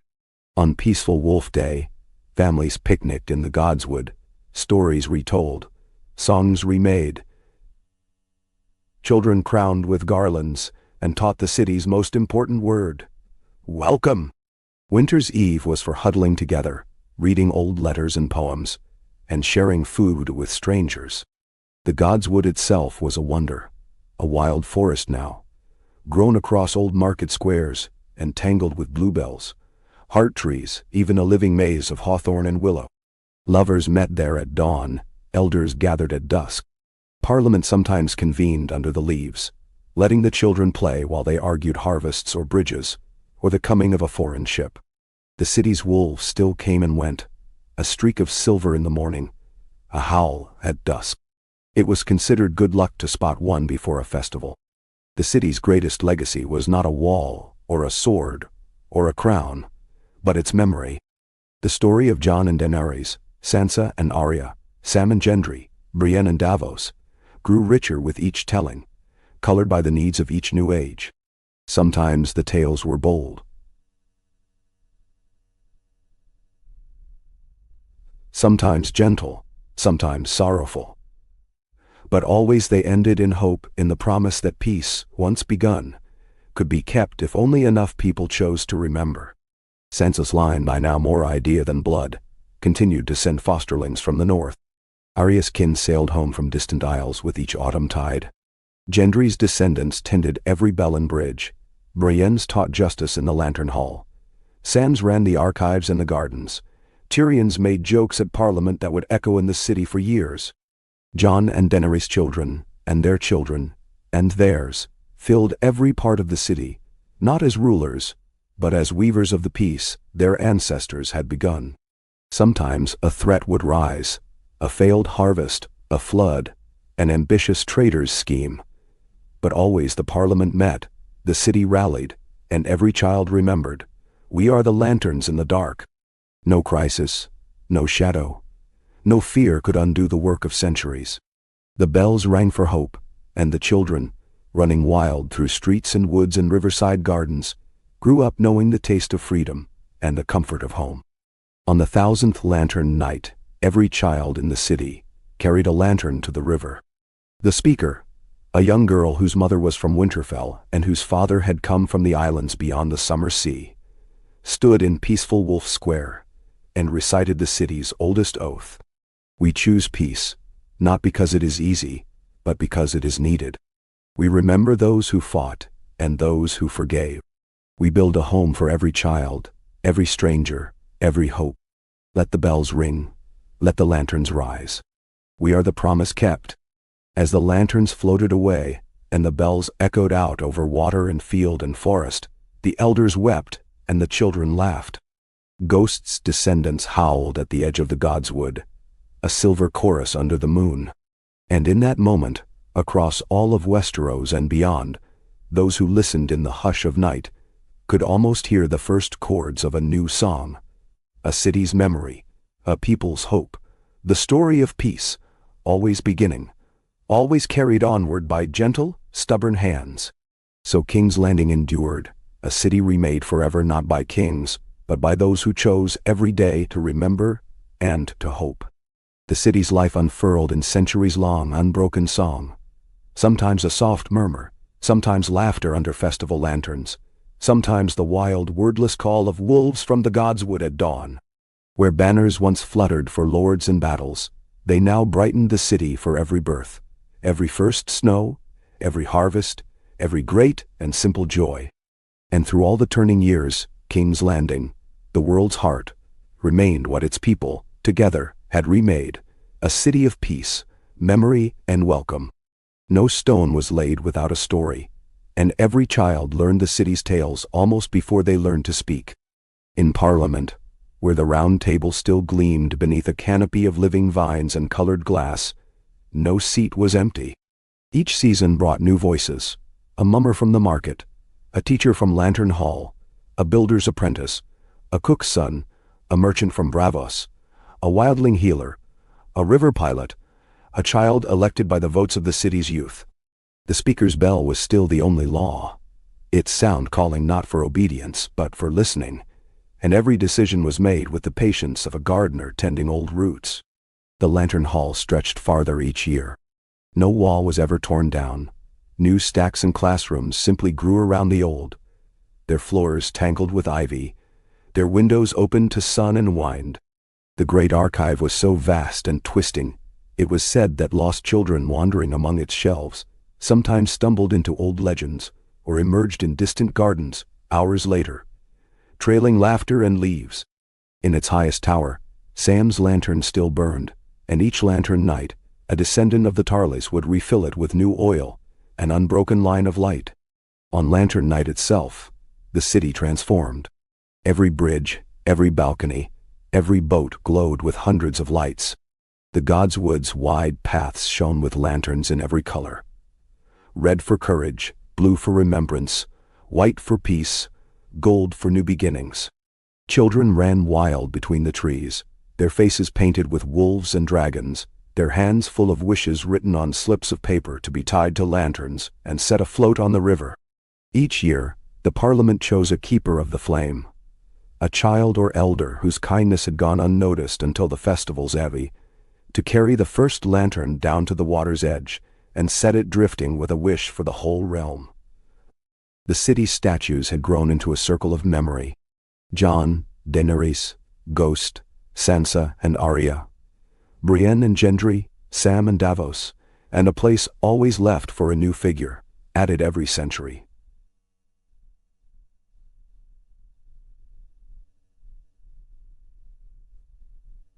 Sometimes a healer.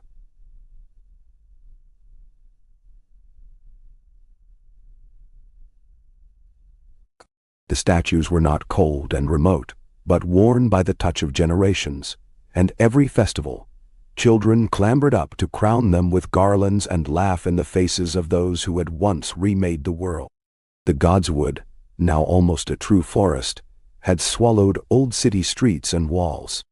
Its heart trees stood in a vast ring, their faces softened by moss and lichen, their roots a maze for children's games and secret meetings. Lovers met under the blooming branches in spring. Old folk sat in the cool shade and told stories. Parliament sometimes convened in the open, letting the voices of birds and children become part of every decision. At the Godswood's edge, wild wolves still watched, their eyes shining, sometimes venturing close to take bread from a child's hand, or to add their voices to the bells at dusk. The city was never untouched by trouble. Droughts came, or floods, or sometimes a hard winter that thinned the granaries and sent wolves closer to the walls. The world outside grew and changed. New cities rose in distant lands. Ships came from even farther shores. Languages and customs braided into the city's daily life. There were years of debate and worry, over harvests, over the rising cost of wood and glass, over a quarrel with a distant port. But each time, the Parliament held open session, and the city's memory steadied every hand. "Let us choose as they chose long ago," became a phrase every speaker knew, not in fear, but with the quiet courage that had outlasted every crown. Sansa's line lived on in the north, sending fosterlings south to learn and teach.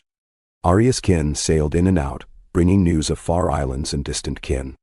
Gendry's family rang the city's bells and built the bridges that still rose, one by one, over the river. Brienne's descendants kept the city's peace, Sam's the library and the gardens, Davos the ports and harbors, always ready with a smile and a welcome. Jon and Daenerys' memory ran through every family, sometimes in a streak of silver hair, sometimes in a face, always in a custom, a kindness, a shared joke, a song. On reunion day, the Parliament's doors stood open to all, and families from every kingdom, from the Summer Isles and beyond, gathered in the square. Long tables bent with bread and honey and wine, and new verses were sung to the old tune. Every peaceful wolf day, children crowned the statues with wildflowers and acted out the stories of the past, each generation retelling the tale in their own way, sometimes fierce, sometimes gentle, always ending in forgiveness, in choosing home, in letting go of old hurts for the hope of spring. And as each lantern night drew to a close, the river and sky were bright with drifting lights and laughter. The speaker would gather the city's children in peaceful Wolf Square, and together they would recite the oath that had bound the city for 1,000 years. We remember, so that peace will endure. We listen, so that hope will grow. We build, so that home will never be lost. The bells would ring, the same bells that once called to war, now singing for the morning, for the growing, for the promise kept. So the city endured. No king or queen ruled, and none were needed. The city's heart beat in every kindness, in every memory honored, in every hand held open. Old folk would say, as dusk fell and the lanterns rose, "We are all the children of peace." And every year, as lanterns floated down the black water and wild wolves howled in the woods, the people knew it was true. That the story Jon and Daenerys began had become everyone's, a song that had no end, only endless, gentle beginnings. And so the city grew on, not in height or riches, but in the depth of its story and the resilience of its heart. Centuries were counted not by conquests or the rise and fall of rulers, but by lanterns on the water, the blooming of wild bluebells in the godswood, the sound of the Parliament's bells summoning voices from every corner of the world. In King's Landing, history was not a shadow but a garden. Old roots, new shoots, flowers grown from memory, watered by hope.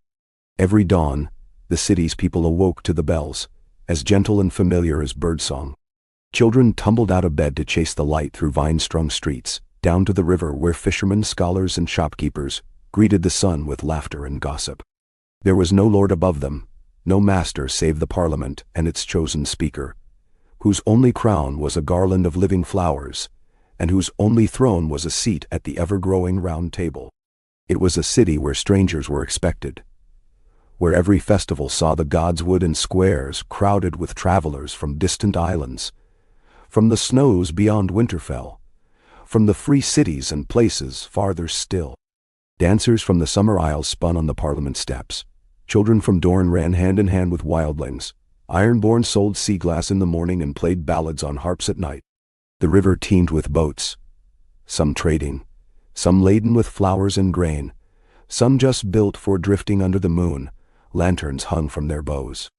The lantern hall was now a living maze, a patchwork of wings, towers, and open courts filled with gardens and fountains. Its library was no longer just shelves and scrolls, but a city of its own, home to the lantern keepers and their students, to healers and singers, to scribes and wandering teachers. Each year, the Parliament selected a new keeper, sometimes an elder who had guided many, sometimes a child whose wisdom surprised the world, sometimes a stranger who had come to the city with nothing but a story and had found a home. The Hall of Remembrance was the soul of the city's memory. There, under colored glass, families and children traced the old relics. Jon's weathered sword, Daenerys' broken ring, Arya's battered mask, Brian's rusted shield, Sansa's white rose, Gendry's first hammer, Davos' carved wooden bird, Sam's lantern, Tyrion's silver cup. The walls were covered with poems and letters, wishes left by visitors, each one a thread in the ever-growing tapestry. Every lantern night, the hall filled with song and silence. The voices of the city joined in gratitude and promise. The godswood was as wide as a village, its branches heavy with bluebells, heart trees, and fruit. In spring, petals drifted like snow over the square. In winter, the old faces in the white bark seemed to smile at the children's snow forts and wild sled races. Wolves still roamed the edge of the forest. Smaller now, gentler, but never tame. Their howls marked the opening of Parliament, the end of each festival, the beginning of each dawn. Peaceful Wolf Square remained the city's compass. The statues of Jon, Daenerys, Ghost, and all those who had shaped the city's fate stood in a ring, arms linked, eyes turned outward. They were always garlanded, always touched by children's hands, by lovers' prayers, by the wishes of the hopeful and the lost. On festival days, Parliament convened here, the speaker rising before the statues to call the city together. On ordinary days, the square rang with the voices of children at play, elders at chess, vendors singing the news, and minstrels tuning lutes to the morning breeze. Every family, no matter their blood or their trade, told the story. How the city had once nearly perished. How a broken king and a queen of flame, with the help of friends and kin, had chosen not to rule, but to listen. Not to conquer, but to forgive. Not to build walls, but to open doors. The story was retold each lantern night, each reunion day, each peaceful wolf day, in 1,000 new versions, sometimes as a song, sometimes as a play, sometimes as a simple conversation between a child and an elder on the banks of the river, as lanterns floated by. Trouble still came, as it always must. There were lean years when the wheat failed, and fat years when the city feasted for weeks. There were arguments in Parliament that stretched through the night, and once, a storm so fierce it tore the roofs from 100 houses, and sent 100 lanterns spinning out to sea. There were griefs, too, losses that left the godswood quiet for days, quarrels that took seasons to mend, children lost and mourned by all. But always, the city came together, drawn to the square and the Parliament and the godswood, to sing, to weep, to remember that every sorrow could become a seed, and every ending a beginning. In time, the line between legend and life faded. The faces of Jon and Daenerys, Sansa and Arya, Brienne and Gendry, Sam and Davos, became the city's faces, the faces of everyone who chose peace over pride, hope over fear, home over glory. Parliament's members took new names, new roles, but the oath was unchanged. We remember, so we may build. We listen, so we may understand. We forgive, so peace may last.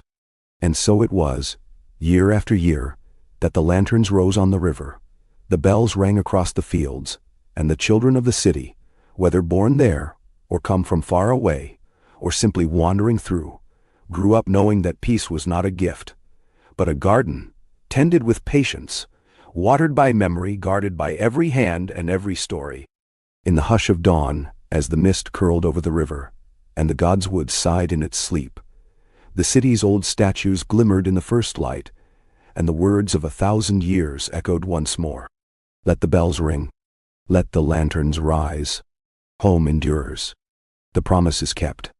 And with every sunrise, the city began again. In the quiet centuries that followed, King's Landing became less the city of a single people, and more the meeting place of all the world's longing. It was a city that belonged to memory, yes, but also to the living. Those who loved, who strove, who forgave, who dreamed. Every stone and garden and tower, every bridge over the Blackwater, every leaf of the godswood, every bell that rang for peace was a note in an endless unfolding song. Morning in the city began not with command, but with invitation. The Parliament bell chiming in the soft blue dawn, children chasing each other through streets, webbed with flower garlands and lantern lines, market carts trundling from riverside gardens into broad, mosaic-paved squares. Fishermen recited rhymes learned from wildlings. Dancers from distant islands greeted sun-worshippers from Dorne and pilgrims from the far north. There was no division except in jest. The west of the city ran on tea and cheese, the east on spiced wine and olives, and every alley had its own festival. The Parliament's hall had long since outgrown its dome and spilled into a ring of open courts, roofed with glass and gold, each one home to a different council. Children's, merchants, healers, singers, gardeners, mapmakers, peacemakers, and the ever-changing council of newcomers. Anyone might rise to speak, and speakers were chosen not by lineage or fame, but by the luck of the draw and the grace of their words. No voice was small. The city had learned that a single cry of kindness could turn the world. Lantern Hall, now half a city itself, stretched up the hillside, new wings grafted onto old gardens, weaving through reading rooms and sunlit courts. There, every scroll and book and letter was kept. Histories and laws, poems and songs, the Parliament's journals, every speaker's words, and the wishes and tales of 1,000 generations of children. The greatest treasures were never locked away. Daenerys' broken ring, Jon's black cloak, Sam's first book of stories, Arya's feather from the edge of the world, Brienne's oath-etched shield, Gendry's oldest anvil, Sansa's rose-petal scarf, and the carved wooden wolf that Davos had once carried across the sea. There was no lord, no queen, no single leader. The Parliament's ring was whole only when every chair, no matter how humble, how far-flung, was filled. The oath was unchanged and recited daily. We listen, we remember, we build together. We forgive, and so the city endures. Festival came with every season. On Lantern Night, the city lit up as if the stars themselves had fallen into the river. Children launching lanterns from bridges and boats, each one carrying a wish, a thank you, a promise. In the Godswood, old and wild as myth, families gathered beneath heart trees and bluebells. Some read the tales of Jon and Daenerys and their friends. Some sang the Song of Peace, its verses now numbering in the hundreds, with a new line added each year. Let the wolf and the dragon guard our doors. Let the bells ring for the lost and found. Let the lanterns rise and hope endure. On peaceful Wolf Day, the city's statues were crowned in flowers, polished by children's hands, retold in every story, every game. The memory of those who had built peace was never distant, never solemn. It was present in laughter, in every kindness, in every quarrel mended before sunset. Sansa's heirs rode in from the north with cakes and snow apples. Arya's kin docked in the harbor with birds from the edge of the map. Gendry's rang the city's bells. Brienne settled disputes with fairness and song. Sam's ran the Lantern Hall and its gardens. Davos welcomed strangers, and everywhere Jon and Daenerys' line was present. In silver-streaked hair, in the city's traditions, in the custom of open doors and ready forgiveness. The Godswood was vast and tangled, rooted in the city's oldest heart. At the center, peaceful Wolf Square was still the people's compass. Statues of Jon, Daenerys, Ghost, Sansa, Arya, Brienne, Gendry, Sam, Davos, and others chosen through the ages, stood hand in hand in a ring, each one withed in memory, each one with a place where new names, new faces, new... On the eve of every festival, the youngest children ran in a circle, tying ribbons of every color to the statue's outstretched arms, whispering their wishes for the year to come. The city was never untouched by trial. A fire swept through Lantern Hall once, and the people carried books and relics to safety in a great chain of hands. No book was lost, no soul left alone. A great storm toppled towers, but neighbors built them back stronger, trading stories as they worked.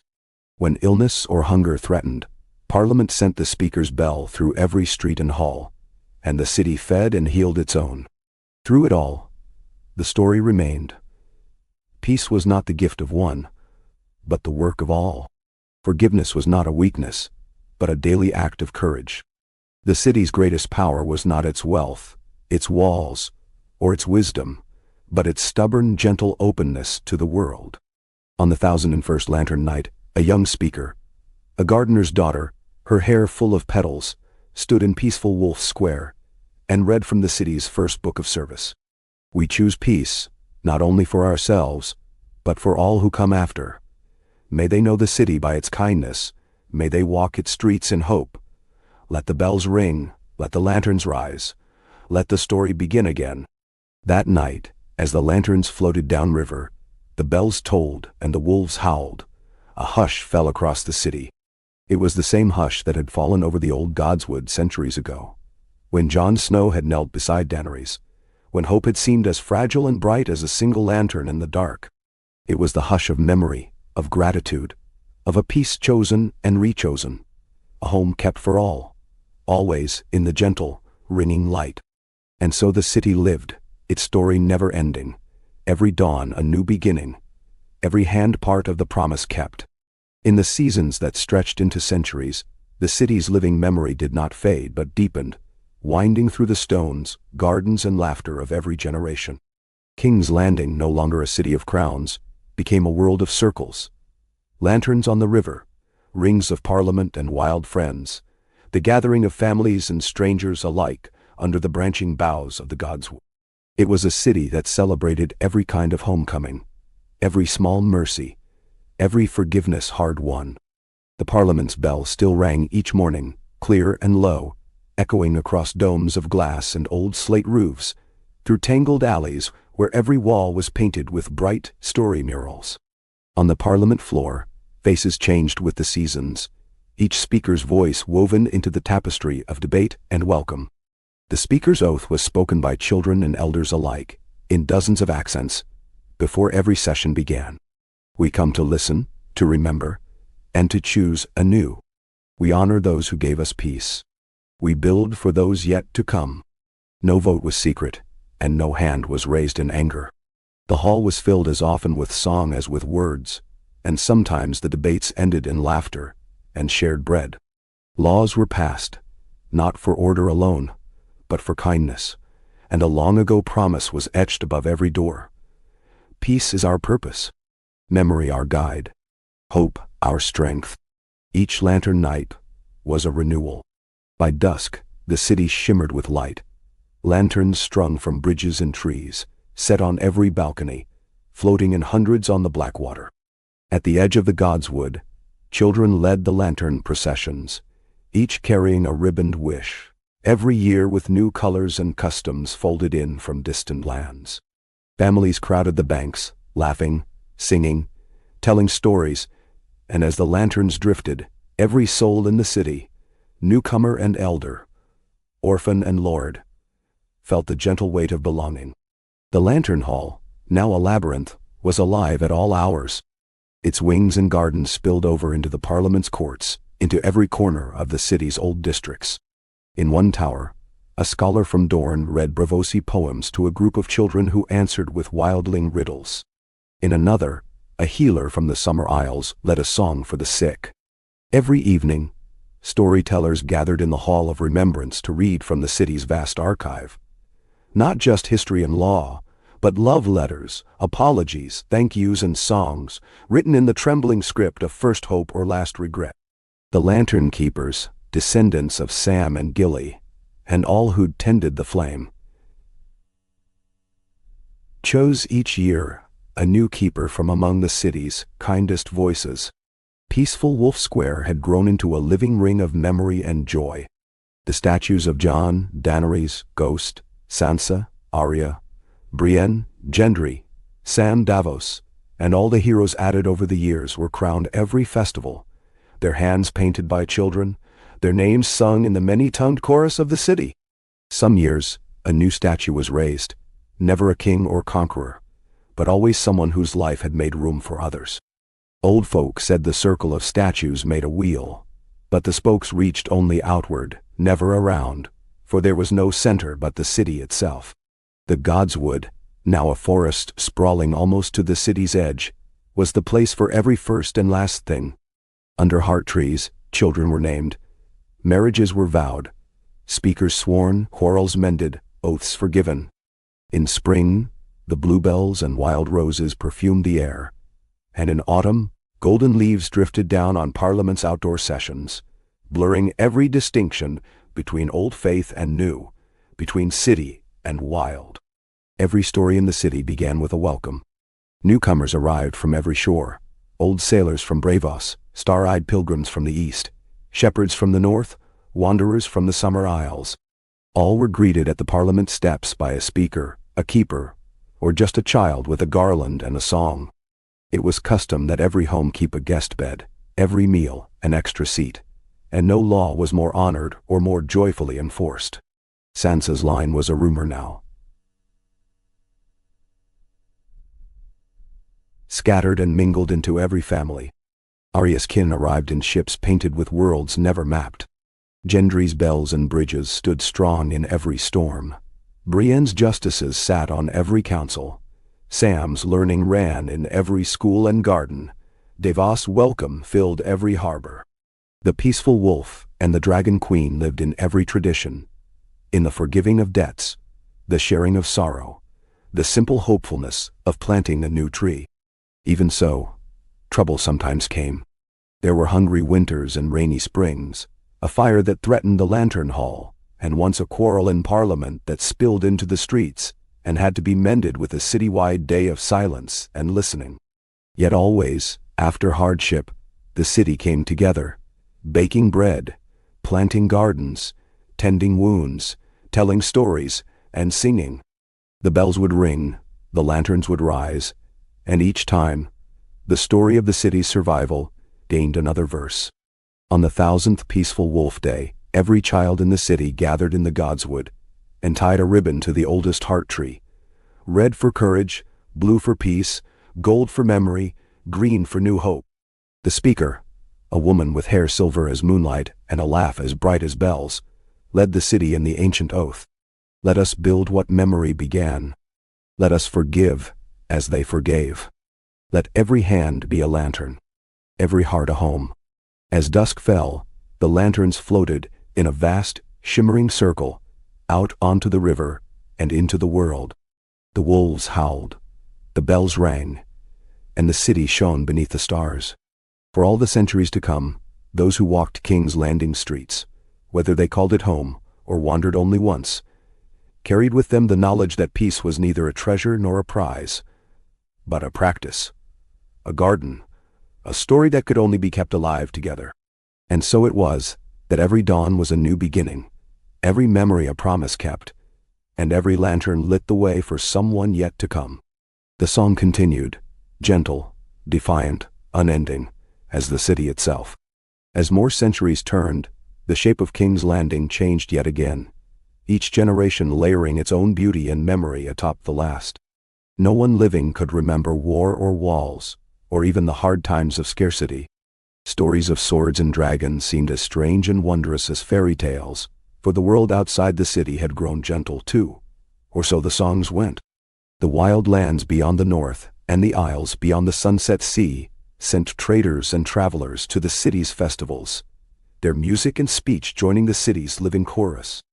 Dawn still began with the Parliament bell, now struck not by a single hand, but by a ring of children, one from every district, all laughing as they raced through the dew-soaked grass of the godswood. Parliament itself sprawled across a half-dozen courtyards, its halls roofed with painted glass, its tables alive with debate, laughter, and at least once each day, a pause for song. Speakers were chosen by lottery and memory, sometimes by contest of wit or kindness. Every new speaker brought a new flower for the round table, a new story for the book of service, and a new hope for the city's keeping. The city's many squares were all places of celebration and memory, but peaceful Wolf Square was always first among them. The ring of statues was so crowded now that new ones were placed on plinths between the roots of the oldest heart tree, and children would spend whole afternoons counting the names, tracing the hands and faces, learning the story of each soul who'd shaped the city's peace. The statues were neither solemn nor forbidding. Most were carved in postures of laughter or listening, with arms outstretched, as if welcoming all who passed. On festival days, there seemed to be more with every passing century. The city was a tapestry of light and music. Lantern night filled the river and the sky with floating fire, while peaceful Wolf Day saw the godswood and squares turned into gardens of song and story, every branch and statue crowned with flowers, every doorway hung with ribbons. No one was a stranger on these days. Every house opened its kitchen, every child taught a new game, every elder recited the oldest verses of the oath. Peace is made together. Memory is carried in kindness. Home is the work of every hand. Lantern Hall had become a city within the city. Its endless galleries ran with fountains and trees, and every hallway was a school. Children learned their letters beneath mosaics of wild wolves and dragons, studied healing among gardens of herbs and fruit, practiced debate beneath the hanging bells and banners of Parliament. Sam's lantern, ever tended, was now a beacon seen from every corner of the city, and its light was used to kindle the first lantern every lantern night. The Hall of Remembrance was open day and night. Here, the city's history lived not only in relics, but in voices, songs, confessions, riddles, and laughter recorded in the archives, or read aloud by keepers who made each visitor a part of the city's living story. It was tradition when someone died to leave a letter or a gift here, to let their memory join the city's chorus. The shelves bore not only the names of speakers and heroes, but of bakers, gardeners, children lost too soon, healers who forgave, strangers who welcomed. The book of service had long ago outgrown its binding. Now its pages filled whole walls, and new ones were written every day. The godswood was an endless green heart, old stones buried beneath the moss, new growth rising every spring. The wild wolves, smaller and more gentle now, were still seen at dusk and dawn, sometimes running with the children, or lying beside the oldest trees. It was considered a sign of great good fortune to glimpse a wolf with a child on lantern night.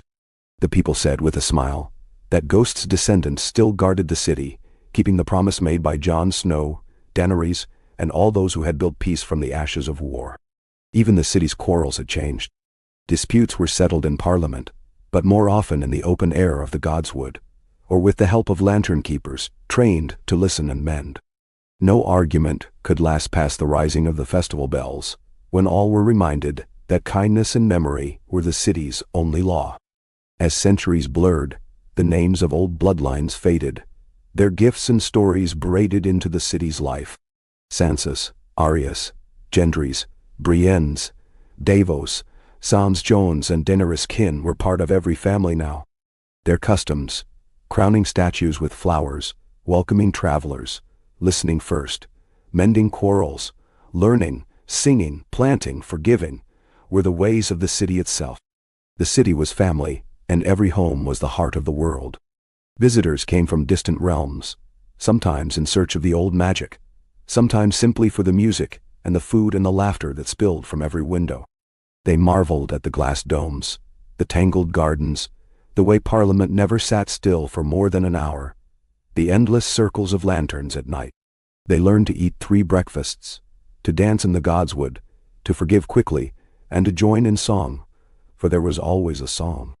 Trouble did not disappear, but was always faced together. In lean years, the Parliament's bell called for gardens to be opened and food to be shared. In storm, the city formed chains from river to lantern hall to save books and children and friends. When the wild wolves howled in warning, the city heeded them, closing the gates only to storm and never to strangers. When the bells rang for sorrow, the whole city gathered in the square or the godswood, and grief was shared, never borne alone. Every lantern night, a new speaker would take the ancient oath in peaceful Wolf Square, and the city's children would set lanterns drifting with words both old and new. Let every hand lift a light for the lost. Let every voice keep the story. Let every heart remember. Peace is made, not given. Home is for all. As the lanterns shimmered on the river and rose into the sky, the wolves howled, the bells answered, and King's Landing began its song again, older, gentler, and more joyful with every year. So the city lived and loved, changed and grew, keeping its promise through the centuries, not by forgetting sorrow, but by holding memory close and opening its heart to each new dawn. And in every dawn, every child, every lantern, and every story, the peace they'd built together endured, unbroken, undiminished, a light for the world.